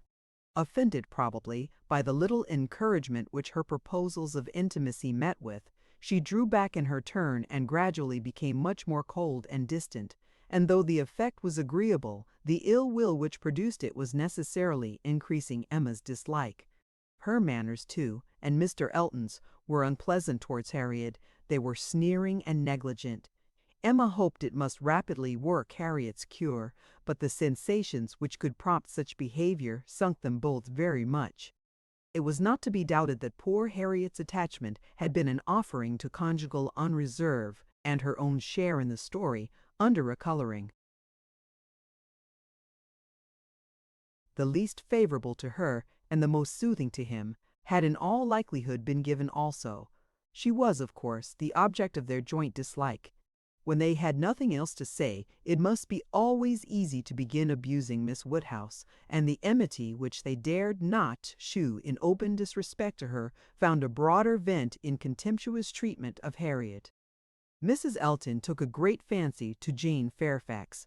and from the first, not merely when a state of warfare with one young lady might be supposed to recommend the other, but from the very first, and she was not satisfied with expressing a natural and reasonable admiration, but without solicitation or plea or privilege, she must be wanting to assist and befriend her. Before Emma had forfeited her confidence, and about the third time of their meeting, she heard all Mrs. Elton's knight-errantry on the subject. "Jane Fairfax is absolutely charming, Miss Woodhouse. I quite rave about Jane Fairfax. A sweet, interesting creature, so mild and ladylike and with such talents. I assure you I think she has very extraordinary talents. I do not scruple to say that she plays extremely well. I know enough of music to speak decidedly on that point. Oh, she is absolutely charming. You will laugh at my warmth, but upon my word, I talk of nothing but Jane Fairfax, and her situation is so calculated to affect one. Miss Woodhouse, we must exert ourselves and endeavor to do something for her. We must bring her forward. Such talent as hers must not be suffered to remain unknown. I dare say you have heard those charming lines of the poet, 'Full many a flower is born to blush unseen, and waste its fragrance on the desert air.' We must not allow them to be verified in sweet Jane Fairfax." "I cannot think there is any danger of it," was Emma's calm answer. "And when you are better acquainted with Miss Fairfax's situation, and understand what her home has been, with Colonel and Mrs. Campbell, I have no idea that you will suppose her talents can be unknown." "Oh, but dear Miss Woodhouse, she is now in such retirement, such obscurity so thrown away. Whatever advantages she may have enjoyed with the Campbells are so palpably at an end. And I think she feels it. I am sure she does. She is very timid and silent. One can see that she feels the want of encouragement. I like her the better for it. I must confess it is a recommendation to me. I am a great advocate for timidity, and I am sure one does not often meet with it, but in those who are at all inferior, it is extremely prepossessing. Oh, I assure you Jane Fairfax is a very delightful character, and interests me more than I can express. You appear to feel a great deal, but I am not aware how you or any of Miss Fairfax's acquaintance here, any of those who have known her longer than yourself, can shew her any other attention than, my dear Miss Woodhouse, a vast deal may be done by those who dare to act. You and I need not be afraid. If we set the example, many will follow it as far as they can, though all have not our situations.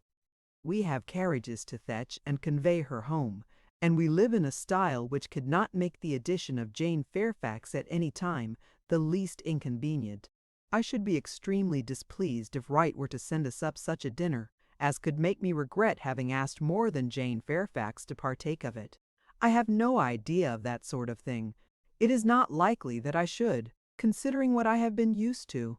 My greatest danger, perhaps, in housekeeping, may be quite the other way, in doing too much, and being too careless of expense. Maple Grove will probably be my model more than it ought to be, for we do not at all affect to equal my brother, Mr. Suckling, in income. However, my resolution is taken as to noticing Jane Fairfax. I shall certainly have her very often at my house, shall introduce her wherever I can, shall have musical parties to draw out her talents, and shall be constantly on the watch for an eligible situation. My acquaintance is so very extensive that I have little doubt of hearing of something to suit her shortly. I shall introduce her, of course, very particularly to my brother and sister when they come to us. I am sure they will like her extremely, and when she gets a little acquainted with them, her fears will completely wear off, for there really is nothing in the manners of either but what is highly conciliating. I shall have her very often indeed while they are with me, and I dare say we shall sometimes find a seat for her in the barouche landau in some of our exploring parties. Poor Jane Fairfax, thought Emma, you have not deserved this. You may have done wrong with regard to Mr. Dixon, but this is a punishment beyond what you can have merited. The kindness and protection of Mrs. Elton, Jane Fairfax and Jane Fairfax. Heavens, let me not suppose that she dares go about Emma Woodhousing me. But upon my honor, there seems no limits to the licentiousness of that woman's tongue. Emma had not to listen to such parrotings again, to any so exclusively addressed to herself, so disgustingly decorated with the dear Miss Woodhouse. The change on Mrs. Elton's side soon afterwards appeared, and she was left in peace, neither forced to be the very particular friend of Mrs. Elton, nor, under Mrs. Elton's guidance, the very active patroness of Jane Fairfax, and only sharing with others in a general way, in knowing what was felt, what was meditated, what was done. She looked on with some amusement. Miss Bates's gratitude for Mrs. Elton's attentions to Jane was in the first style of guileless simplicity and warmth. She was quite one of her worthies, the most amiable, affable, delightful woman, just as accomplished and condescending as Mrs. Elton meant to be considered. Emma's only surprise was that Jane Fairfax should accept those attentions and tolerate Mrs. Elton as she seemed to do. She heard of her walking with the Eltons, sitting with the Eltons, spending a day with the Eltons. This was astonishing. She could not have believed it possible that the taste or the pride of Miss Fairfax could endure such society and friendship as the vicarage had to offer. "She is a riddle, quite a riddle," said she. "To choose to remain here month after month under privations of every sort, and now to choose the mortification of Mrs. Elton's notice and the penury of her conversation, rather than return to the superior companions who have always loved her with such real, generous affection." Jane had come to Highbury professedly for 3 months. The Campbells were gone to Ireland for 3 months, but now the Campbells had promised their daughter to stay at least till midsummer, and fresh invitations had arrived for her to join them there. According to Miss Bates, it all came from her. Mrs. Dixon had written most pressingly. Would Jane but go, means were to be found. Servants sent, friends contrived, no traveling difficulty allowed to exist, but still she had declined it. She must have some motive, more powerful than appears, for refusing this invitation, was Emma's conclusion. She must be under some sort of penance, inflicted either by the Campbells or herself. There is great fear, great caution, great resolution somewhere. She is not to be with the Dixons. The decree is issued by somebody. But why must she consent to be with the Eltons? Here is quite a separate puzzle. Upon her speaking her wonder aloud on that part of the subject, before the few who knew her opinion of Mrs. Elton, Mrs. Weston ventured this apology for Jane. "We cannot suppose that she has any great enjoyment at the vicarage, my dear Emma, but it is better than being always at home. Her aunt is a good creature, but as a constant companion must be very tiresome.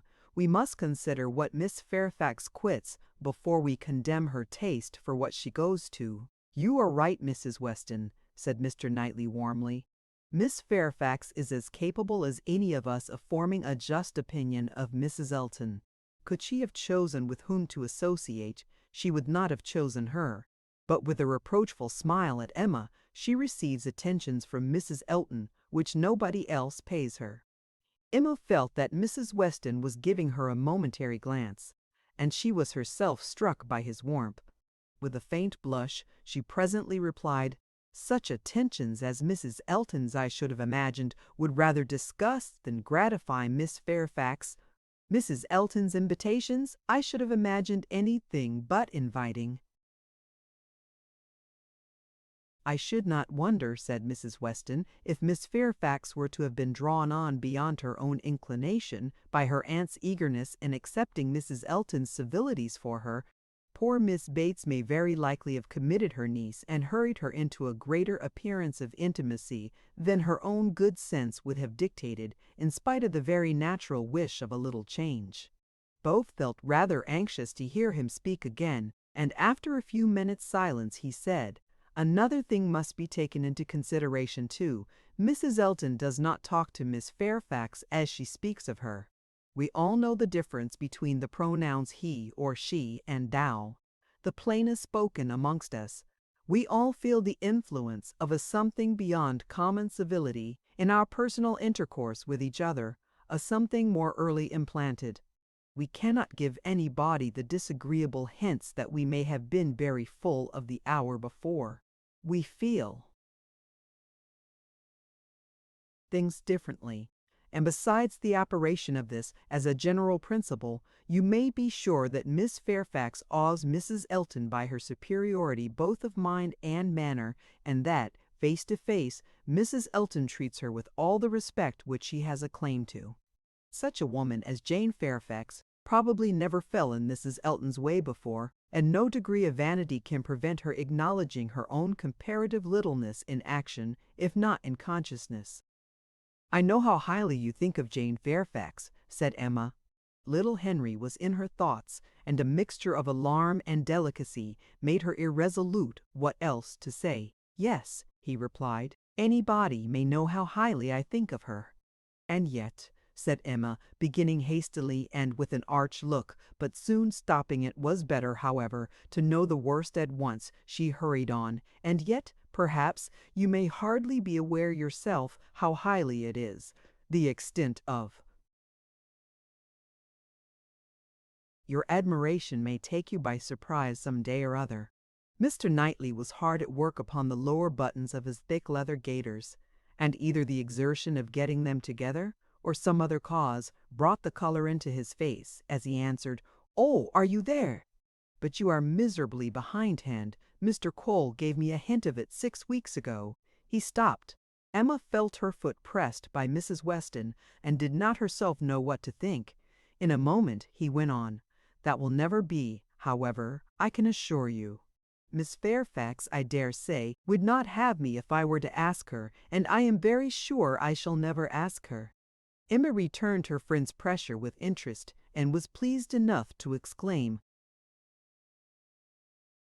"You are not vain, Mr. Knightley, I will say that for you." He seemed hardly to hear her. He was thoughtful, and in a manner which shewed him not pleased. Soon afterwards said, "So you have been settling that I should marry Jane Fairfax?" "No, indeed I have not. You have scolded me too much for matchmaking, for me to presume to take such a liberty with you. What I said just now meant nothing. One says those sort of things, of course, without any idea of a serious meaning." "Oh! No, upon my word I have not the smallest wish for your marrying Jane Fairfax, or Jane anybody. You would not come in and sit with us in this comfortable way if you were married." Mr. Knightley was thoughtful again. The result of his reverie was, "No, Emma, I do not think the extent of my admiration for her will ever take me by surprise. I never had a thought of her in that way, I assure you." And soon afterwards, Jane Fairfax is a very charming young woman, but not even Jane Fairfax is perfect. She has a fault. She has not the open timber which a man would wish for in a wife. Emma could not but rejoice to hear that she had a fault. "Well," said she, "and you soon silenced Mr. Cole, I suppose?" "Yes, very soon. He gave me a quiet hint. I told him he was mistaken. He asked my pardon and said no more. Cole does not want to be wiser or wittier than his neighbors." In that respect, how unlike dear Mrs. Elton, who wants to be wiser and wittier than all the world. I wonder how she speaks of the Coles, what she calls them. How can she find any appellation for them, deep enough in familiar vulgarity? She calls you Knightley. What can she do for Mr. Cole? And so I am not to be surprised that Jane Fairfax accepts her civilities and consents to be with her. "Mrs. Weston, your argument weighs most with me. I can much more readily enter into the temptation of getting away from Miss Bates than I can believe in the triumph of Miss Fairfax's mind over Mrs. Elton. I have no faith in Mrs. Elton's acknowledging herself the inferior in thought, word, or deed, or in her being under any restraint beyond her own scanty rule of good breeding. I cannot imagine that she will not be continually insulting her visitor with praise, encouragement, and offers of service; that she will not be continually detailing her magnificent intentions, from the procuring her a permanent situation to the including her in those delightful exploring parties which are to take place in the barouche landau." "Jane Fairfax has feeling," said Mr. Knightley. I do not accuse her of want of feeling. Her sensibilities, I suspect, are strong, and her temper excellent in its power of forbearance, patience, self-control, but it wants openness. She is reserved, more reserved, I think, than she used to be. And I love an open temper. No till Cole alluded to my supposed attachment, it had never entered my head. I saw Jane Fairfax and conversed with her, with admiration and pleasure always, but with no thought beyond. "Well, Mrs. Weston," said Emma triumphantly when he left them, "what do you say now to Mr. Knightley's marrying Jane Fairfax?" "Why, really, dear Emma, I say that he is so very much occupied by the idea of not being in love with her, that I should not wonder if it were to end in his being so at last. Do not beat me." Chapter 16. Everybody in and about Highbury who had ever visited Mr. Elton was disposed to pay him attention on his marriage. Dinner parties and evening parties were made for him and his lady, and invitations flowed in so fast that she had soon the pleasure of apprehending they were never to have a disengaged day. "I see how it is," said she. "I see what a life I am to lead among you. Upon my word, we shall be absolutely dissipated. We really seem quite the fashion. If this is living in the country, it is nothing very formidable. From Monday next to Saturday, I assure you we have not a disengaged day. A woman with fewer resources than I have need not have been at a loss." No invitation came amiss to her. Her Bath habits made evening parties perfectly natural to her, and Maple Grove had given her a taste for dinners. She was a little shocked at the want of 2 drawing-rooms, at the poor attempt at rout cakes, and there being no ice in the Highbury card parties. Mrs. Bates, Mrs. Petwells, Perry, Mrs. Goddard, and others were a good deal behindhand in knowledge of the world, but she would soon shew them how everything ought to be arranged. In the course of the spring she must return their civilities by one very superior party, in which her card tables should be set out with their separate candles and unbroken packs in the true style, and more waiters engaged for the evening than their own establishment could furnish, to carry round the refreshments at exactly the proper hour, and in the proper order. Emma, in the meanwhile, could not be satisfied without a dinner at Hartfield for the Eltons. They must not do less than others, or she should be exposed to odious suspicions and imagined capable of pitiful resentment. A dinner there must be. After Emma had talked about it for 10 minutes, Mr. Woodhouse felt no unwillingness, and only made the usual stipulation of not sitting at the bottom of the table himself, with the usual regular difficulty of deciding who should do it for him. The persons to be invited required little thought. Besides the Eltons, it must be the Westons and Mr. Knightley. So far it was all of course, and it was hardly less inevitable that poor little Harriet must be asked to make the 8th. But this invitation was not given with equal satisfaction, and on many accounts Emma was particularly pleased by Harriet's begging to be allowed to decline it. She would rather not be in his company more than she could help. She was not yet quite able to see him and his charming, happy wife together without feeling uncomfortable. If Miss Woodhouse would not be displeased, she would rather stay at home. It was precisely what Emma would have wished, had she deemed it possible enough for wishing. She was delighted with the fortitude of her little friend for fortitude. She knew it was in her to give up being in company and stay at home, and she could now invite the very person whom she really wanted to make the 8th. Jane Fairfax.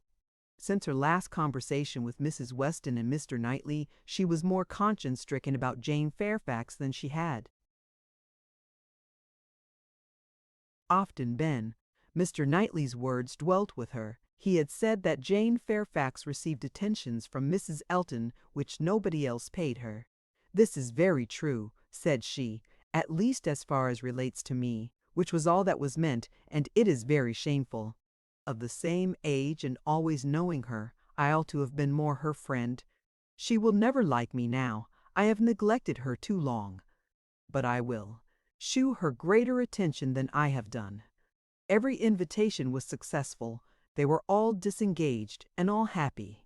The preparatory interest of this dinner, however, was not yet over. A circumstance rather unlucky occurred.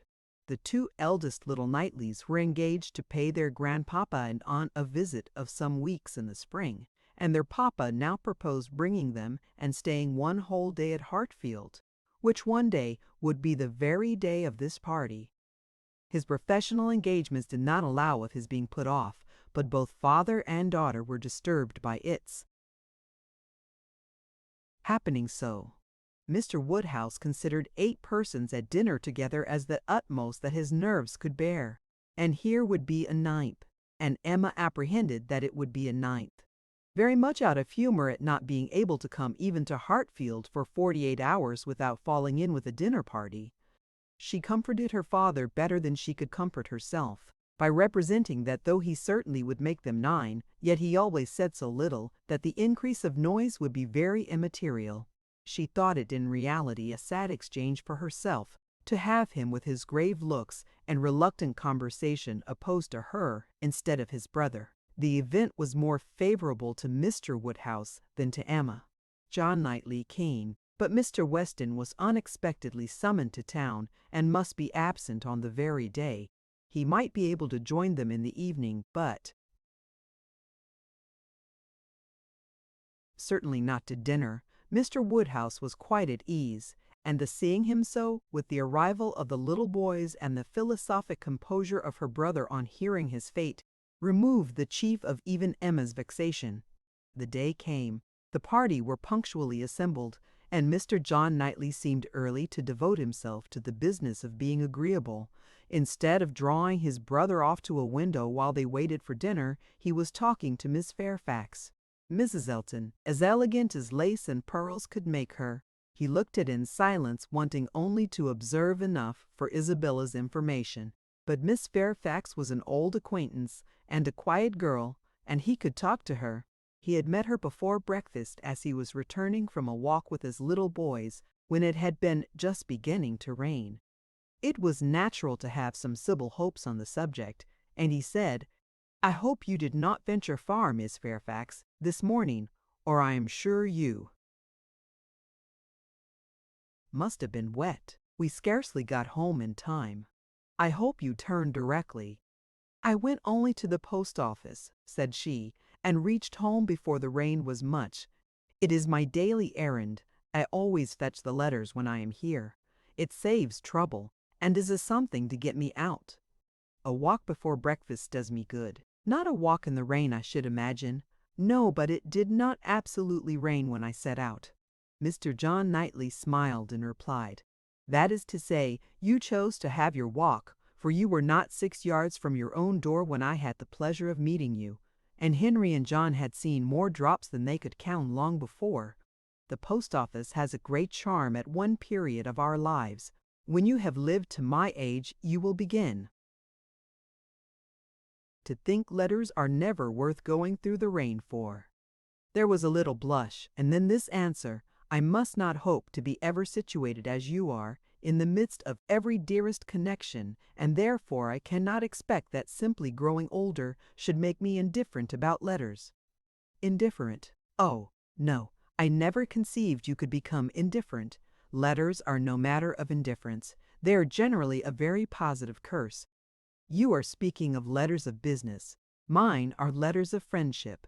"I have often thought them the worst of the two," replied he coolly. "Business, you know, may bring money, but friendship hardly ever does." "Ah, you are not serious now. I know Mr. John Knightley too well. I am very sure he understands the value of friendship as well as anybody. I can easily believe that letters are very little to you, much less than to me, but it is not your being 10 years older than myself which makes the difference. It is not age, but situation. You have everybody dearest to you always at hand.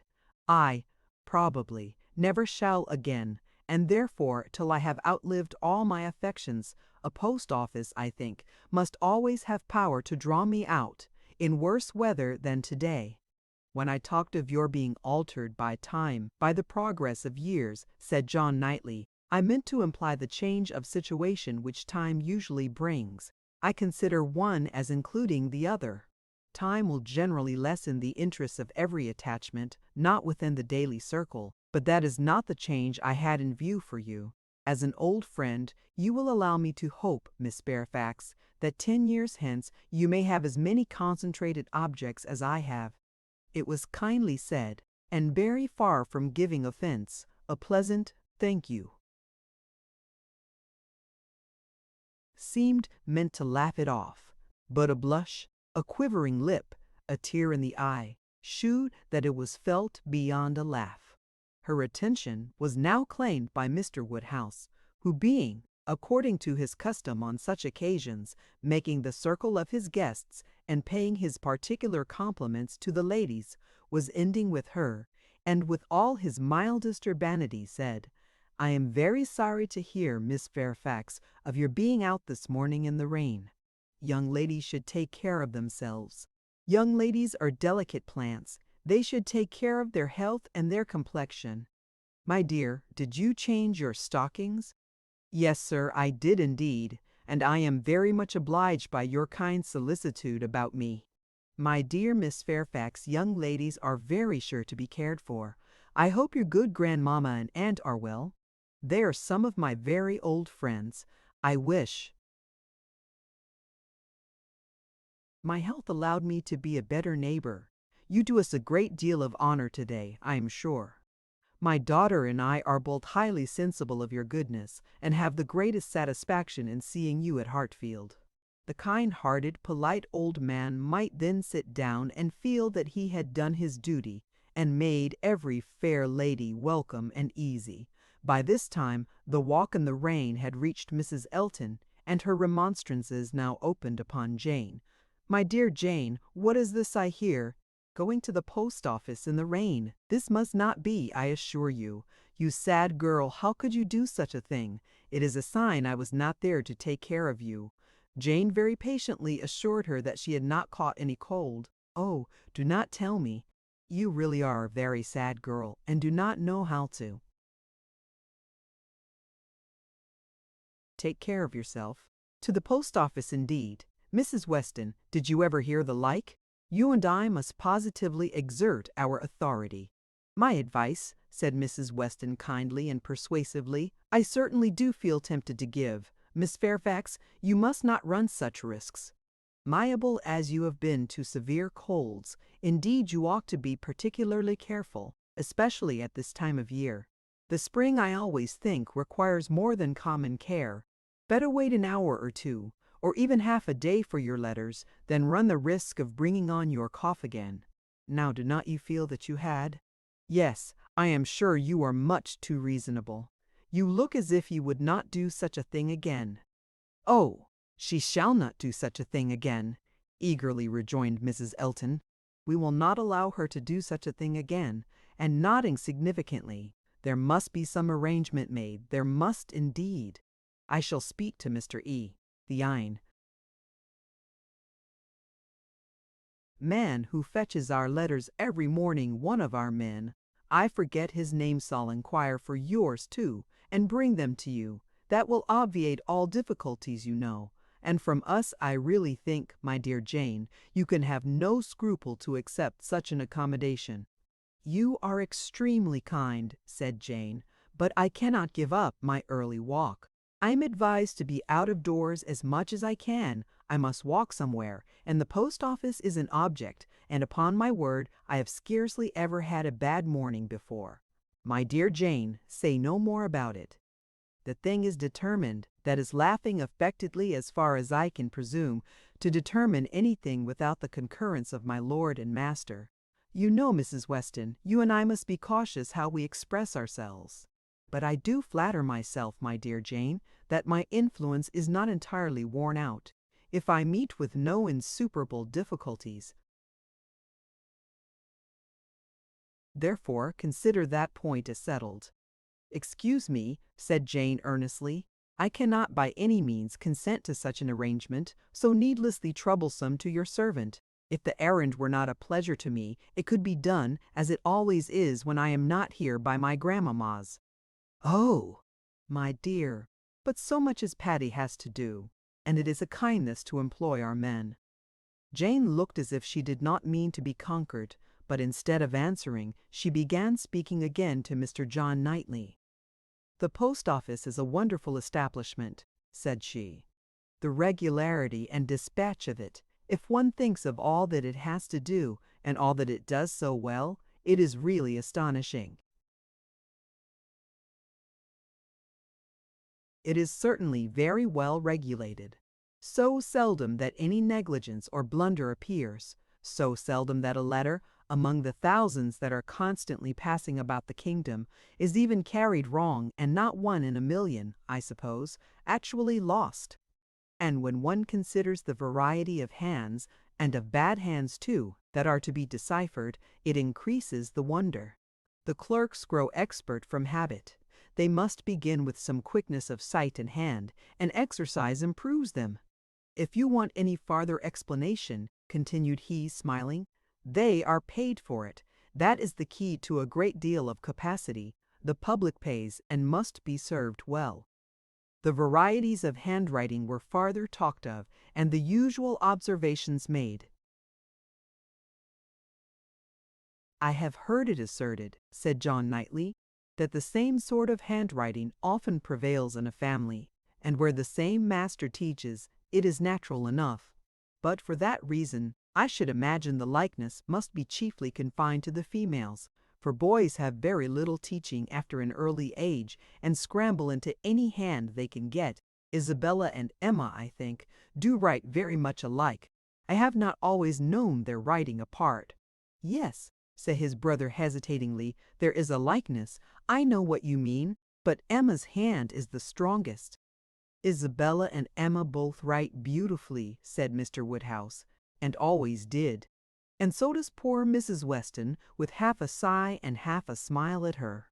"I never saw any gentleman's handwriting," Emma began, looking also at Mrs. Weston, but stopped on perceiving that Mrs. Weston was attending to someone else, and the pause gave her time to reflect. "Now, how am I going to introduce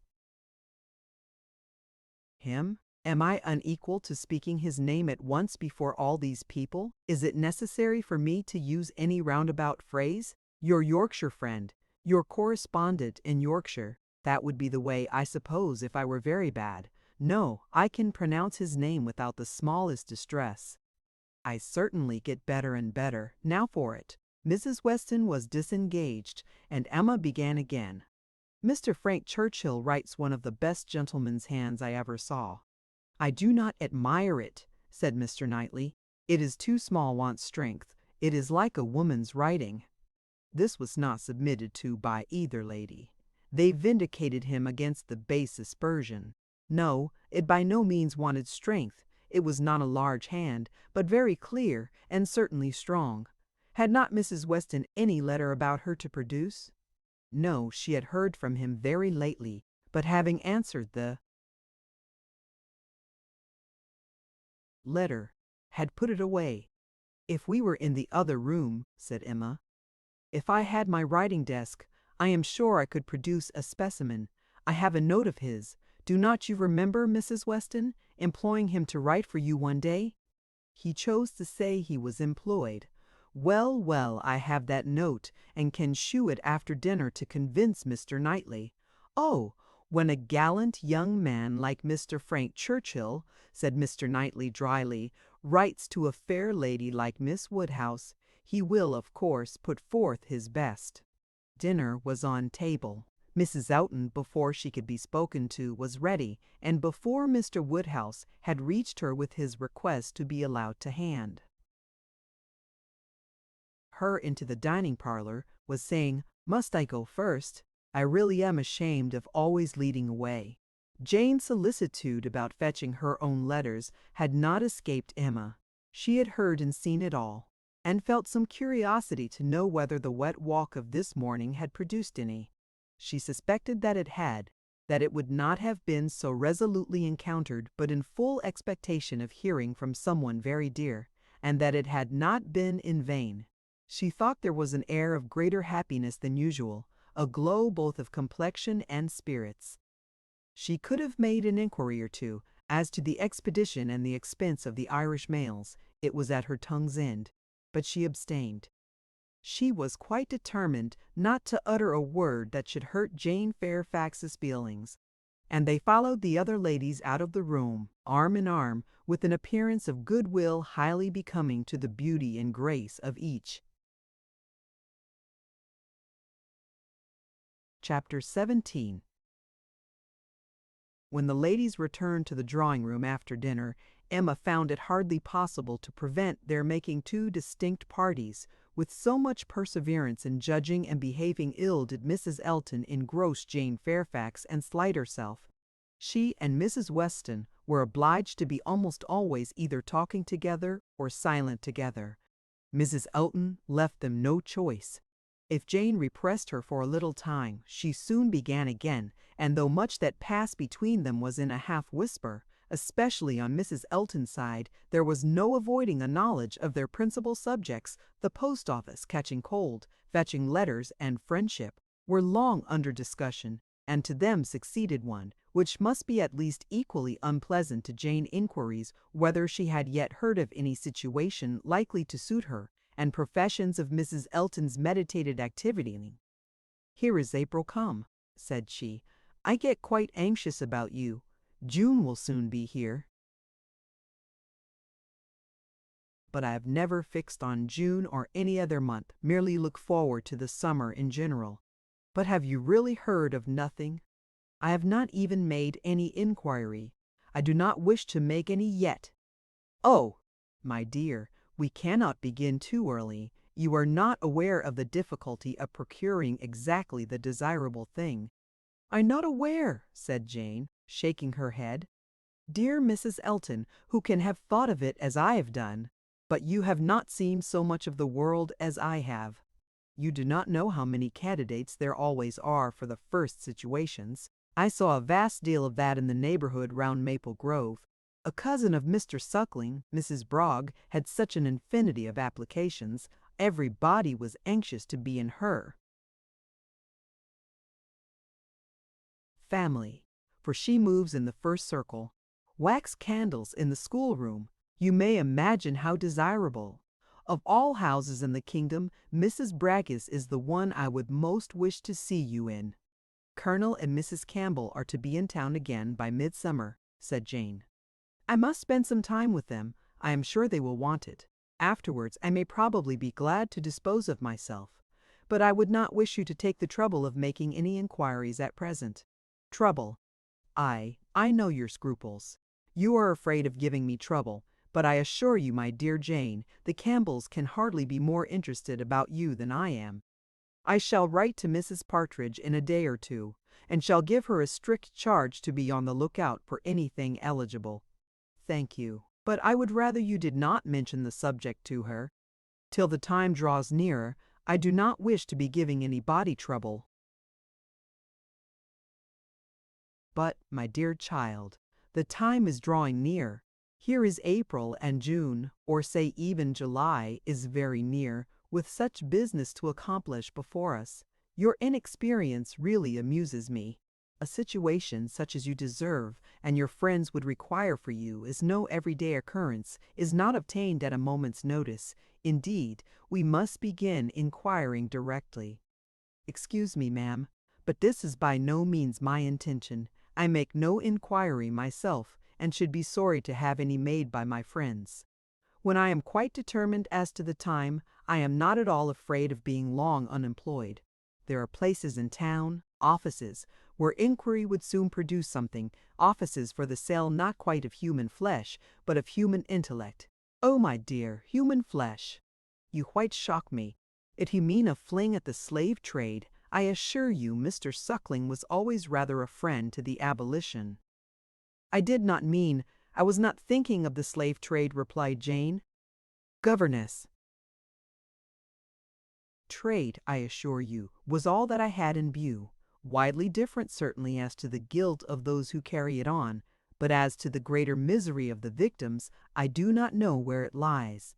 But I only mean to say that there are advertising offices, and that by applying to them I should have no doubt of very soon meeting with something that would do.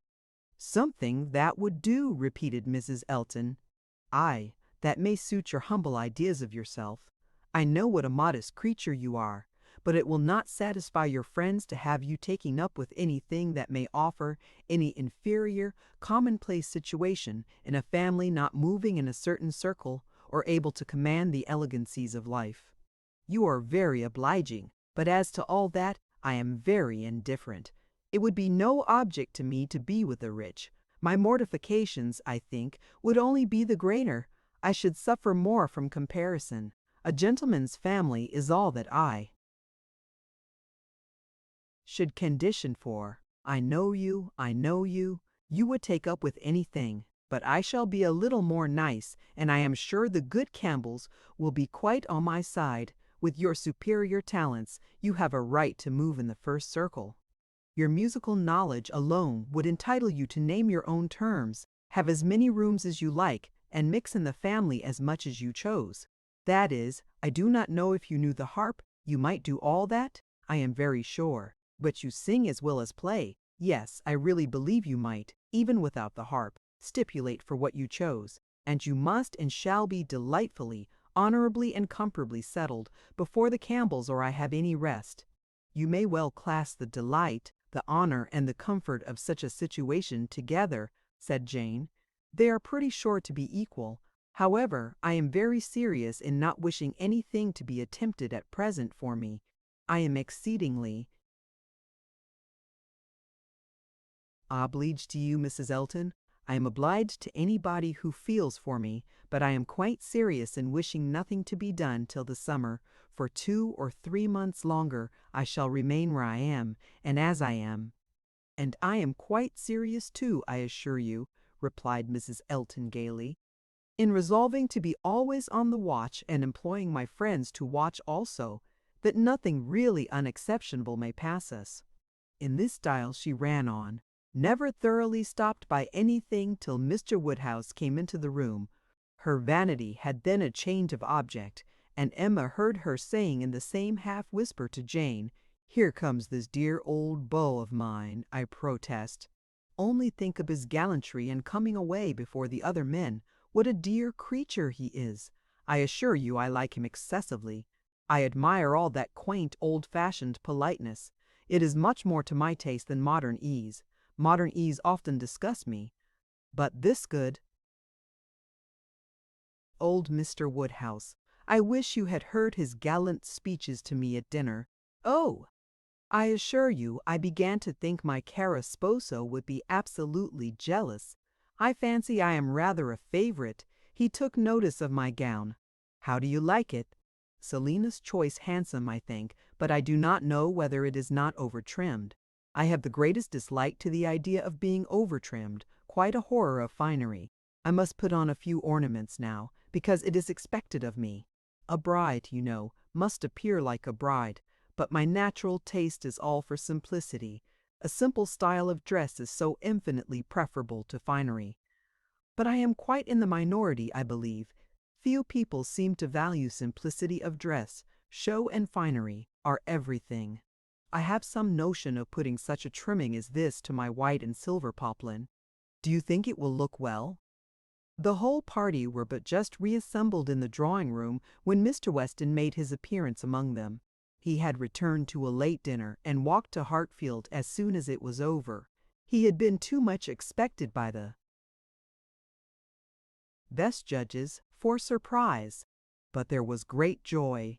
Mr. Woodhouse was almost as glad to see him now as he would have been sorry to see him before. John Knightley only was in mute astonishment that a man who might have spent his evening quietly at home after a day of business in London should set off again and walk half a mile to another man's house for the sake of being in mixed company till bedtime, of finishing his day in the efforts of civility and the noise of numbers, was a circumstance to strike him deeply. A man who had been in motion since 8 o'clock in the morning, and might now have been still, who had been long talking, and might have been silent, who had been in more than one crowd, and might have been alone. Such a man, to quit the tranquillity and independence of his own fireside, and on the evening of a cold sleety April day rush out again into the world. Could he, by a touch of his finger, have instantly taken back his wife? There would have been a motive, but his coming would probably prolong rather than break up the party. John Knightley looked at him with amazement, then shrugged his shoulders and said, "I could not have believed it even of him." Mr. Weston, meanwhile, perfectly unsuspicious of the indignation he was exciting, happy and cheerful as usual, and with all the right of being principal talker, which a day spent anywhere from home confers, was making himself agreeable among the rest, and having satisfied the inquiries of his wife as to his dinner, convincing her that none of all her careful directions to the servants had been forgotten, and spread abroad what public news he had heard, was proceeding to a family communication, which, though principally addressed to Mrs. Doan had not the famille inferath. He gave her a letter. It was from Frank, and to herself. He had met with it in his way, and had taken the liberty of opening it. "Read it," said he. "It will give you pleasure. Only a few lines will not take you long. Read it to Emma." The two ladies looked over it together, and he sat smiling and talking to them the whole time, in a voice a little subdued, but very audible to everybody. "Well, he is coming, you see. Good news, I think. Well, what do you say to it?" "I always told you he would be here again soon, did not I? Anne, my dear, did not I always tell you so, and you would not believe me? In town next week, you see, at the latest, I dare say, for she is as impatient as the black gentleman when anything is to be done. Most likely they will be there tomorrow or Saturday. As to her illness, nothing, of course. But it is an excellent thing to have Frank among us again, so near as town. They will stay a good while when they do come, and he will be half his time with us. This is precisely what I wanted. Well, pretty good news, is not it? Have you finished it? Has Emma read it all? Put it up. We will have a good talk about it some other time, but it will not do now. I shall only just mention the circumstance to the others in a common way. Mrs. Weston was most comfortably pleased on the occasion. Her looks and words had nothing to restrain them. She was happy, she knew she was happy, and knew she ought to be happy. Her congratulations were warm and open, but Emma could not speak so fluently. She was a little occupied in weighing her own feelings, and trying to understand the degree of her agitation, which she rather thought was considerable. Mr. Weston, however, too eager to be very observant, too communicative to want others to talk, was very well satisfied with what she did say, and soon moved away to make the rest of his friends happy by a partial communication of what the whole room must have overheard already. It was well that he took everybody's joy for granted, or he might not have thought either Mr. Woodhouse or Mr. Knightley particularly delighted. They were the first entitled, after Mrs. Weston and Emma, to be made happy. From them he would have proceeded to Miss Fairfax, but she was so deep in conversation with John Knightley that it would have been too positive an interruption, and finding himself close to Mrs. Elton and her attention disengaged, he necessarily began on the subject with her. Chapter 18. "I hope I shall soon have the pleasure of introducing my son to you," said Mr. Weston. Mrs. Elton, very willing to suppose a particular compliment intended her by such a hope, smiled most graciously. "You have heard of a certain Frank Churchill, I presume," he continued, "and know him to be my son, though he does not bear my name." "Oh, yes, and I shall be very happy in his acquaintance. I am sure Mr. Elton will lose no time in calling on him, and we shall both have great pleasure in seeing him at the vicarage." "You are very obliging. Frank will be extremely happy, I am sure. He is to be in town next week, if not sooner. We have notice of it in a letter today. I met the letters in my way this morning, and seeing my son's hand, presumed to open it. Though it was not directed to me, it was to Mrs. Weston. She is his principal correspondent, I assure you. I hardly ever get a letter. And so you absolutely opened what was directed to her." "Oh," Mr. Weston laughing affectedly, "I must protest against that. A most dangerous precedent indeed. I beg you will not let your neighbors follow your example.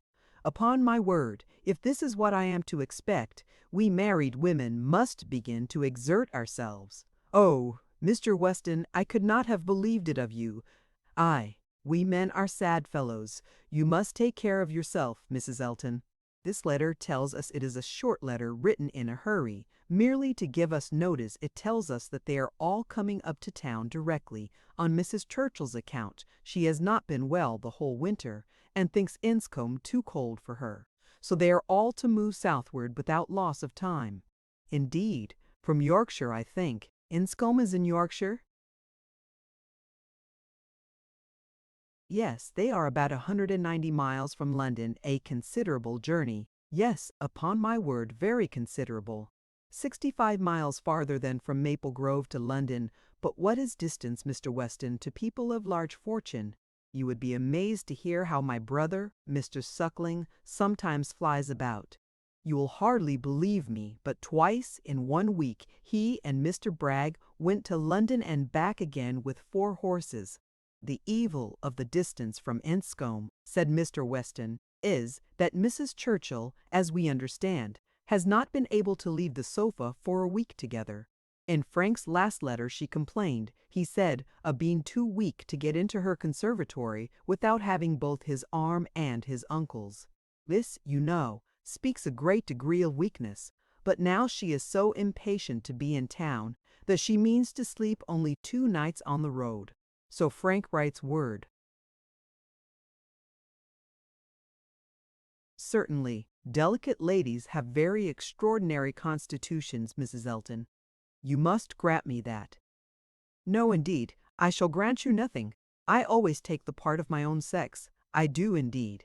I give you notice. You will find me a formidable antagonist on that point.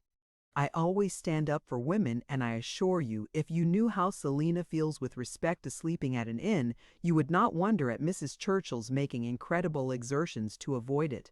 Selina says it is quite horror to her, and I believe I have caught a little of her nicety. She always travels with her own sheets, an excellent precaution. Does Mrs. Churchill do the same? Depend upon it, Mrs. Churchill does everything that any other fine lady ever did. Mrs. Churchill will not be second to any lady in the land for, Mrs. Elton eagerly interposed with,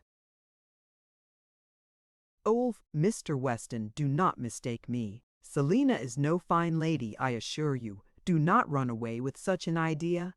Is not she? Then she is no rule for Mrs. Churchill, who is as thorough a fine lady as anybody ever beheld." Mrs. Elton began to think she had been wrong in disclaiming so warmly. It was by no means her object to have it believed that her sister was not a fine lady. Perhaps there was want of spirit in the pretense of it, and she was considering in what way she had best retract when Mr. Weston went on. Mrs. Otter Storius. Churchill is not much in my good graces, as you may suspect, but this is quite between ourselves. She is very fond of Frank, and therefore I would not speak ill of her. Besides, she is out of health now. But that indeed, by her own account, she has always been. I would not say so to everybody, Mrs. Elton, but I have not much faith in Mrs. Churchill's illness. If she is really ill, why not go to Bath, Mr. Weston, to Bath or to Clifton? She has taken it into her head that Enscombe is too cold for her. The fact is, I suppose, that she is tired of Enscombe. She has now been a longer time stationary there than she ever was before, and she begins to want change. It is a retired place, a fine place, but very retired. I like Maple Grove, I dare say. Nothing can stand more retired from the road than Maple Grove. Such an immense plantation all round it. You seem shut out from everything in the most complete retirement. And Mrs. Churchill probably has not health or spirits like Selina to enjoy that sort of seclusion. Or perhaps she may not have resources enough in herself to be qualified for a country life. I always say a woman cannot have too many resources, and I feel very thankful that I have so many myself as to be quite independent of society. Frank was here in February for a fortnight. so I remember to have heard. He will find an addition to the society of Highbury when he comes again. That is, if I may presume to call myself an addition, but perhaps he may never have heard of there being such a creature in the world." This was too loud a call for a compliment to be passed by, and Mr. Weston, with a very good grace, immediately exclaimed, "My dear madam, nobody but yourself could imagine such a thing possible. Not heard of you!"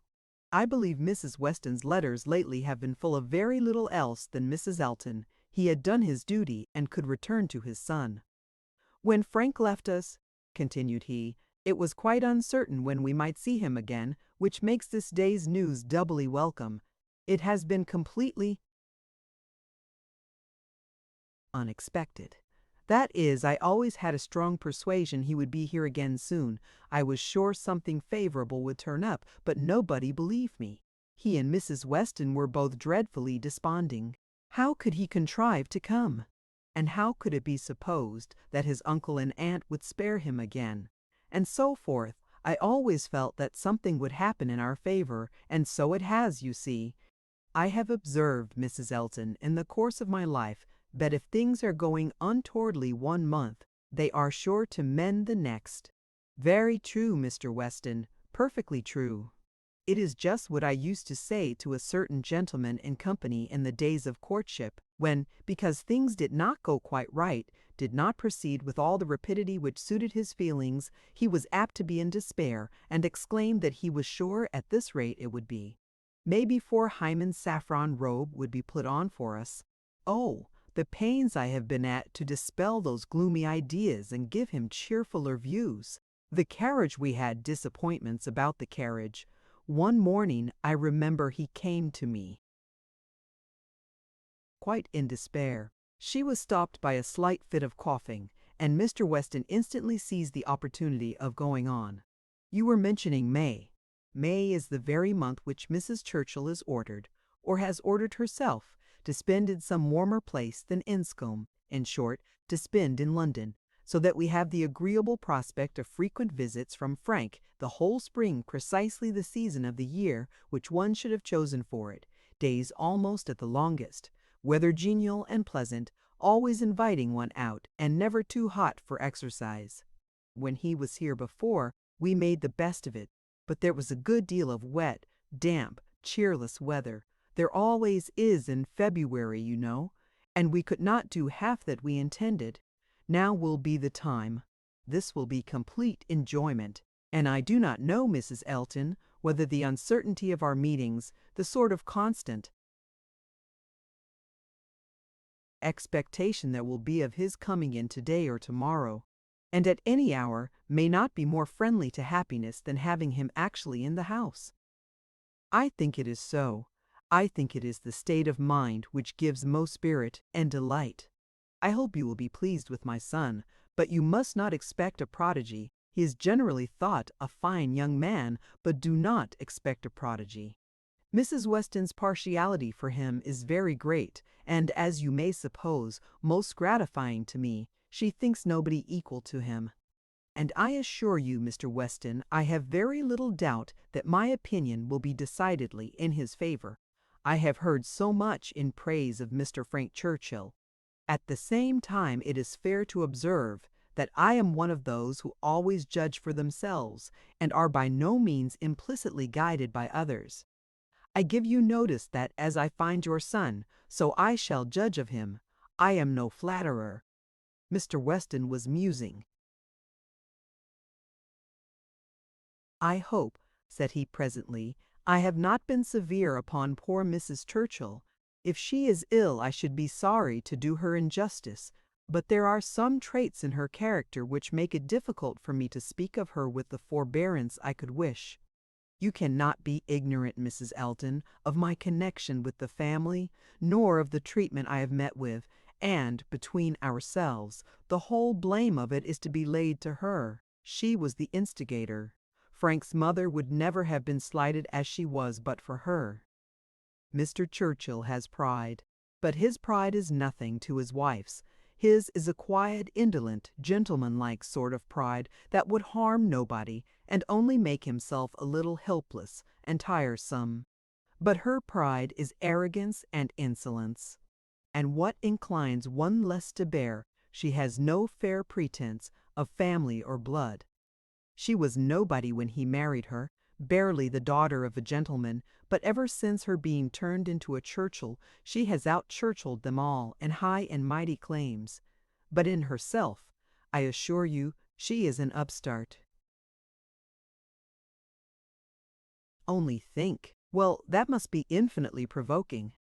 I have quite a horror of upstarts. Maple Grove has given me a thorough disgust to people of that sort.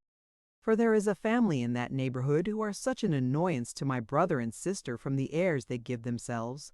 Your description of Mrs. Churchill made me think of them directly. People of the name of Tupman, very lately settled there and encumbered with many low connections, but giving themselves immense airs, and expecting to be on a footing with the old established families.